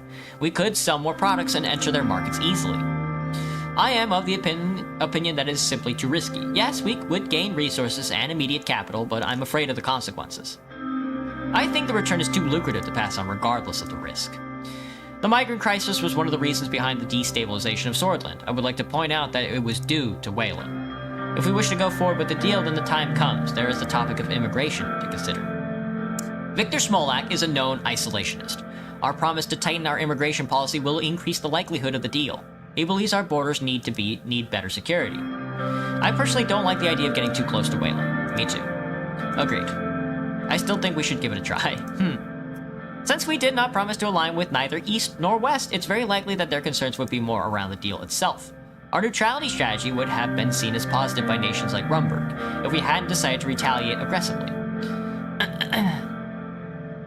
The last handful of monarchies in Merkova are reactive against the influence of Arcasian capitalism and Maleniavism. Hang on. Maleniavism. It is Maleniavism. We also need to consider the effects of our economic doctrine plan. The fact that we are headed towards a planned economy will have an influence. Good negotiators optimize the interest, what makes the difference become trivial, allowing both sides to reach a deal. Very true, Mr. Vector. We have a lot of time to prepare before the scheduled visit to Wayland and Agnolia. I believe this gives a brief overview of our current options. Our trade delegation will begin work towards the end of the year. We expect final negotiations and the signings of the trade agreements to happen this year. I'm very much looking forward to visiting Stallport and Raklowitz with party animals like David and Simone. Aha. Peter laughed, Yosef narrowed his eyes and stared at him. Damn. Evil Theodore, no kissing. Oh no. Yeah. I'd like to know more about Rizia for sure. Oh, look at this guy. The nation south of Lesbia is a centralized constitutional monarchy led by King Ramus Taurus, the grandson of Queen Liza Taurus the Great, the son of King Valero Taurus the Frail. The kingdom is a developed nation that wielded considerable influence in southern Merkova before the reign of Valero. The country has lost some territory due to internal strife. The Alfonso government signed vital trade agreements with King Ramus Taurus, benefiting both nations at a time of need. Attempts at further cooperation stalled out due to the king's blood ties to Rumburg. Oh yeah. What exactly are the blood ties between Rizia and Rumburg? In the 30s, King Ramus married Princess Lena Livingston, the youngest daughter of King Alfred Livingston II, sister of Queen Beatrice Livingston. It was his political strategy that benefited Rizia, helping save it from the downfall. The two nations are close, to say the least. The Taurus and Livingston families should be considered allies for the time being. However, from a practical standpoint, they are too far from each other to provide military support. Both countries are also part of the worldwide network of monarchies known as Grace. The framework is mostly financially and politically motivated due to the pressures of millennialism and democracy. All these kings and queens disagree more than agree, but they're forced to tolerate each other's differences. Imagine if Karanti and the SBC cast the world's remaining monarch into a soap opera. It might hurt his hotel business in Port Grim. Well, I'd watch the hell out of it. Lucien knocked on the table. We should be more concerned with, Peter interjected and reached into his pocket. Actually, a friend of Gus called Rusty gifted me this beautiful piece of full Rizian gold coin. They say it helps you find love. Look. Peter pulls out the ornamental coin and put it on the table. It was so polished that it caught reflections of the light in the room. Lucien was clearly frustrated. Let's move on. As you wish, and thank you. Let's discuss the deal potential of what's on the table. From what we've gathered, there is no clear offer yet. The interest clearly seems to be more control over the gas produced and sold in Swordland. I suspect this must be related to the recent tension in the coast of Pales. Mr. Manger is working out the details to get more concrete headline terms soon. Of particular interest are the gas fields in the Narbel area of the Nargis region. That must be related to Gasm operations. Gus has ties with the people around the corporation, even though there's another CEO, Alfonso, still the chairman. Yeah, Alfonso, my boy. Gasm is a private corporation, a fact that limits our control over any foreign investment. Saul's Energy Protection Act of 32 specifically limits the purchases of Swedish energy company shares by foreign nations to 10%. Alfonso adjusted this law in 48 and increased it up to 20%. Anything above that requires us to change the Energy Protection Act. Ewald holds most of the Gasm's cards in his hand still. Good thing we handled the transfer of power within the party diplomatically. I'm sure he'll be more open to talks. Strong case for Tarkeen Saul's regulation. Energy security is important for our nation. Gasm is private. Yeah, regulation, energy regulation is important. We don't want to find ourselves in the energy crisis situation in the 30s, where nations like Rumburg and Lesbia leached off our weakened positions and charged us triple the cost per cubic ton. They smelled weakness, and thanks to initiatives of Saul's government and the technocrats, the nation survived those hardships. No matter how much people criticize Saul these days, the Colonel is the reason why Swordland can stand mostly independent in this age. The energy topic is gaining importance again with the tensions in the Antician Sea. I'm hoping I'm keeping a close eye on the watch. Lucien pulled out a pen and took a few notes. David coughed a bit and then continued talking. From our diplomatic channel, we can tell that Lesbia is still very interested in Swordish petrol, whereas Rumburg wants more gas resources. As a sovereign nation, we must protect our resources. Our energy independence is part of our national security concern here. Gasm handles most of our gas production. Gasm is Rizian, I believe. It's a privately owned Swordish company. Keeping close control over critical resources is in sync with our planned economic strategy. I'm very glad you have chosen a Swordland-centric path, Mr. President. In theory, centralization works, but it leaves little room from outside help when internal conditions are dire. If Rizia wants to buy more than 20% of shares allowed by the protectionist laws, then the government can step in and make changes to the EPA. Precisely, but we don't know if this will be the case. There is a scenario in which they might invest with the EPA limitations. We just have to hear more before weighing the options.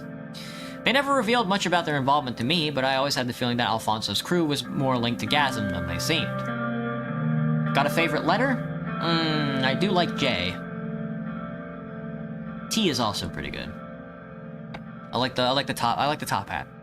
I have information that the CEO that replaced Alfonso is a loyalist. Alfonso still is the chairman of Gasm and the de facto key figure. Additionally, National Business Council Chairman Michael Evan, the Minister Gus Manger have shares in the company that presides over the board. The power structure behind the scenes shouldn't matter much to me. Affluent swords don't stray far from each other. Why would they? Similar circles, similar educational backgrounds, companies. Half the oligarchs are from LBS and Harcourt. Any further comments, esteemed cabinet members? The room went silent and no one stepped forward. It was noticeable how much people respected Wishi. He carried the soul of Swordland as a symbol of the past. I think this summarizes all we know and what we stand to gain. Mr. President, what are your thoughts? I look favorably towards potential investments from Rizia. No, I will have to wait to hear more about Mr. Manger to decide. If there's one thing Gus is good at, it's making deals. I'm curious how it will develop. It's mostly out of our hands of the Ministry of Foreign Affairs now. I will assist in analyzing the political implications, Mr. Wishi. Thank you. Our support staff and I will begin working towards the next steps as soon as receiving more context from Mr. Manger. Our ambassador in Port Drazon is in communication with Lorento Esquibio and Rizian Counselor of Foreign Affairs already. Well, that concludes our meeting, Mr. Rain. Thank you all for coming. I will take my leave then. Sir. The meeting concluded and the team dispersed. Our diplomatic actions plan officially began. I keep forgetting that that's what I look like in the picture. It's so bad. Very funny, though. Oh my god, 11 news articles. It looks like the CSP has something. CSP unveils comprehensive IATEC plan for Rika's infrastructure. In a calculated effort to expand its geopolitical sway, the Continent's Security Pact, spearheaded by Vice Secretary Chairman Tokazintil IATEC, has unveiled a colossal investment scheme aimed at revolutionizing Rika's infrastructure and education sectors. As the continent of Rika emerges as a fresh battleground in the global tug of ideologies, an increasing number of revolutions embracing millennialism and Valgsland socialism indicate a shifting landscape. Do I cough often? No, my throat is kind of killing me right now. The comprehensive plan lays out investments amounting to 150 billion KS over the next 5 years, seeking to significantly boost Rika's public infrastructure. Key projects include upgrading 5,000 kilometers of rail and road networks, constructing 3 major hospitals, and establishing 200 healthcare facilities across the continent. Simultaneously, an unprecedented revamp of Rika's education sector is on the avail, with plans to construct 150 new schools and introduce an enhanced curriculum focusing on science, tech, and art. With this initiative, the CSP endeavors to portray Rika as a beacon of sustainable development, providing a counter-narrative to ATO's capitalistic expansion, and exhibiting the efficacy of the CSP's socio-political model. Y'all love to see it, don't you, folks? Oh, we have diplomatic. It's time for some Diplo missions. Let me take a look at some more internal affairs for now. Remus Holstrom criticizes the Workers' Rights Bill. Energy Protection Act repeal process begins, and the emergency in Amrica mayor announces. Alfonso Foundation, a beacon of charity. Calling for an open market, repealing the EPA. Addressing the skilled foreign worker gap, unrest continues, and welfare issues of Narbel. We need democracy. Energy tensions escalate in Rizia, and Swordland closes its consulate in Dome. Arvery is having a crisis of sort. Young Swords member claimed links to the government. A detained Young Swords member in Arvery claimed that he has connections to the local government. We've been investigating the truth of this claim, but we are not able to find any further leads for now. Investigations about this case will be continuing. Looks like Korea's president, if he was in his 40s with a PhD in computer science, he sure does. Maybe I should take over the government like he tried. Police overburden organized crime. Of course they are, man, of course. The CPS and the LUS protest en Estor. In Estor, the Communist Party of Swordland and the Labor Union of Swordland have begun protesting against GASM. The protest aimed at voicing concerns over GASM's activities has drawn significant attention. The CPS and LUS have united their forces, adding to the intensity of the protest. The reaction of the Narbel administration and GASM to these protests is being closely monitored. The Communist Party of Swordland and the Labor Union of Swordland have set up a picket line in the city. The two organizations, after recently moving to GASM's HQ in the city, are actively expressing their discontent. The situation is attracting attention with the impact on the city's daily functioning yet to be determined. The response of the local administration to this development is being keenly observed. And we have a report on the Grand National Assembly's Green Bill in Whole Sword.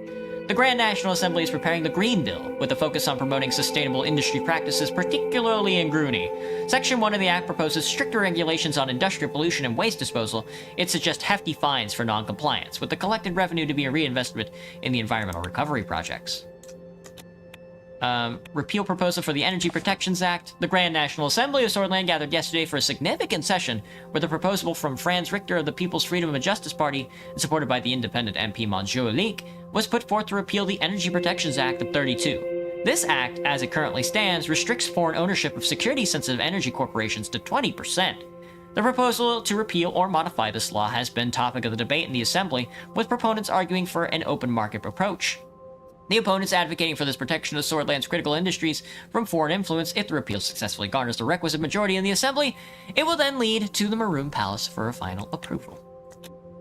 And it looks like we have a briefing on the Reform Committee, as well as Tourism and Cultural Preservation Act. The TCPA bill has been passed by the GNA. Let's take a look. Oh, -1 government budget, but tourism and culture does bring us a little bit of capital. The Swordland Tourism and Cultural Preservation Act aims to amplify the cultural allure of tourism viability of Boren, Ribery, Leshaven, Anrica, Benfey. The Grand National Assembly is calling a collective push to establish Swordland as a global tourist destination and reduce the effects of the recession. Section 1 focuses on the cultural elevation of these cities, identifying local food, drink, music, dance, architecture, and historical sites as unique selling proposition. This cultivation of cultural tourism is positioned as a catalyst for economic invigoration. Section 2 imposes the restoration and preservation of key historical landmarks in Leshaven and Anrica. Concurrently, it proposes a comprehensive renovation of tourist infrastructures in Benfey to enrich the visitor experience and generate steady income for local communities. Section 2, subsection 1 further commits to the safeguarding and development of the caves of Antera in Ribery and the vineyards of Bourne, recognizing their potential for tourism as growth drivers. It's gonna cost me a budget piece, but I'm going to sign it anyway. Because honestly, that's what everybody in the country wants, so I'm not sure who doesn't want that. Tourism and Cultural Preservation Act has been signed. The TCPA signed by Ryan Rain, a step towards progress. Radical, it says. Radically, it says. Tourism and Cultural Preservation Act has been signed. And we have tourism industry is booming nationwide. Alright, let's not do the briefing just yet. I want to make a deal with Wayland. David Wishi and his team is currently leading a diplomatic mission to Wayland. Oh, they're doing it, okay. So those are going to be processing through then. Cheap steel imports, you'll love to see it. Alright. Briefing on the results from the Reform Committee. What do I think about Earthbound? The game looks fun, it looks like a classic. It honestly looks very funny. They look like they would crack good jokes in Earthbound. In Mother, if you will. I came a little early to the meeting room before anybody showed up. We'd scheduled a meeting to discuss the progress of the Reform Committee regarding the new Constitution. Now, this is gonna be tough to... This is gonna be... constitutional and, like, justice reform is so fucking... it's such a pain in the ass. I took a seat on the center chair in the vacant meeting room as I waited for them to show up. The reforms were slowly becoming the most significant expectation of my government. We would be changing Saul's Constitution of 29. Most people nowadays blame the Constitution for the outstanding problems of the country. On the other hand, the reformists in the Assembly had been getting louder about their demands. What I knew for sure was that I needed to do something about this encroaching chaos before it swallowed me. Meanwhile, Lucien, Peter, Mia had been leading the committee to prepare an initial draft for the constitutional amendments. I was intrigued to hear the results. There was a knock on the door. It was Lucien. "Good afternoon, sir." Lucien arrived exactly an hour mark again. His punctuality could almost be described as obsessive. "Good morning, Lucien." He took a seat at the table and took out a bunch of documents, spreading them on the long table. "We should begin the meeting as soon as Miss Morgna and Vice President Vectern arrive. We finally have some results from the Reform Committee. How does it look?" "Well, the situation is quite complicated, but I'm sure we will make it work, just like we accomplished many things before." We go over the details regarding our new constitution in the meeting. A few minutes later, Peter and Mia also arrived. After a short chat, everybody sat down and took out their notes. I knew it was going to be a long fucking meeting. There's a lot to talk about the future of this process. Let us begin to tackle the points of contention. Mr. President, our committee meetings were really fruitful, and we already started working with the constitutional draft together with the reformists. They demanded a little too much, but we've had success with Friends Richter to create a realistic draft that could potentially go through the Supreme Court. A little, they demanded to rewrite the whole Constitution. Mr. Richter's deputy even suggested removing the term sword from the Constitution completely. I also didn't like their theatrics, but the requests were definitely not outrageous. They were just not realistic in today's political circumstances. Nonetheless, Mr. Vice President, thanks for your convincing arguments. We seem to have reached a common ground already. Oh, Armored, hello, hello. Oh, let me turn this down then. My bad. Oh, well, turn the audio back down. Okay. If we can fully reach an agreement with the reformists, we will be very strong in the Assembly to promote the change. Can we reach a 2/3 majority in the Assembly? If you can get Friends Richter to work with you on this, our only problem would be uniting our own party. We'll never be able to get NFP to work with us. We need the majority of our 130 seats in the Assembly to vote in favor. With PFJP's full support of 70 votes, we will easily surpass the needed 166. But it will be tough to unite the USPs with all the divisive wings that have formed. You must make them follow you loyally. We'll convince the Leaves. Albin Clavin and his reformist wing could be supporting you. He already weighed in heavily in the committee meetings. However, the Conservatives would be tough to break. The influence of Saul is still living strongly in the party.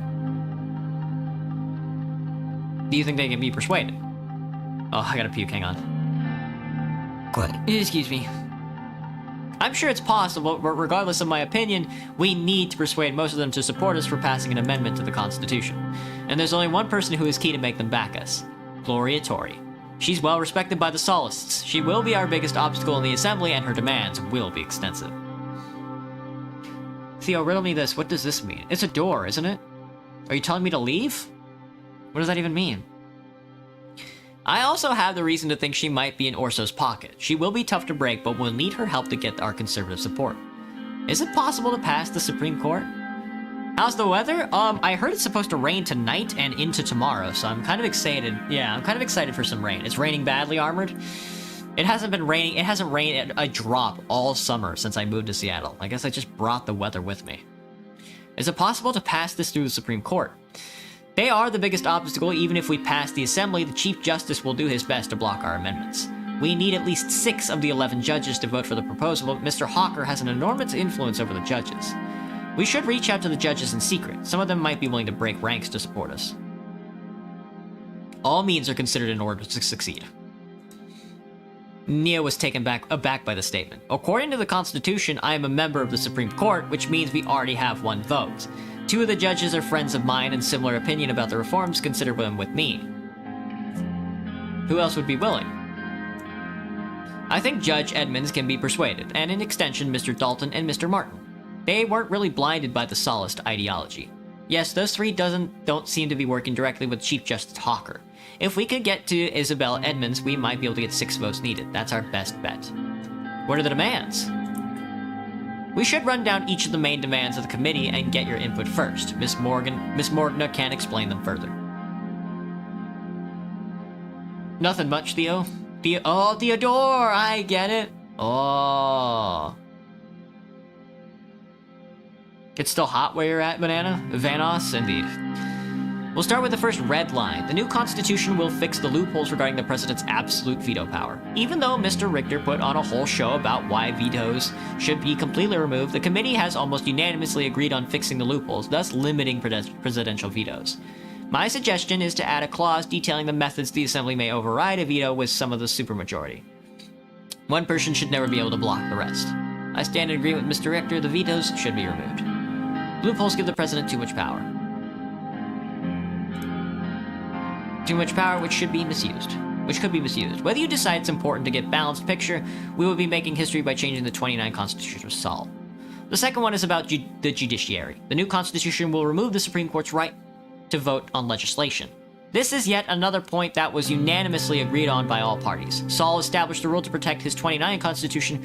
We all know most of the judges are still his pawns. Constitutional amendments will still be very difficult to accomplish with reform like this, particularly because we will keep the 2/3 vote system to be able to propose a change. However, the judiciary will not have the final say in the amendments. This is already what we wanted to do. Yes, this will ensure that there won't be another politically motivated Supreme Court. Apart from these 2 critical points, they have other major demands. They want to reform the appointment procedures of the ministers. Mr. Richter clarified that the Assembly should have a say in the formation of the Council of Ministers. That is something that a majority in our party also support.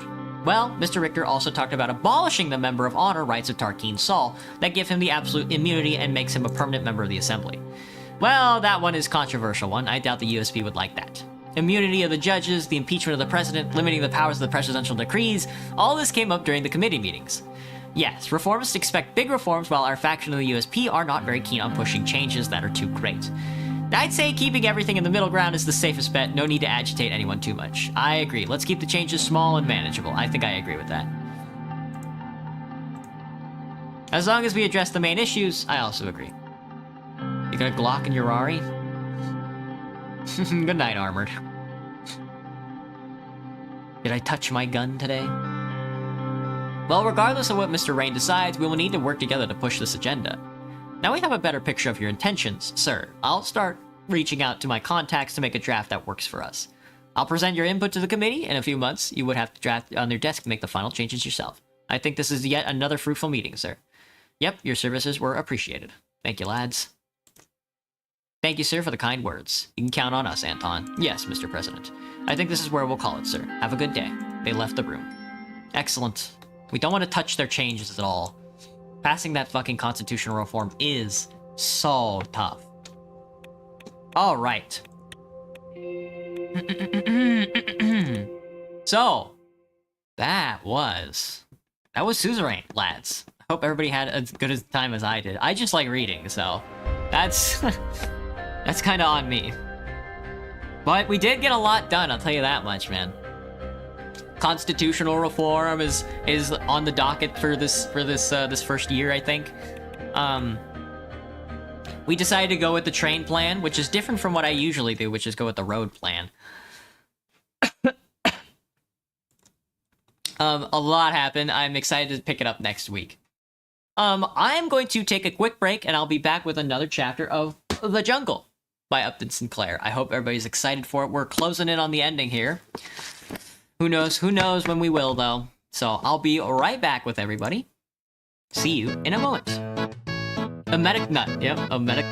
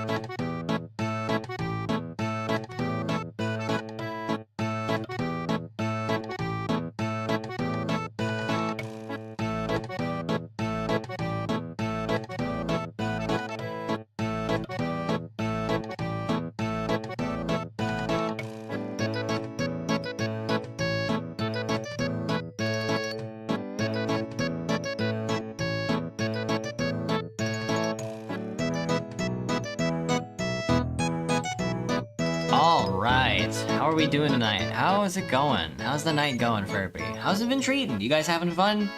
Did you enjoy Suzerain as much as I did? Probably not.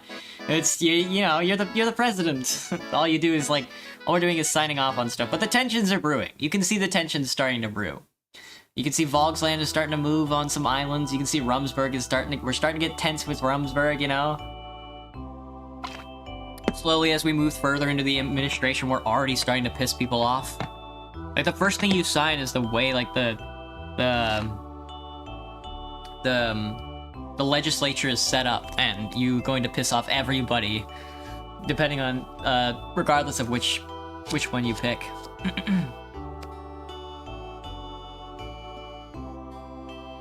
Hello, I will not falter. What's up, what's up? Alright.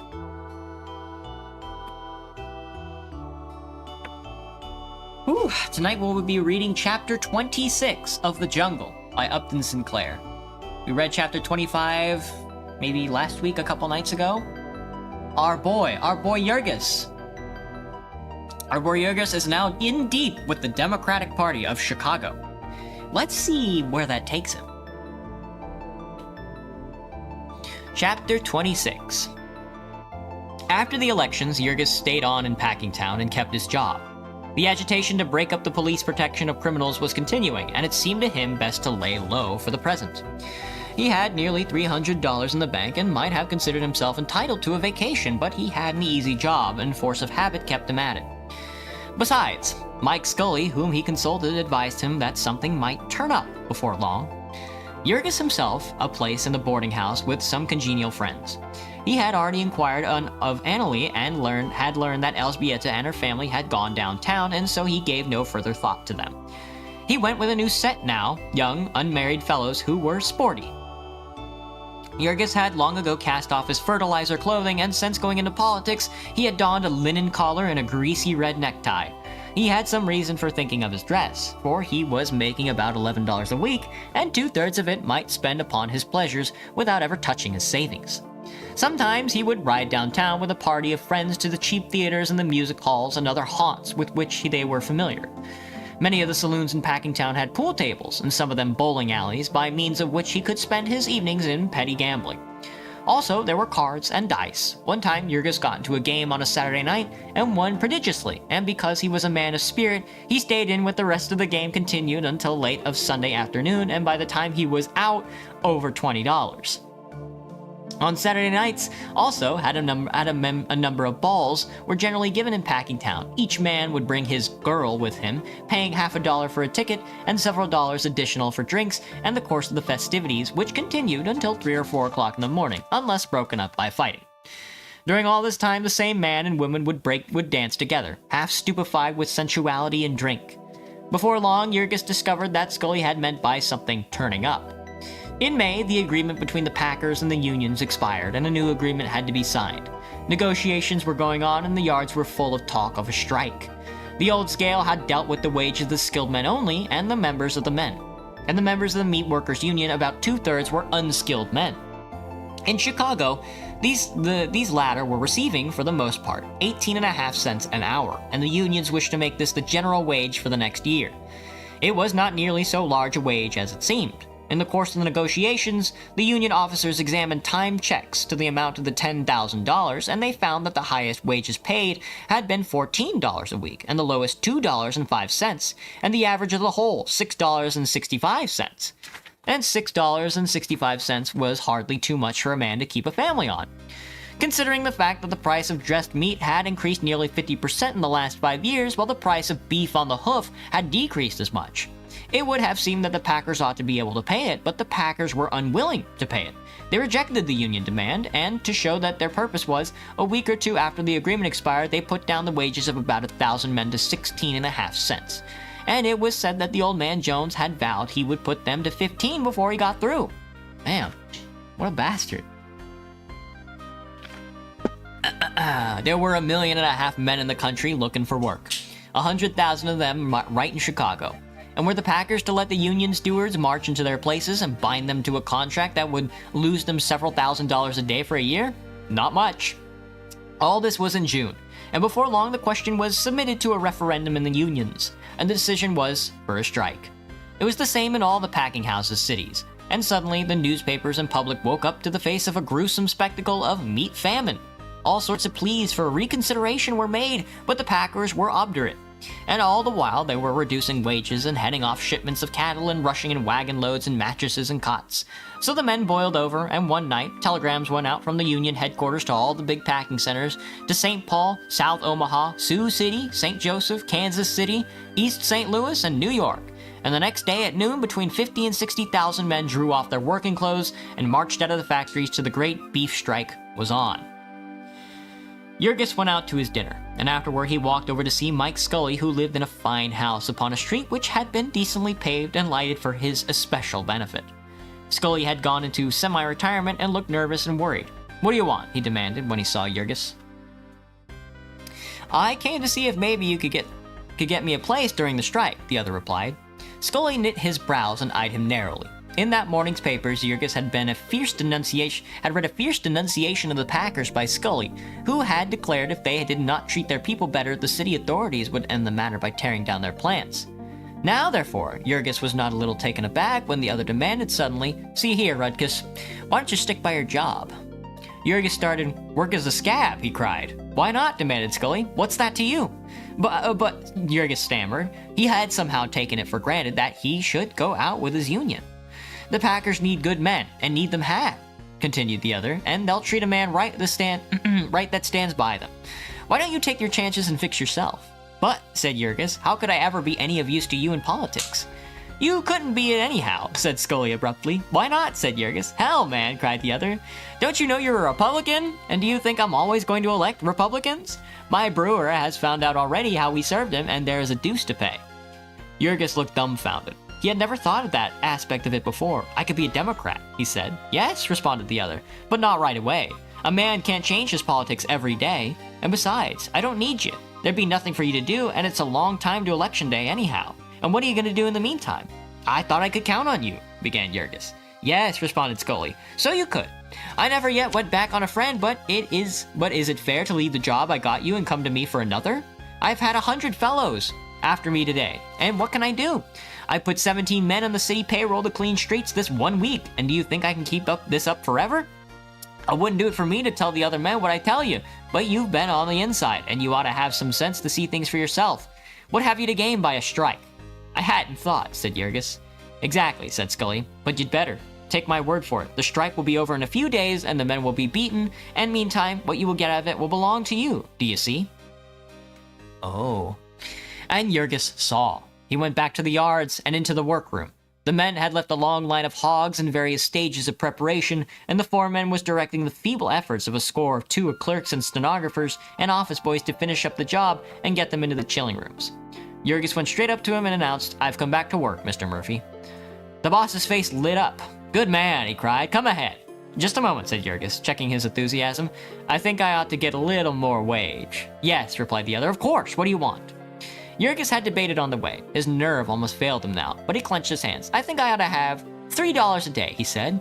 "All right," said the other promptly, and before the day was out, our friend discovered that the clerks and stenographers and office boys were getting $5 a day, and then he could have kicked himself. Wow. Damn, $5 a day in the fucking 19th century. You'd be a millionaire at the end of your shift, you know? So Jurgis became one of the new American heroes, a man whose virtues merited comparison with those of martyrs of Lexington and Valley Forge. The resemblance was not complete, of course, for Jurgis was generously paid and comfortably clad, and was provided with a spring cot and a mattress and 3 substantial meals a day. Also, he was perfectly at ease, and safe from all the peril of life and limb.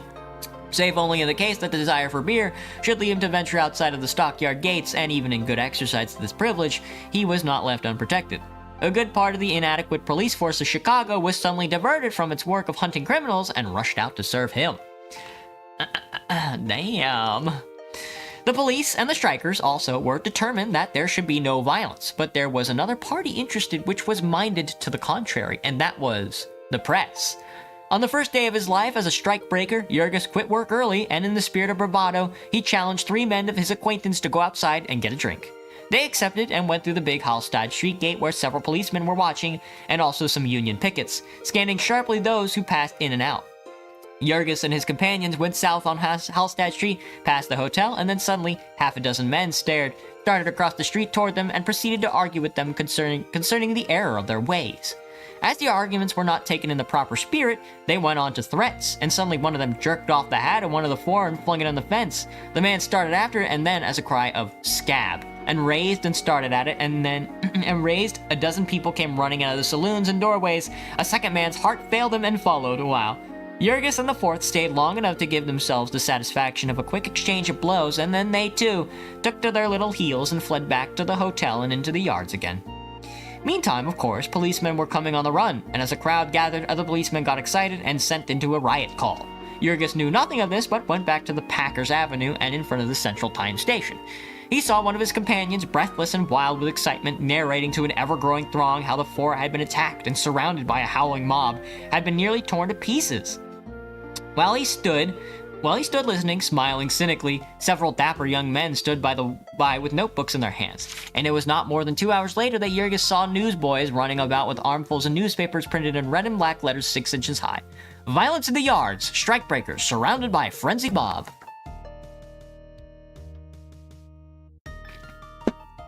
For real. If he had been able to buy all the newspapers of the United States the next morning, he might have discovered that his beer hunting exploits was being pursued by some 2 million of people and had served as text for editorials in half the Strand and solemn businessmen's newspapers in the land. Jurgis was to see more of this as time passed, for the present, his work being over. He was free to ride into the city, by a railroad direct from the yards, or else to spend the night in a room where cots had been laid in rows. He chose the latter, but to his regret, for all night long, gangs of strikebreakers kept arriving. As very few of the better class of working men could be got for such work, these specimens of the new American hero contained an assortment of the criminals and thugs of the city.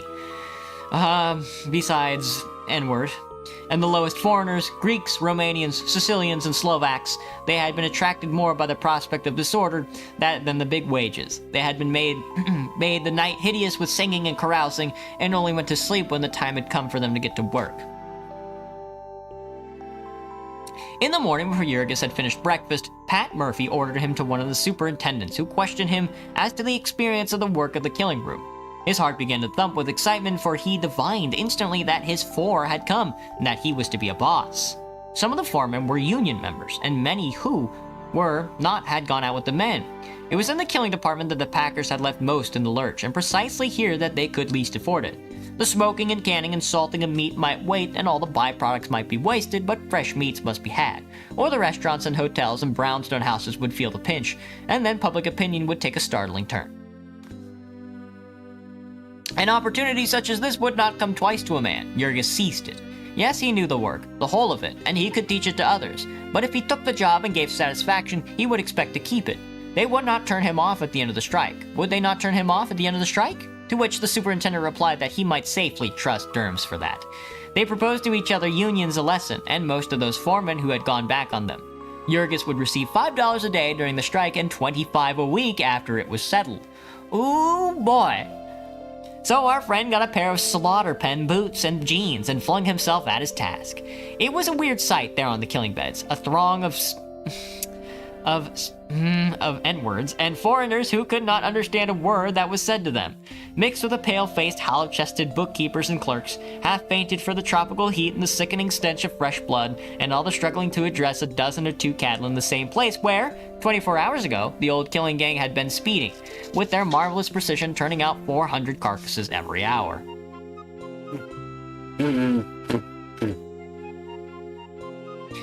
The toughs in the levee did not want to work, and every few minutes some of them would feel obliged to retire and recuperate. In the couple of days, Durham and Company had electric fans up to cool off the rooms for them, and even couches for them to rest on, and in the meantime, they would go out and find a shady corner and take a snooze. And as there was no place for any one in particular and no system, it might be hours before their boss discovered them. As for the poor office employees, they did their best, moved to it by terror. 30 of them had been fired in a bunch that first morning for refusing to serve, besides a number of women clerks and typewriters who had been declined to act as waitresses. It was such a force as this that Jurgis had to organize. He did his best, flying here and there, placing them in rows and showing them the tricks. He had never given an order in his life before, but he had been taken enough to know, and he soon fell into the spirit of it, and roared and stormed like an old stagger. He had not the most tractable pupils, however, say yar, boss. A big black buck would begin, if you don't like the way it does the job, you need somebody else to do it. Then a crowd would gather and listen, muttering threats. After the first meal, nearly all the steel knives had been missing, and now every person had one, ground to a fine point, hidden in his boots. There was no bringing order out of such a chaos. Jurgis soon discovered, and he fell in with the spirit of things. There was no reason why he should wear himself out with shouting. If hides and guts were slashed and rendered useless, there was no way of tracing it to anyone. And if a man lay off and forgot to come back, there was nothing to be gained by seeking him, for all the rest would quit in the meantime. Everything went during the strike, and the packers paid. Before long, Jurgis found that the custom of resting had suggested to some alert minds that the possibility of registering at more than one place and earning more than $5 a day. When he caught a man at this, he fired him, but it chanced to be in a quiet corner, and the man tendered him a $10 bill and a wink. And he took them, of course. Before long, his custom spread, and Jurgis was soon making quite a good income from it. In the face of handicaps such as these, the packers counted themselves lucky if they could kill off the cattle that had been crippled in transit and the hogs that had developed diseases.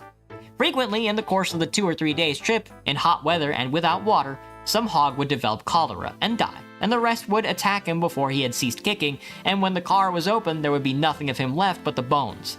If all the hogs in his carload were not killed at once, they would soon be down with the dread disease, and there would be nothing to do but to make them into lard. It was the same with the cattle. They were gored and dying, or limping, and broken bones struck through their flesh. They must be killed, even if brokers and buyers and superintendents had to take off their coats and help drive and cut the skin to them, and hence skin them. And meantime, agents of the packers were gathering gangs of blacks in the country districts in the far south, promising them $5 a day and board, being careful not to mention there was a strike. Already carloads of them were on the way. With special rates from the railroads and all traffic ordered out the way, many towns and cities were taking advantage of the chance to clear out their jails and workhouses. In Detroit, the magistrates would release every man who agreed to leave town within 24 hours, and agents of the packers were in the courtrooms to ship them right. And meantime, trade loads of suppliers were coming in for their accommodation, including beer and whiskey, so they might not be tempted to go outside. They hired 30 young girls in Cincinnati to pack fruit, and when they arrived to put them to work canning corned beef and put cots for them to sleep in the public hallway, though which the men passed. As the gangs came in day and night under the escort of squads of police, they stowed them away in unused workrooms and storerooms and in the car sheds, crowded so closely together that the cots touched. In some places, they would use the same room for eating and sleeping, and at night, the men would put their cots upon the tables to keep away from the swarms of rats. Jesus fucking Christ.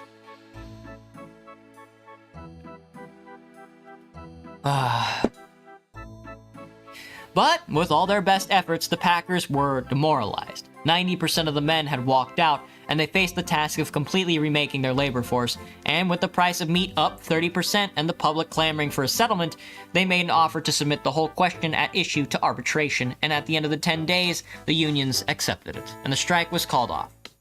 It was agreed that all the men were to be re-employed within 45 days, and that there was to be no discrimination against union men.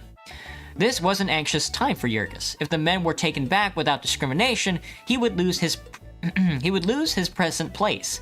He sought out the superintendent, who smiled grimly and bade him wait and see. Durham strikebreakers were few of them leaving. Whether or not the settlement was simply a trick of the packers to gain time, or whether they really expected to break the strike and cripple the unions by the plan, cannot be said, but that night there went out from the office of Durham and Company a telegram to all the big packing centers. Employ no union leaders. And in the morning, when the 20,000 men thronged into the yards with their dinner pails and working clothes, Jurgis stood near the door of the hog trimming room, where he had worked before the strike, and saw a throng of eager men with a score or two of policemen watching them. He saw a superintendent come out and walk down the line and pick out a man after man that pleased him, and one after another came. And there were some men up near the head of the line who were never picked, they being the union stewards and delegates, and the men Jurgis had heard making speeches at the meetings. Each time, of course, there were louder murmurings and angrier looks, over where the cattle butchers were waiting. Jurgis heard shouts and saw a crowd, and he hurried there. One big butcher, who was president of the Packing Trades Council, had been passed over 5 times. The men were wild with rage. They had appointed a committee of 3 to go in and see the superintendent, and the committee had made 3 attempts, and each time the police had clubbed them back from the door. Then there were yells and hoots, continuing until the last superintendent came to the door. "We all go back, or none of us do," cried 100 voices, and the other shook his fist at them and shouted, "You went out here like cattle, and like cattle, you'll come back." Then suddenly, the big butcher president leapt upon the pile of stones and yelled, "It's off, boys, we'll all of us quit again." And so, the cattle butchers declared a new strike on the spot and gathered their members from the other plants where the same trick had been played. They marched down Packers Avenue, which was thronged with a dense mass of workers, cheering wildly. Men who had already got the worker on the killing beds dropped their tools and joined them. Some galloped here and there on horseback, shouting the tidings, and within half an hour, the whole of Packingtown was on strike again and beside itself with fury.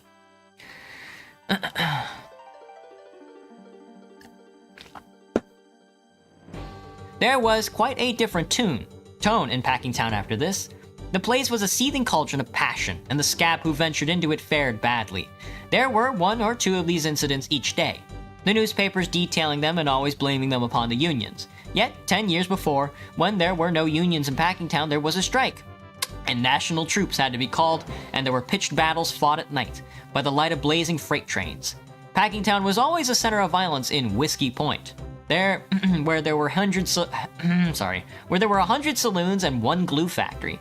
There was always fighting and always more of it in hot weather. Anyone who had taken the trouble to consult the station house blotter would have found out that there was less violence that summer than ever before. And this while 20,000 men were out of work and with nothing to do all day but brood upon bitter wrongs. There was no one to picture the battle the Union leaders were fighting, to hold the huge army in rank, to keep it from straggling and pillaging, to cheer and encourage the guide 100,000 people of a dozen different tongues, through 6 long weeks of hunger and disappointment and despair. Meantime, the Packers had set themselves definitely to the task of making a new labor force. 1,000 or 2 of strikebreakers were brought in every night and distributed among the various plants. Some of them were experienced workers, butchers, salesmen, managers from the Packers branch stores, and a few union men who had been deserted from other cities. But the vast majority were green, from the cotton districts of the far south, and they were herded into the packing plants like sheep. There was a law forbidding the use of buildings as lodgings housing unless they were licensed for the purpose and provided with proper windows, stairways, and fire escapes, but here, in the paint rooms, reached only by an enclosed chute, a room without a single window and only 1 door, 100 men were crowded upon mattresses on the floor. Up on the 3rd story of the hog house of Jones was a storeroom without a window, into which they crowded 700 men, sleeping upon the bare springs of cots and with a second shift to use them by day. And when the clamor of the public led to an investigation into these conditions, and the mayor of the city was forced to order the enforcement of the law, the Packers got the judge to issue an injunction forbidding him to do it. Just at this time, the mayor was boasting that he had put an end to the gambling and prize fighting in the city, but here, a swarm of professional gamblers had leagued themselves with the police force to fleece the strikebreakers, and any night in the big open space in front of Brown's, one might see brawny blacks stripped to the waist and pounding each other for money, while a howling throng of 3,000 or 4,000 surged about, men and women, young white girls from the country rubbing elbows with big buck blacks with dagger in their boots, while rows of woolly heads peered down from every window in the surrounding factories. The ancestors of these black people had been savages in Africa, and since then they had been chattel slaves, or had been held down by a community ruled by traditions of slavery. Now for the first time, they were free to gratify every passion, free to wreck themselves. They were wanted to break a strike, and when it was broke, they would be shipped away, and their present masters would never see them again. And so whiskey and women were brought in by the carload and sold to them, and hell was let loose in the yards. Every night, there were stabbings and shootings. It was said that the Packers had blank permits, which enabled to ship dead bodies from the city without troubling the authorities. They lodged men and women on the same floor, and with the night, there began a saturnalia of debauchery. Scenes such as never before had been witnessed in America, and as the women were the dregs from the brothels of Chicago, and the men were for the most part ignorant country blacks, the nameless diseases of vice were soon rife, and this where food was being handled, which was sent out to every corner of the civilized world.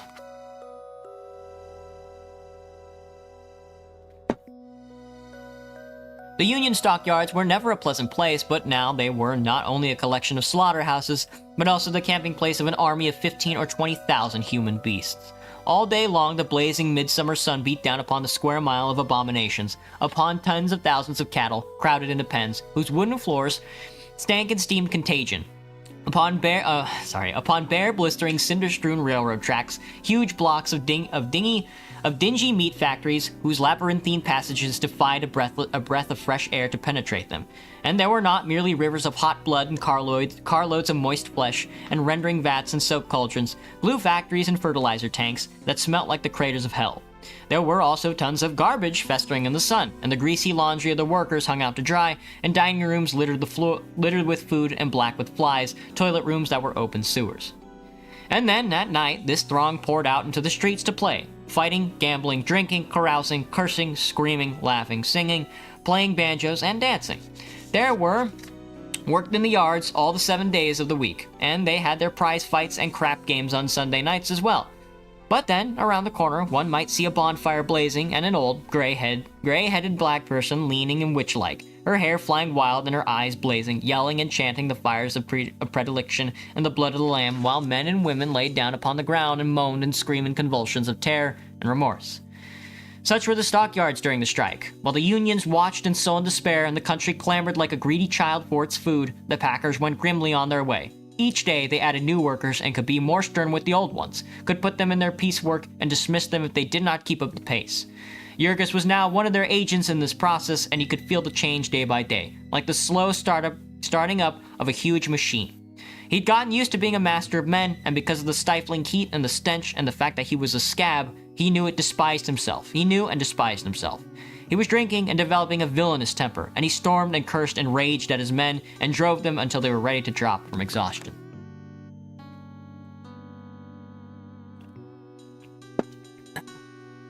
Then one day, late in August, a superintendent ran into the place and shouted to Jurgis and his gang to drop their work and come. They followed him outside to where, in the midst of a dense throng, they saw several 2-horse trucks waiting and 3 patrol wagons loads of police. Jurgis and his men sprang upon one of the trucks, and the driver yelled to the crowd, and they went thundering away at a gallop. Some steers had just escaped from the yards, and the strikers had got hold of them, and there would be a chance of a scrap. They went out on Ashland Avenue gate and over in the direction of the dump. There was a yell as soon as they were sighted, men and women rushing out of the houses and saloons as they galloped by. There were 8 or 10 policemen on the truck, however, and there were no disturbance until they came to the place where the street was blocked with a dense throng. Those on the flying truck yelled a warning and the crowd scattered pell-mell, disclosing one of the steers lying in its blood. There were a good many cattle butchers about just then with nothing much to do and hungry children at home, and so one had knocked out the steer, and as a first-class man can kill and dress one in a couple of minutes, there was a good many steaks and roasts already missing.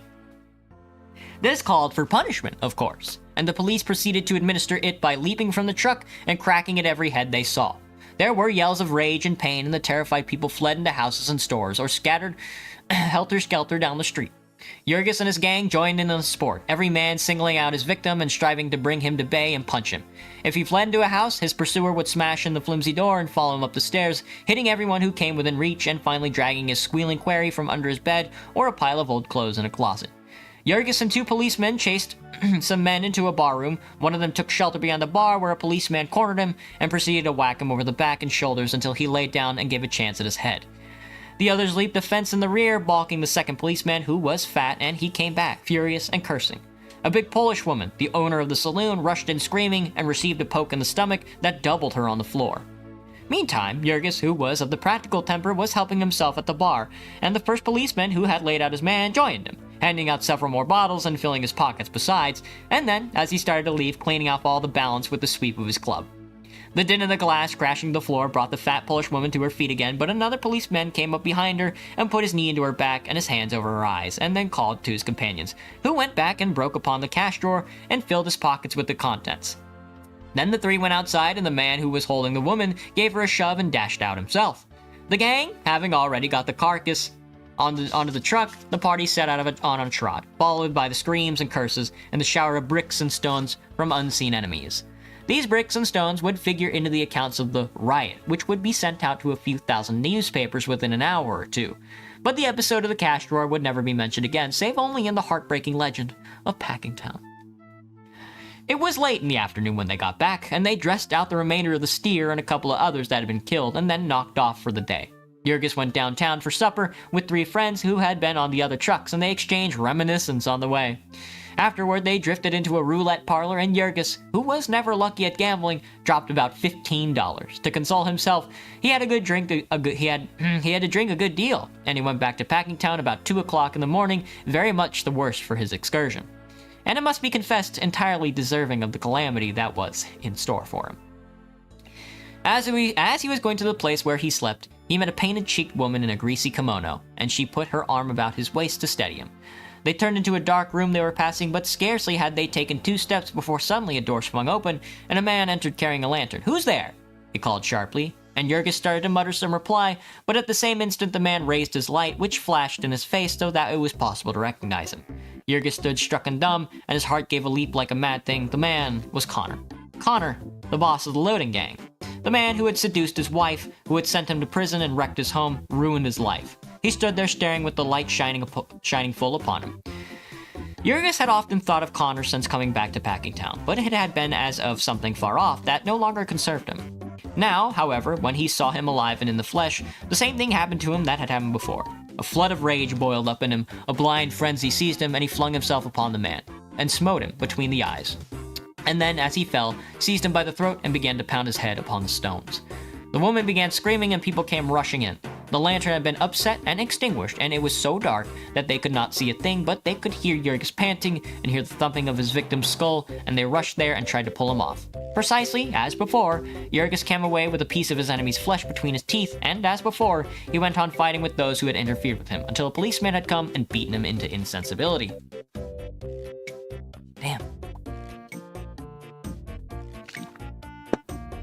And so, Jurgis spent the balance of the night in the stockyard station house. This time, however, he had money in his pocket, and when he came to his senses, he could get something to drink, and also a messenger to take word of his plight to Bush Harper. Harper did not appear, however, until after the prisoner, feeling very weak and ill, had been hailed into court and remanded at $500 bail to await the result of his victim's injuries. Jurgis was wild about this because a different magistrate had chanced to be on the bench, and he had stated that he had never been arrested before, and also that he had been attacked first, and if only someone had been there to speak a good word for him, he could have been let off at once. But Harper explained that he had been downtown and had not got the message. "What's happened to you?" he asked. "I've been doing a follow-up," said Jurgis, "and I've got to get $500 bail." "I can arrange that, all right," said the others, "though it may cost you a few dollars, of course, but what was the trouble?" "It was a man that did not mean a trick once." "It was a man that did me a mean trick once," answered Jurgis. "Who is he?" "He's a foreman in Brown's, or used to be. His name's Connor." And the other gave a start. "Connor!" he cried. "Not Phil Connor." "Yes, Jurgis, that's the fellow. Why?" "Good God!" exclaimed the other. "Then you're in for it, old man. I can't help you." "Not help me? Why not?" "Why, he's one of Scully's biggest men. He's a member of the War Whoop League, and they talked about sending him to the legislature. Phil Connor, great heavens." Jurgis sat dumb in dismay. "Why, he can send you to Joylet if he wants to," declared the other. Juliet. Oh, Juliet, sorry. "Can't I have Scully get me off before he finds out about it?" said Jurgis at length. "But Scully's out of town," the other answered. "I don't even know where he is. He's run away to dodge the strike." Oh, hang on, I gotta puke. That was a pretty that was a pretty mess indeed. Poor Jurgis sat half dazed. His pole had run up against a bigger pole and he was down and out. "But what am I gonna do?" he asked weakly. "How should I know?" said the other. "I shouldn't even dare to get bail for you. Why, I might ruin myself for life."